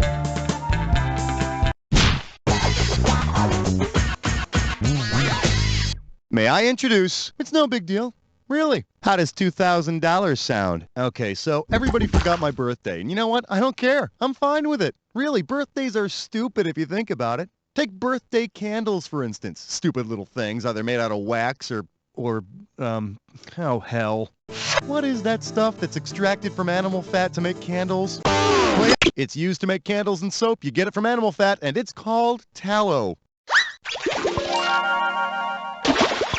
And no, having a little animal fat on a birthday cake wouldn't have killed me.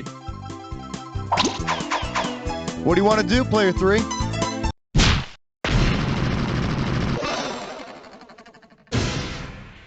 Let's take a look at, warning, may contain algebra. I got $2,000, says you don't know this one. Okay, I got a confession to make. I've been lying about my age. Yeah, it's true. I've been 25 now for, well, let's just say a few years. Anyway, here's my question. Say you wanted to use, I don't know, an algebraic equation to show my real age. If n represents the number of years past 25 that I am, and r represents... If I say I'm 25 and n stands for the number of years I've been lying about that, then 25 plus n equals r, my real age. See, now look at that. You probably thought you'd never have to use that stuff again, didn't you? Player 2, what do you want? It's time for a question again. For your enjoyment, pound this in your cake hole. $4K coming your way for a right answer. Okay, well, fortunately for me, I had the forethought to make my own birthday cake. Unfortunately, I must have forgotten an ingredient because it doesn't quite look right. So, if you know the ingredient I missed, buzz in and type it in, and maybe I can add it now. So, here's what I wrote down. Pound cake, sugar, butter, eggs, a little salt, a little vanilla, etc. Ah, such a moron! What did I forget?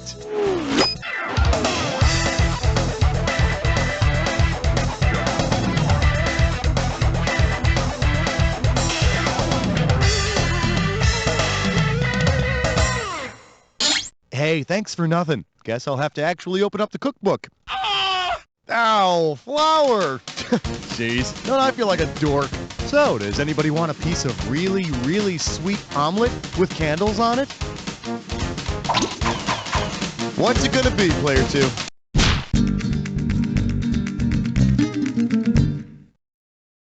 The The category is sugar and shortening, the spoils of battle. You get it right, you get 2K. Hey, did you ever have one of those birthday parties where all your friends show up and then they start arguing over who gets the frosting roses on the cake?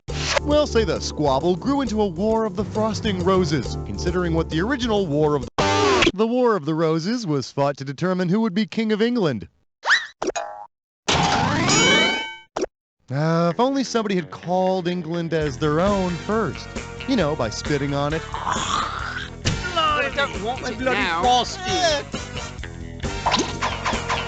Your call, player 2. Hey, bless Smut with Dime Store. It's time for a Flip for Dish Mess Fun. Your gibberish category for today is Mother Nature's got her temper on. $10,000 right off the bat for this one. Now here's the deal. The more time you take, the less cash you get. Okay, see if maybe you can tell me what this rhymes with, because apparently nobody else around here seems to be able to remember what it sounds like. Player 1, yeah, go for it.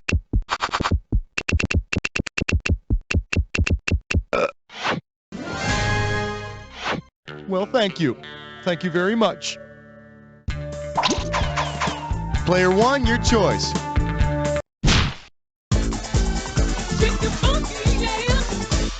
All right, give it up for You Can't Return to the Womb Without a Receipt. How does $4,000 grab you? Here's the question.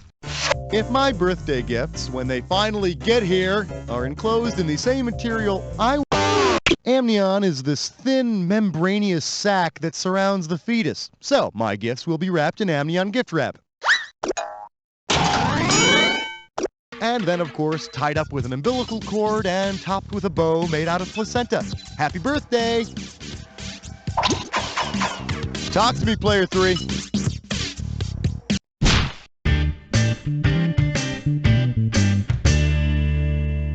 And our special guest tonight, playing with myself. You get a right answer, you're walking away with $4,000. And now, your question. Since it can be a one-player game, which of these games did I play by myself on my birthday? Mastermind, Perfection, Connect 4, or Trouble? Player 2, go! Oh, yeah! Player 1. My good friend, Perfection. You know, the game where the buzzer goes off and all the little pieces go flying off into different directions. Just like my life. And you know something? It was perfect. The game and my birthday. So who needs you? Player 1, give me a category.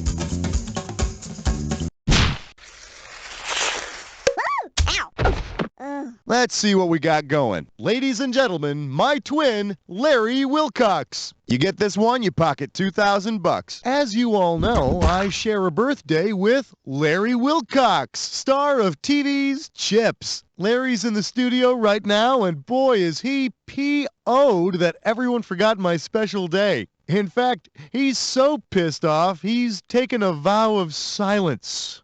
Thanks a lot, buddy. Speaking of Chips, say Ponch and John's new beat is California's Highway 1 between Los Angeles and San Francisco. Given what this region is called, what will the boys pick as their new names? Player 1, do it! Player 1, who do you... Player 3, you gotta take that. Give me an answer. The beautiful area north of LA and south of San Francisco is called Big Sur. And let me tell you, Larry, you're always a big sir in my book. Oh, Larry, hey, sounds like you're getting a cell phone call. I'll just let you take that outside. Look, give me a call and we'll celebrate our birthday together next year. Cool. Hey, yeah, thumbs up right back at you, buddy. Okay, yeah. That was fun, huh? Well, like the man says, Player 1, one good screw deserves another.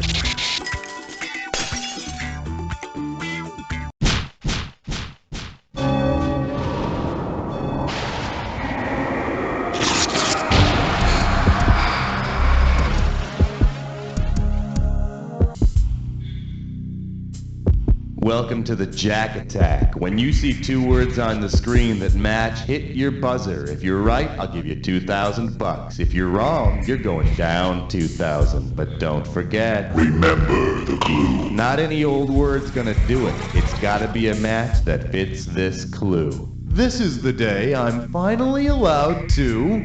the mind reels with possibilities, eh?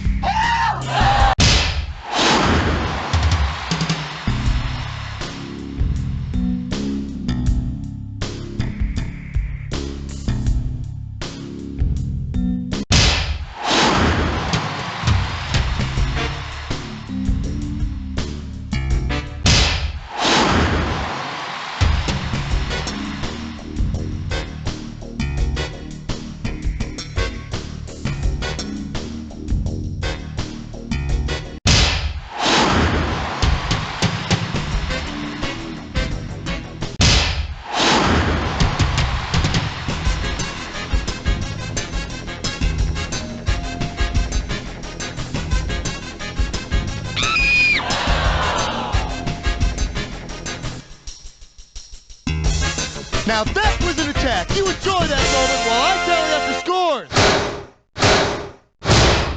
Player 1's got it.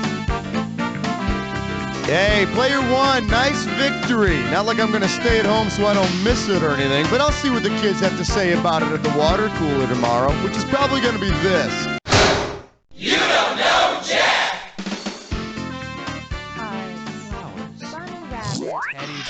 Babies. Gadzooks, you're all on the high scoreboard. Wow. Well, revel in it while you can, my friends, because I'd be real surprised to see it happen again. We can try, though. If you want to play some more, just give me the word. Make this one a favorite episode by pressing F. In every city, in every park, an unspeakable evil lurks. An evil. All right, we got some fresh new faces. Let's do it again. Well, hi, and welcome to the fix. All right, that's much better. Will somebody please get the chip out of the controller? Sorry, you had to hear that? No, I'm not. All right, are you gonna play on the network or at home? Okay, how many people? Okay, player 1, do you have a name? Great, that takes care of that. And player 2? Nicely done, let's move on. Alright, player 3, please introduce yourself. Alright, that'll do it. If any of you 3 need some instructing, let me know. Well then, we're all done. I'll see you later.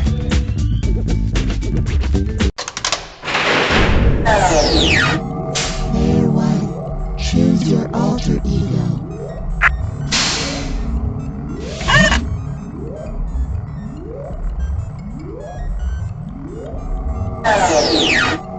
Player 2, choose your alter ego.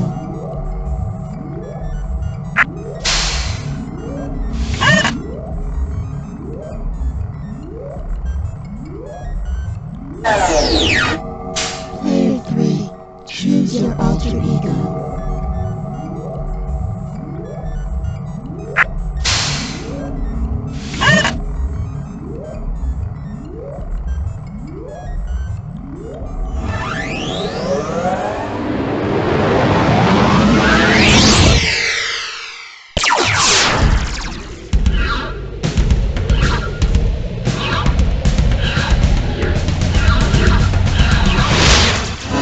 You've reached a dimension where high culture and pop culture collide.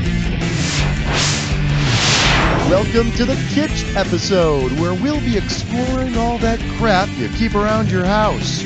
I guess... Hello, my friends. Welcome to You Don't Know Jack. My name is Schmitty. We're about... Okay. Which one of you farted? For God's sakes, be careful with these screws, huh? I paid... Alright, let's do it! Okay, you want a value for the next question? Just buzz in.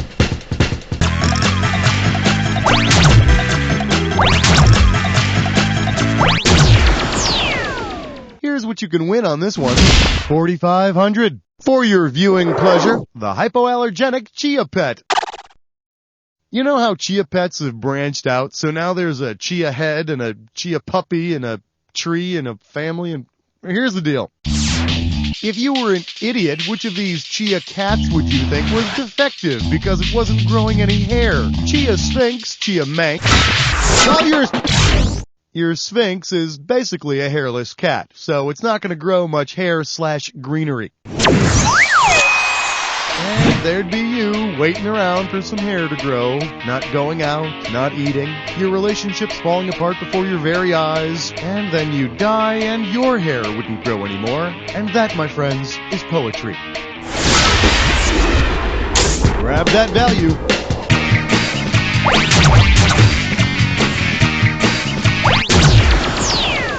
Let's see what this one comes to.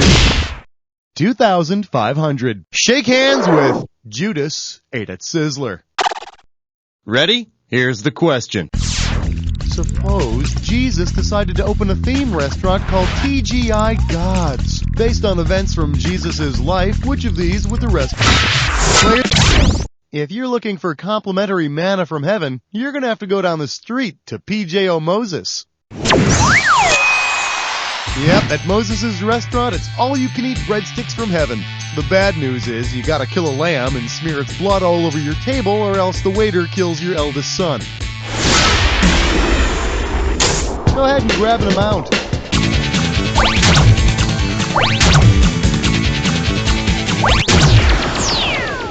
This one comes in at $27.50. Up next, fun with radiation. Well, speaking of high culture, how about that George Hamilton and his eternal quest for the perfect tan? Suppose you buy a Where in the World is George Hamilton coloring book. Which of these is an actual Crayola crayon that you could use to approximate George's rich tan? Snazzy jazzy. Player one, do it! Yep, Fuzzy Wuzzy Brown is an actual Crayola color. So yeah, sure, you could describe George as brown, probably even wuzzy, but definitely not fuzzy. I mean, hair can't grow with that much radiation.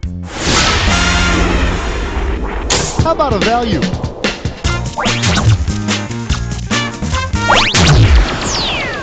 The price on this question is $7,500. Well, sweet mercy, guess what this is? It's time for Wiggleness run. Remember, the faster you solve the rhyme, the more cash you're going to make. Right out of the gate, this one's going to be worth $7,500. So, without getting too caught up in the punctuation, do you think you could tell me what phrase this rhymes with? Smut? Great, swears whore. Need a clue? It's a now or never player 2. Start typing and hit return. How could there possibly be more to a 30-minute infomercial? Value time.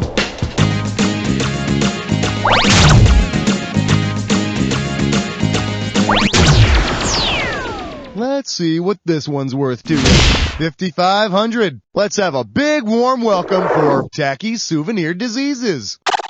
Hey, you know those t-shirts that say, my parents went to wherever and all I got was this lousy t-shirt? Oh, man. See if you can finish this one. My parents went to blank and all I got was the lousy Ebola virus. So how about it? My close personal friend, the Ebola virus, was first discovered by humans in Zaire back in '76. And lucky for us, it's been popping up here and there ever since. Welcome back, Mom and Dad.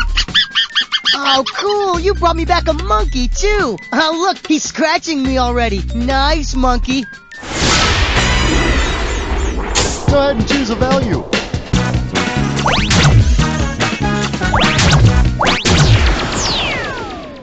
Here's what we got. $32.50. Well, look what I found. I want the Tickle Me Chester A. Arthur doll. Eyes forward, we're going. Suppose you can't find any Garfield window suction toys, so you settle for a James Garfield toy instead. Considering Garfield's presidency, which of these will most likely happen? It'll be impeached and thrown out. Player 2, who are you gonna stick it to?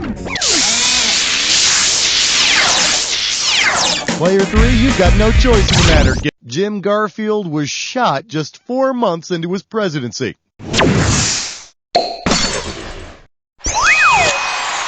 So be sure to get yourself one of those hilarious signs that reads "Assassinated President" on board. Hey, Player 2, right back at you with that screw action. Go ahead and pick an amount.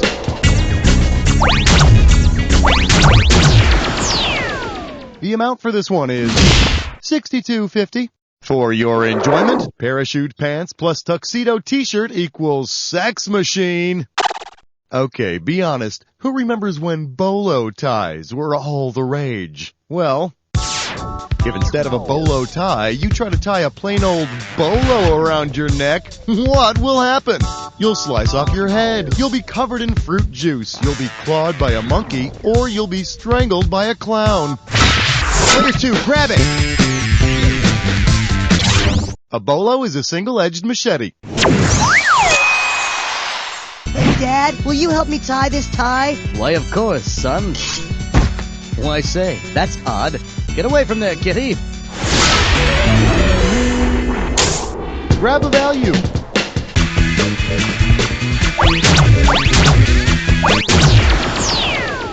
The total amount for this question is $57.50. We're calling this one Clap On, damn it! All right, tuck it in. We're moving. Suppose that when you clap to activate your clapper, you instead get the same result sumo wrestlers get when they clap before a match. Who will you clap on? Your spouse, your god, your enemies, or the Japanese emperor?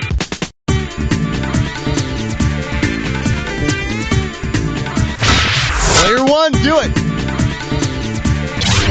Before each match, the wrestlers perform a ceremony in which they clap to wake up the gods. Hey, honey, turn on. Take a value.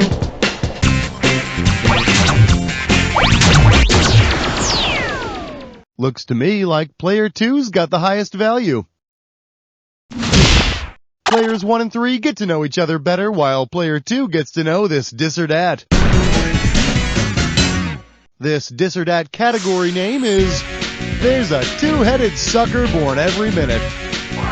Okay, I'm about to rattle off 7 names, and for each one, you gotta tell me if they are someone from P.T. Barnum's Circus or someone from Howard Stern's show. As I read each one, if it's someone who was exploited by Barnum, press 1. If it's someone exploited by Howard Stern, press 2. And if you want to skip one, press 4. You're going to earn money for each correct answer, and you lose some cash for each one you get wrong or don't get to. All right, give me 30 seconds on the clock. Let the games begin. The Missing Link, P.T. Barnum. Elephant Boy. Jojo, the Dog. Hank, the Angry Dwarf. Chang and Woody. One more. Commodore Nut. That's all 7. Yeah, 6 out of 7. That's as close as you can get to being perfect without being me. Let's see what you did to your score. All right, there you go. You can thank me later. Choose a value.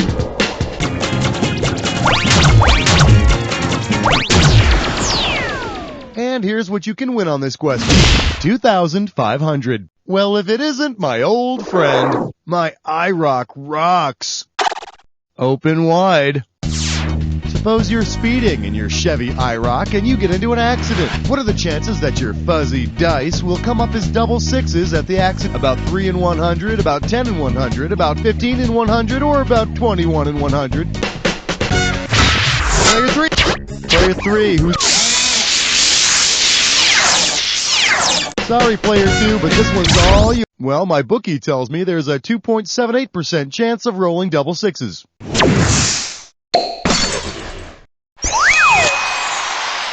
are some pretty steep odds. Although if you're driving an IROC, I'm sure you're no stranger to getting lucky in your car, huh? Yeah. Loser. Don't look now, player 3, but you're about to get screwed. Pick a value.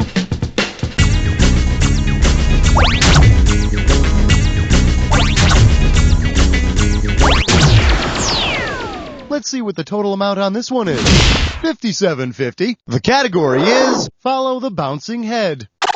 Hey, have you ever seen those dolls with the nodding heads? They just keep nodding their heads up and down. Yes, yes, yes. No matter what happens, they just keep nodding yes. Are you a nodding head doll? Yes. Are you a pickle? Yes. Can I eat you, pickle? Yes. Anyway. Which of these nodding head dolls would answer correctly when asked, were you involved with the Watergate scandal? A Janet Reno doll, a Clarence Thomas doll, a Hale Ehrlich, the fat guy who lives next door to me, was involved with Watergate? Player 2, player 3, who wants it? My close personal friend John Dean was Nixon's advisor and resigned during the Watergate scandal. Then again, the doll would say yes if you asked it if you could set it on fire and drop it from an 8-story building. So, you have to take what it says with a grain of salt. Time to choose a value. The total amount for this one is going to be $4,000. This one's called Exotic Birds That Don't Crap on Your Car Hood. Ready? Catch this. On which of these shows would you not see local footage of a wild pink flamingo trying to mate? Flamingos are not indigenous to Australia. I've got to be very careful, mate. If that flamingo kicks me in the nuts, I'm going down like a sack of wet potatoes. Choose an amount.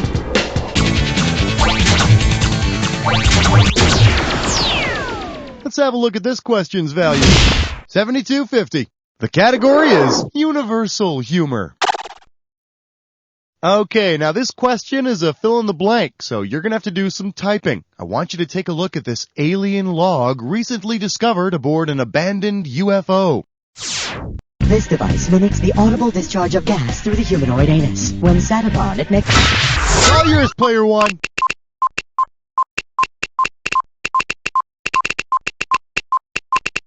The device that mimics the audible discharge of gas, or in human terms, a fart, is the whoopee cushion. Zorga, will you have a seat at the control console? Why do you wish me to have a seat at the control console? Please, just have a seat.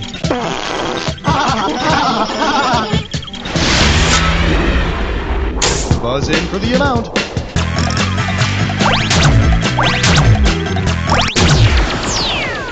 This question comes out to around $5,000. May I introduce? His stage name was Stand-Up Bull. All right, give me your best shot. When would most likely have been the first time that Sitting Bull tried out the hilarious arrow through the head comedy bit, Dollar Drink Night at the Cherokee? Besides being an absolute card, my close personal friend Sitting Bull was one of the leaders of the Sioux. Good evening, ladies and germs. How about that airline food? Is this an audience or an oil painting? Pick an amount.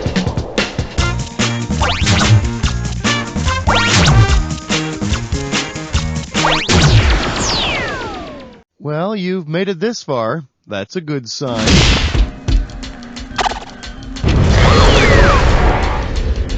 You are about to embark upon the attack. Now, you know all about this. All you need is to get a clue. Putting the wacky in wacky neighbor. I thought about getting myself a wacky neighbor for this show, but then I thought, nah, that'd be just too hilarious.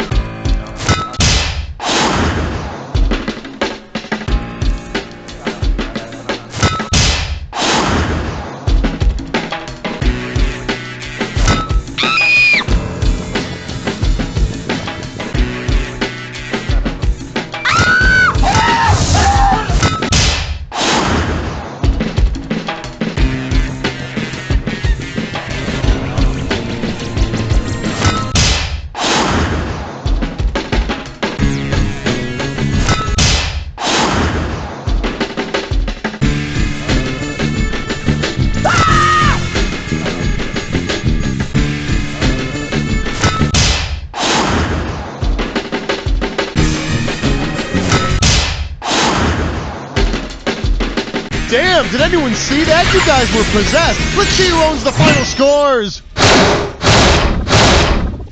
Player 3's got it. Wow, Player 3, you just pulled that out, didn't you? Now please put it back. I'm about to gag over here. I want to remember this. You don't know Jack!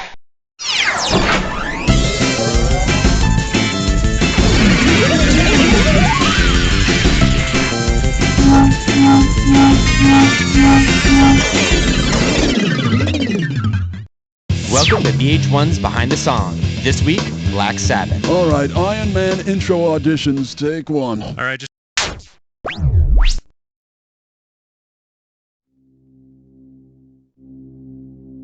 60 seconds. Welcome. How many people will be playing today? A single player. Thank you.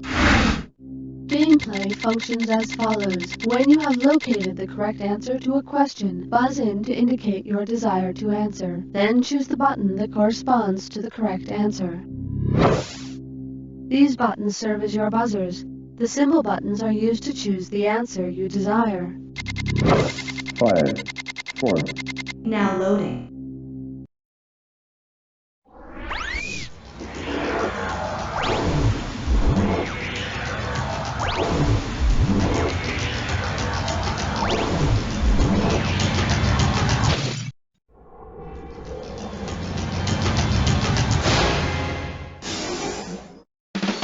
It's time for the show where high culture and pop culture collide. Hey, everybody, welcome to You Don't... Oh, it's just you. You know, if you invested in another controller or two, you might have a few more friends. Kind of like having a pool in the backyard. 1. This category is a clean toilet joke. $1,000 at stake on this one. Well, the toilet humor episode. One of my favorites, and I'm sure you're all excited. But let's savor this, shall we? Let's start out nice and easy. What did the toilet bowl say to the toilet tank? Thanks for rinsing me out. I think about you for showers and showers. Your ball cocks up, I feel you draining. Or, the toilet tank contains the water that rinses the bowl on each flush. People who don't know that get hit with the plumber's favorite toilet joke. $90 for 5 minutes of work. Now that's funny. 2. The category's gonna be photographers. With me on the John, get my good side. You get it right, I'm putting you up $2,000. Okay, remember that ad for Candy's shoes? The one with Jenny McCarthy sitting on the toilet? Yeah, not a very shy gal, that Jenny McCarthy, huh? Anyway, tell me this. Considering her famous Rolling Stone cover, what's most likely in Jenny McCarthy's colon? A bunch of carrots, a hot dog with mustard, a baked banana, or a pickle with chocolate syrup?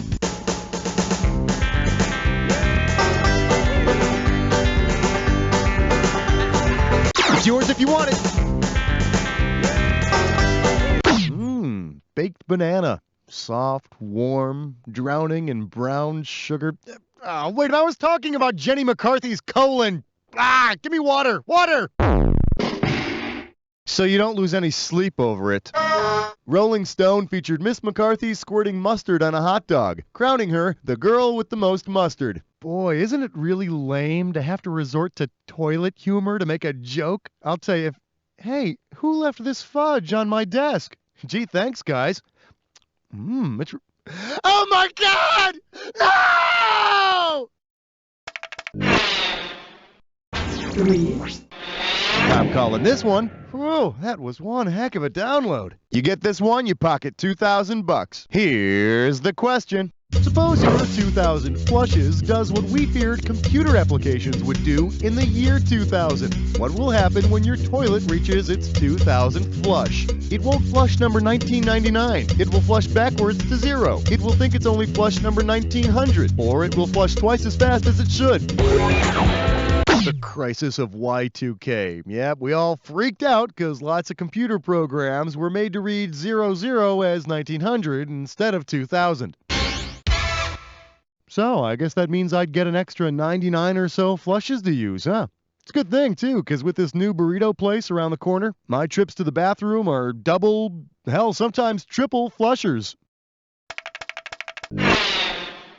get ready, because you're going to play a When Did Happen.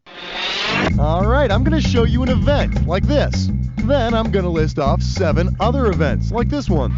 All you got to do for each one is tell me whether it happened before or after man first walked on the moon, or if it never happened at all. Buzz in when the correct answer is lit, you'll get $1,000. But be careful, if you buzz in when the incorrect answer is lit, you lose $1,000 each time you're wrong. All right, let's get this party rolling. The category for this When Did Happen is My Rectum, 'Tis of Thee. Okay, nobody can say we're not free with the farts around here, but it wasn't always that easy. For example, maybe you remember this horrific event from 1974 when OPEC made oil crazy expensive. The United States suffers through dramatic gas shortage. All right, tell me if this happened before the U.S. gas crisis, after the crisis, or did it never happen at all?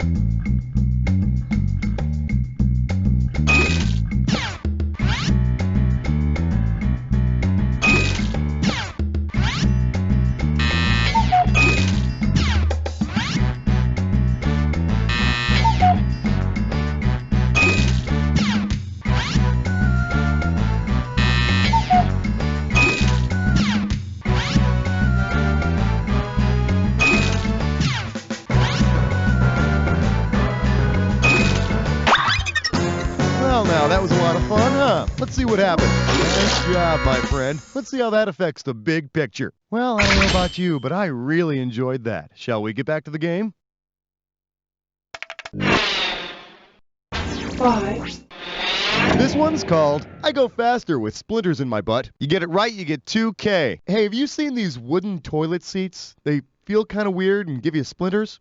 Considering the sport John Wooden was known for, in what place should they honor his memory by installing Wooden John? A professional football stadium, an Olympic swimming pool, a horse racing track, or a college basketball arena? John Wooden was a legendary coach of the UCLA basketball program, and get this, won the NCAA championship 7 years in a row. Hey, you think an honorary outhouse is bad? You should have seen what they handed out at the final performance of figure skater Dick Buttons.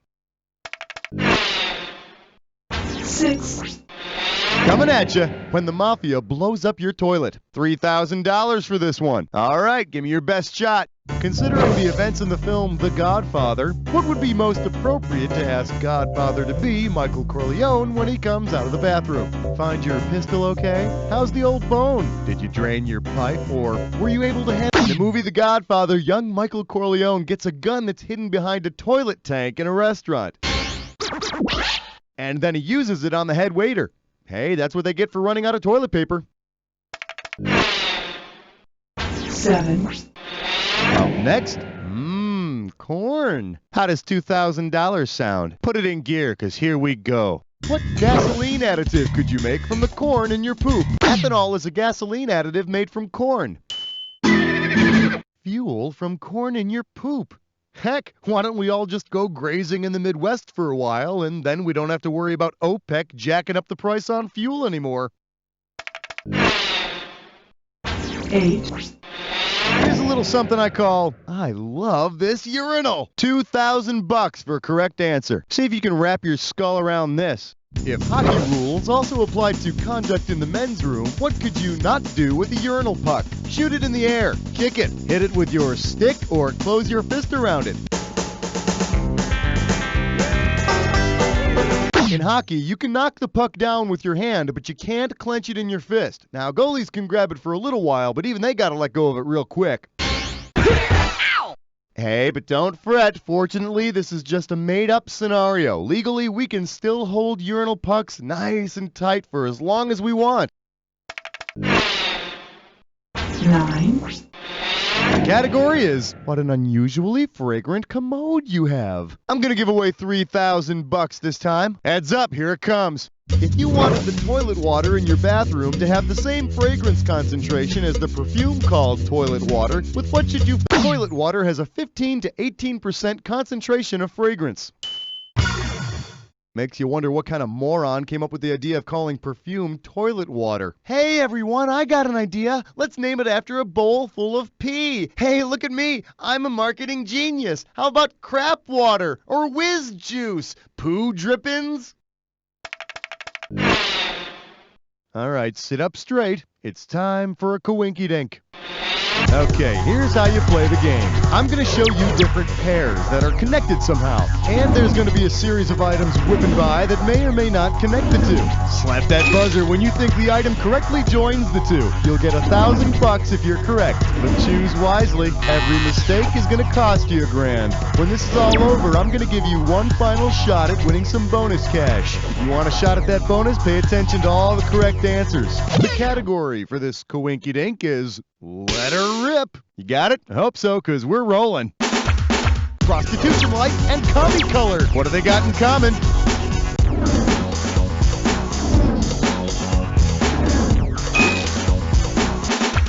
Punch to the back and painful stone.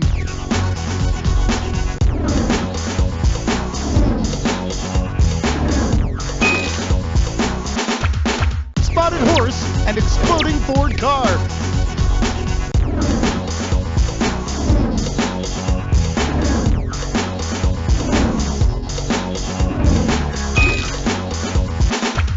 Ozzy's Sabbath and Russia's Sea.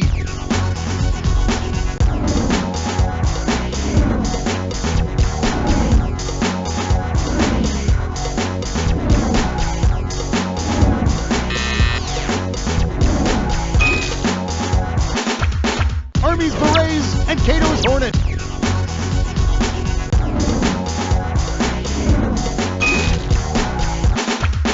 Shade of Blue and Military Branch.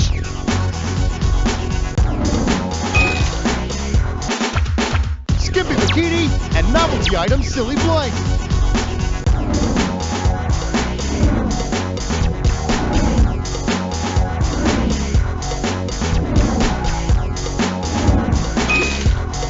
All right, let's take a shot at the bonus. What do all the correct answers have in common? Are they all brands of toilet paper?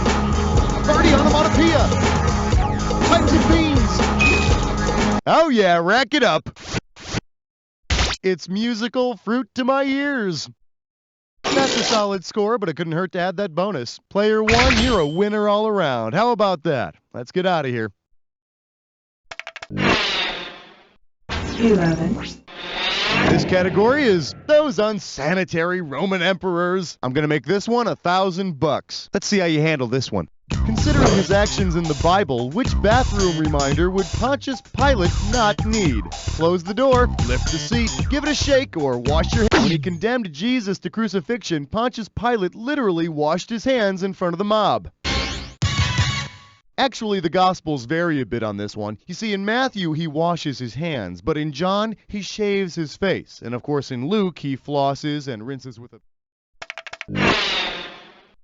12. The category's gonna be me like to break wind. Get this one right, you get $1,000. Okay, so maybe your parents frown on bathroom sounds. Hey, that's how parents are. But if you have a gift, for God's sakes, go for it. Say you have a wonderfully clear, resonant fart. If the three tenors invite you to join, Luigi Pirandello is a famous writer. The three tenors are Domingo, Pavarotti, and Carreras. And now, ladies and gentlemen, my own three tenors.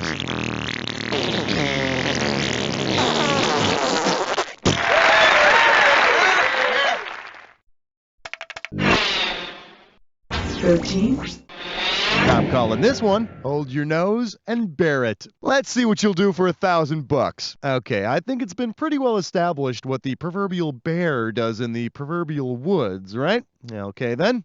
If that proverbial bear were to on your woods, what would have the heady funk of bear? Your golf clubs, your pool cues, as any golfer could tell you. You got your irons, and you've got your woods. But I say, if you're that far in the rough that a bear is shitting all over your golf clubs, it. Drop another ball. 14. This one's called Butt Jokes Throughout History. You give me a right answer, I'll give you $3,000. Okay, so you say you're a little constipated, and nothing the doctor gives you seems to be unplugging you. Because he was able to solve the riddle of the Sphinx, who might be able to solve the riddle of your sphincter? Agamemnon, Sophocles. As a young man, Oedipus solved the legendary riddle of the Sphinx. And he'll probably solve your riddle with a bran muffin and an extra tall glass of Metamucil.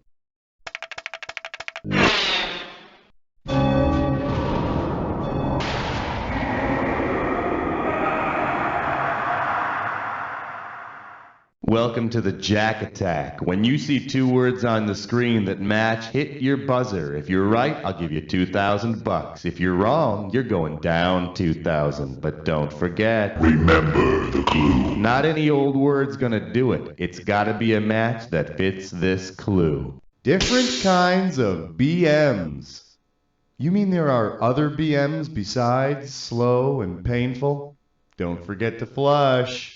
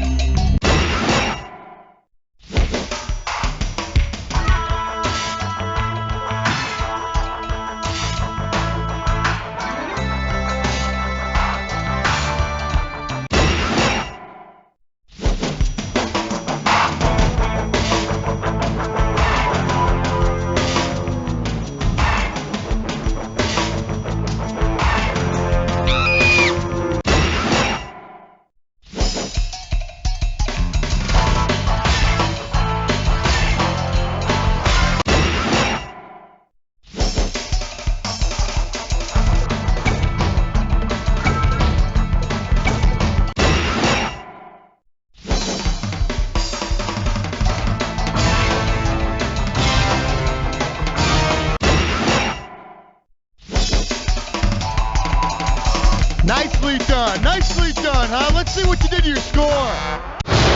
That's the game. Way to go, my friend. Like I always say, it doesn't matter whether you win or lose as long as you get to play with yourself. Now turn off the freaking PlayStation and write this down somewhere. You don't know Jack!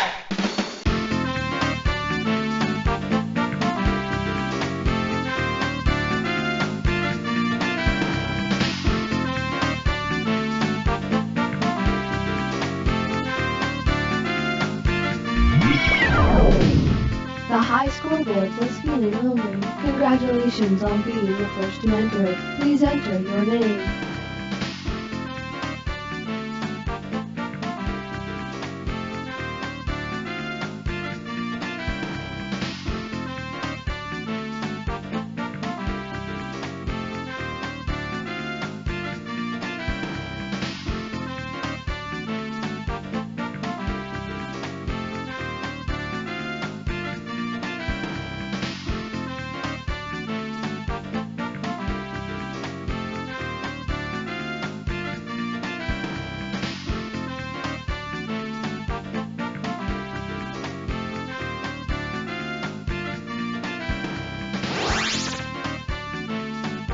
Perfect. Your name has been preserved for posterity. Please express your desire to play again, if that is what you desire. Immense.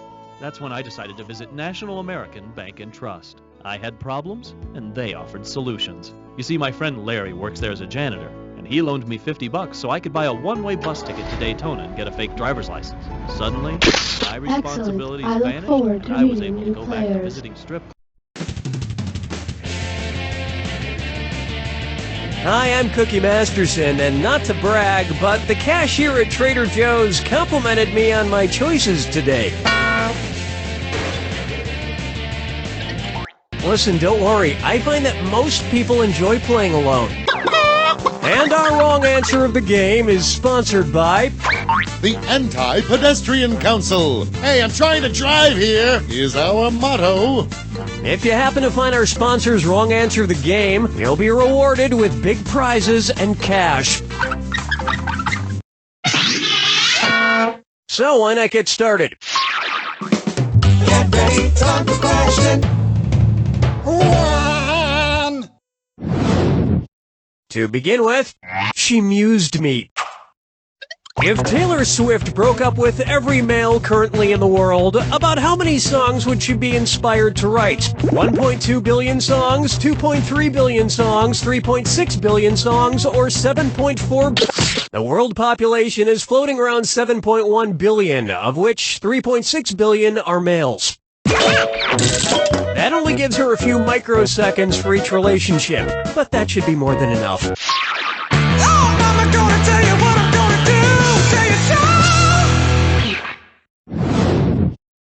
And now, this question got stuck in my teeth. Who's hungry? Cookie fortune, cookie messages. Okay, this one's a bit violent. Don't shoot until you see the whites of their eyes. Okay, so I won't shoot anybody until I see their pupils, their irises, their retinas, or their scleras.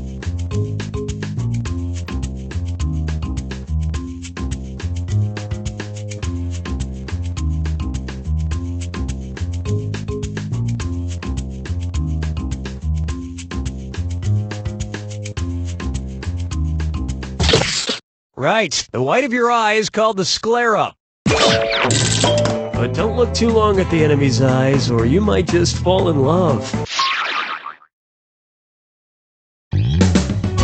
Dance with me, Disco 3. Say hello to Cookie Masterson, the vocab guy. If Bill Nye the Science Guy learned nigh everything there was to know about science, what would be true of him? He would know nearly. Nigh means near or nearly. The reason why Bill Nye doesn't know everything about science is because he refuses to accept the Cookie Masterson unifying theory of quantum mechanics as the scientific fact that it is. But I guess people fear what they don't understand.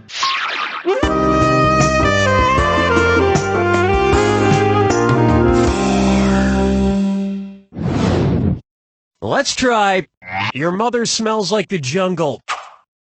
What are you most likely to see Tarzan scrambling to buy at the last second on Mother's Day? A banana bouquet for Coco, banana candies for Kala, banana perfume for Chim Chim, or a calendar of banana pictures for Abu. Kala is the female ape who raised Tarzan in the jungle. His dad wasn't around much. He was too busy sitting around patting his chest with the backside of his hand every couple of minutes.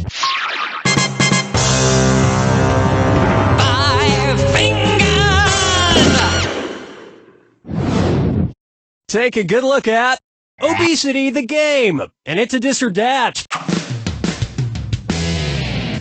I'm going to read off 7 acronyms, and for each one, tell me if it's a type of healthcare plan or a type of video game. If it's a healthcare plan, press the left arrow. If it's a type of video game, press the right arrow. All right, let's get started. HMO, MMO, PPO, POS, RTS, MOO. Well, you made it, but not in perfect shape. Kind of like having an HMO. I can't afford to see a doctor, so I've just started asking the 12-year-olds I play Call of Duty against online for medical advice. They said I should go f*** myself. They also called me an asshole, but my rash cleared up. That'll wrap up round 1, and you've got a pretty nice score. It's a shame there's nobody here to share it with. Don't forget, in round 2, all the cash is doubled. And lest you forget, the wrong answer of the game is still there for the taking. All right, let's get back to it.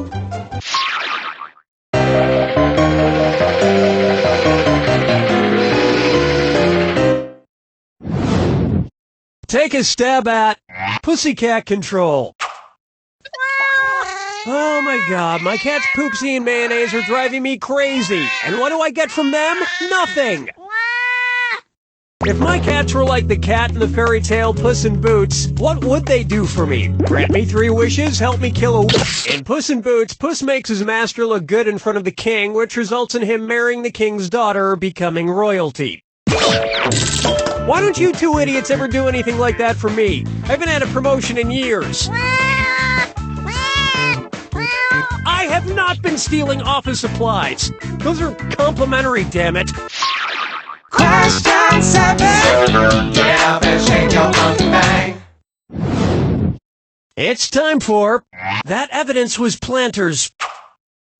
If Mr. Peanut wanted to make some marzipan, which of his other nut friends could he grind up to produce the central ingredient? Mr. Hazel. Marzipan is a confection made from sugar, eggs, and ground up Mrs. Almonds. Regular almonds work too.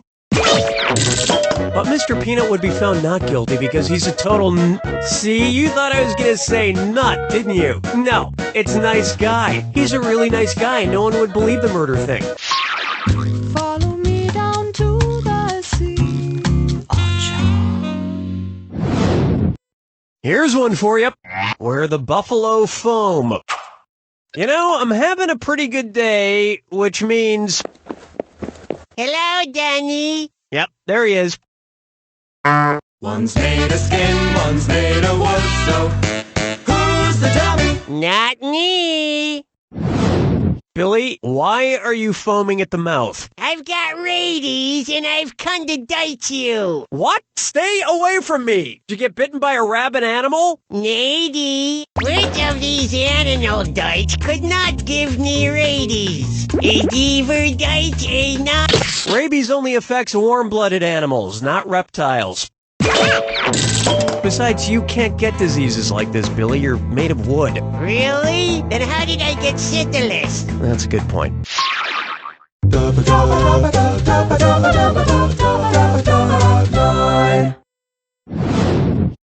I call this one, Yoko Has No Remorse.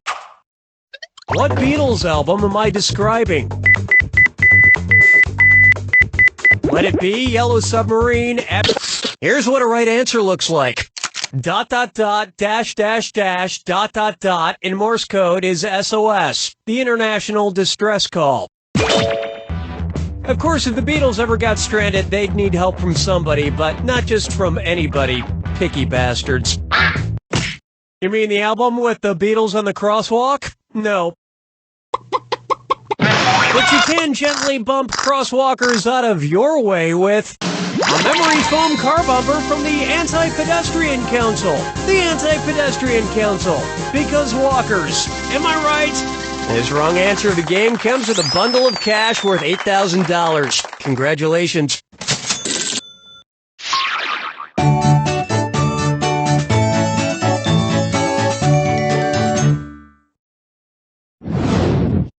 May I introduce F this. How would you read comedian Will Forte's name if it were accompanied by the musical notation Forte? Will Forte! Will Forte! Will Forte! Or Will Forte! In music, Forte means played loudly. Unlike Will Forte's quiet and nuanced performance in his Oscar-nominated film MacGruber.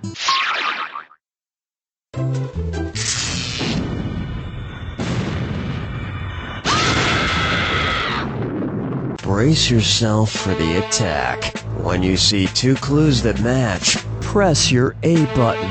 2,000 if you're right, but if you're wrong, you lose 2,000. And one more thing. Remember the clue. It's gotta be a match that fits this clue. The Prodigy's son returns. They were prodigies in what area? Yuck.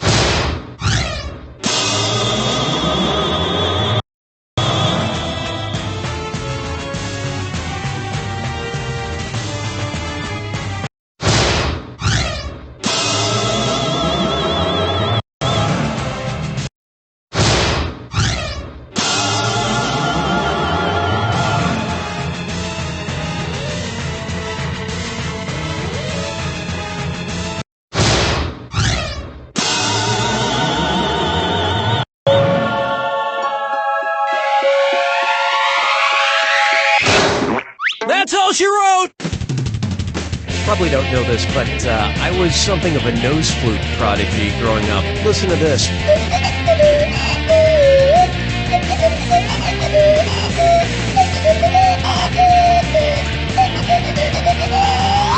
I mastered that when I was just 5 years old.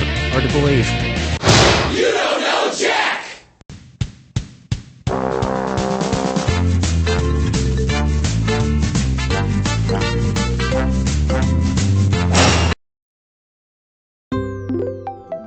Binge Pipe's menu screen. Binge Pipe is proud to be voted number 1, 137th in customer service.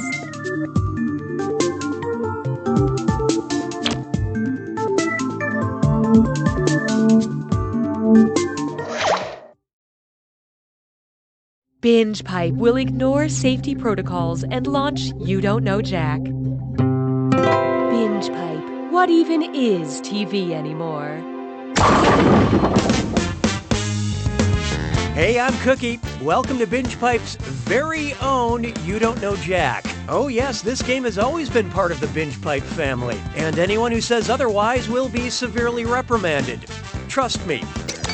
Hey, Hallie. Yeah, sorry Ben had to work so late working on this game. We'll return him soon. Mostly intact.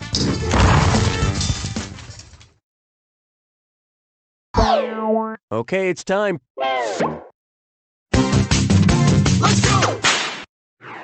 To get started, the hills are alive with the sound of math. Suppose the Von Trapp family shared a Netflix account. If Georg and Maria had a joint profile, how many of their kids would be excluded from having their own profile? 7 kids, 5 kids, 3 kids, or 1 kid?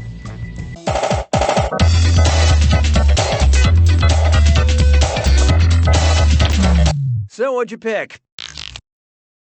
Netflix allows up to 5 profiles on a shared account. There are 7 Von Trapp children, so 3 of them would be left out here. Yeah! Which means little Gretel will be ruining everyone's algorithm with all those Paw Patrol episodes. Hallelujah, hallelujah. Here's one for you. Say my name, no seriously, say my name. You know that Irish actress from Atonement and Lady Bird in Brooklyn? Yeah, sure you do. How do you pronounce, her name? Saoirse Ronan, Saoirse Ronan, Saors Ronan, or Saoirse Ronan?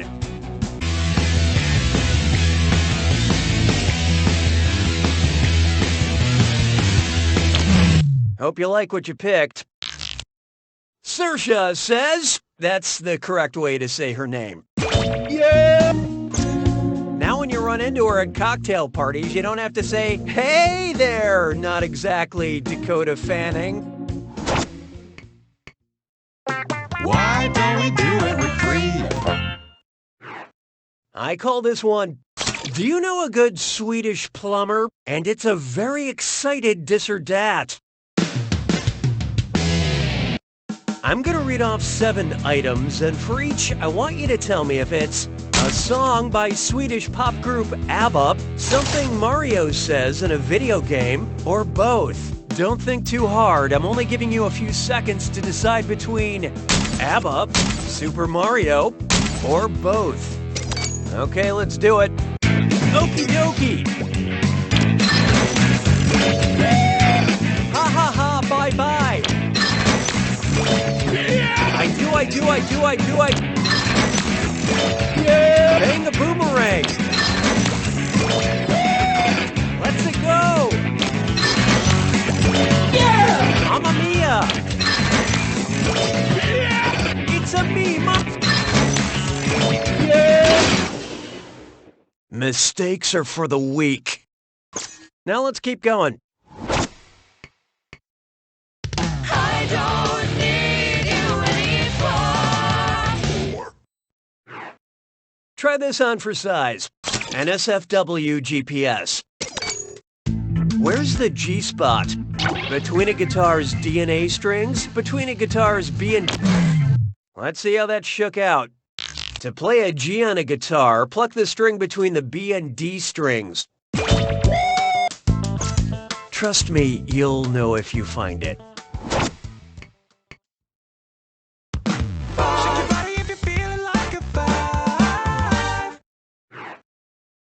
There is no hiding from pastel tights and oversized, which is the only phenomenon mentioned in the pledge of the U.S. Postal Service and the Green Lantern Corps.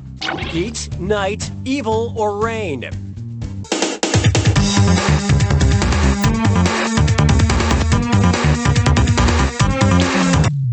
And how'd we do? Neither snow, nor rain, nor heat, nor gloom of darkest night, beware my power, Green Lantern's light, or something like that. Of course, who can forget when Green Lantern and the Postal Service joined forces for the crossover event, Sinestro and the incorrect zip code. Say goodbye to round one. But don't cry because round one is over. Cry because you're still all alone. Oh, and did I mention all the money's doubled in round two? Okay, let's hit it. Automatique matrice déclenchée question 6. And now, Candy Republic. Suppose scientists discover that peanut butter is sentient and can feel pain. Look, it could happen. How might this influence the candy industry? It would affect Reese's sales, it would affect Reese's sales, it would affect Reese's sales, or it would affect Reese's sales. I love this part. Oh, ouch. Is what you had in mind?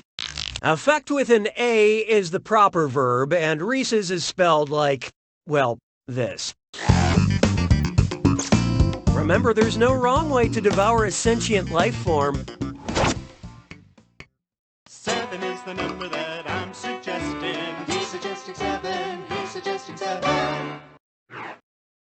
This one's called A Community of People Together. Yeah, okay. Guess it's one of those questions. Binge Pipe recommends. Because you enjoyed the characters of Viserion, Elliot, and Smaug, we recommend music by the band Vampire Weekend, Kings of Leon. Okay, what'd you pick? Viserion is one of Khaleesi's dragons, Elliot is Pete's dragon, and Smaug is his own dragon. Yeah! And despite what it says in my very outdated textbook, they are all imaginary. 'Twas then I learned to heed the winds of 8. Here's one I like to call, This Pizza Place is Under New Management. And uh-oh, chest strut fits lime floor. It's time for a Flavor Fits Scum. Think fast on this one. The longer you take, the less cash you make. Okay, get ready. Look at the gibberish phrase and tell me what common phrase it rhymes with. Fascists who crashes crust you trust. And pay no attention to that punctuation.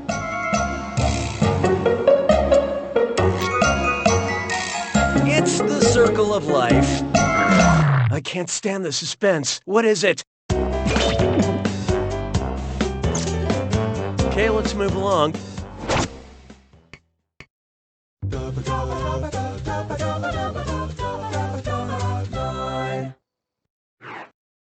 Oh, here's a good one. Death, the ultimate unlimited data plan. Personally, I'm fine with it. Actors gotta eat. But my mother is very upset with the Verizon guy who is doing those Sprint commercials now. According to Dante's Inferno, if the Verizon guy went to the part of hell reserved for the greatest traitors, how would he spend eternity? Frozen on a FaceTime call?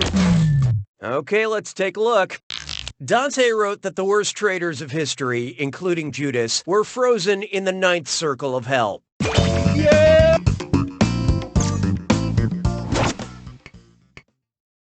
¿Sabes qué es lindo? 10 perritos. Why not try Beware of Gamers Bearing Gifts? Which of these would be a level from Super Mario Odyssey if it mirrored the story of Homer's Odyssey? Level 2, Riddle of the Yoshi? Hope you like what you picked. Homer's Odyssey ends with the hero defeating all the men who tried to marry his beloved. He probably jumped on their heads or something. It's been a long time since I read it.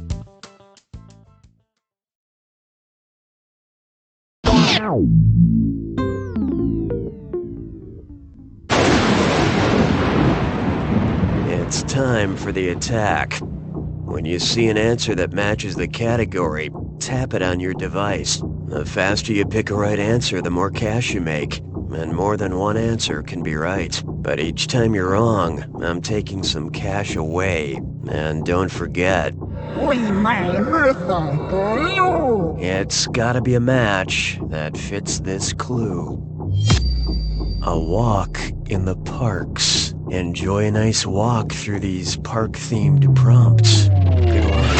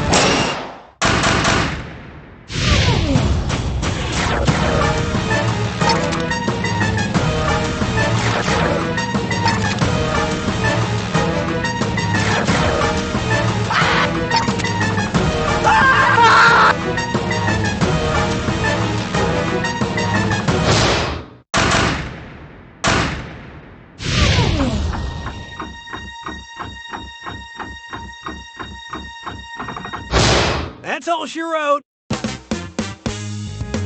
I applaud you, but it's the sound of one hand clapping. Sure, nobody witnessed this epic conquest, but I will tell your story and let the world know. You don't know Jack!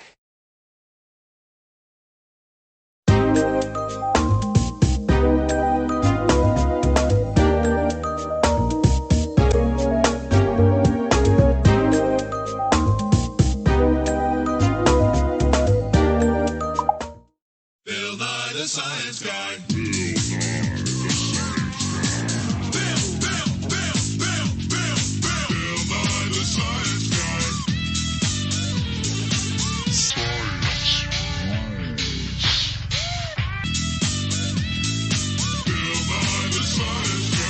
Inertia is a property of matter.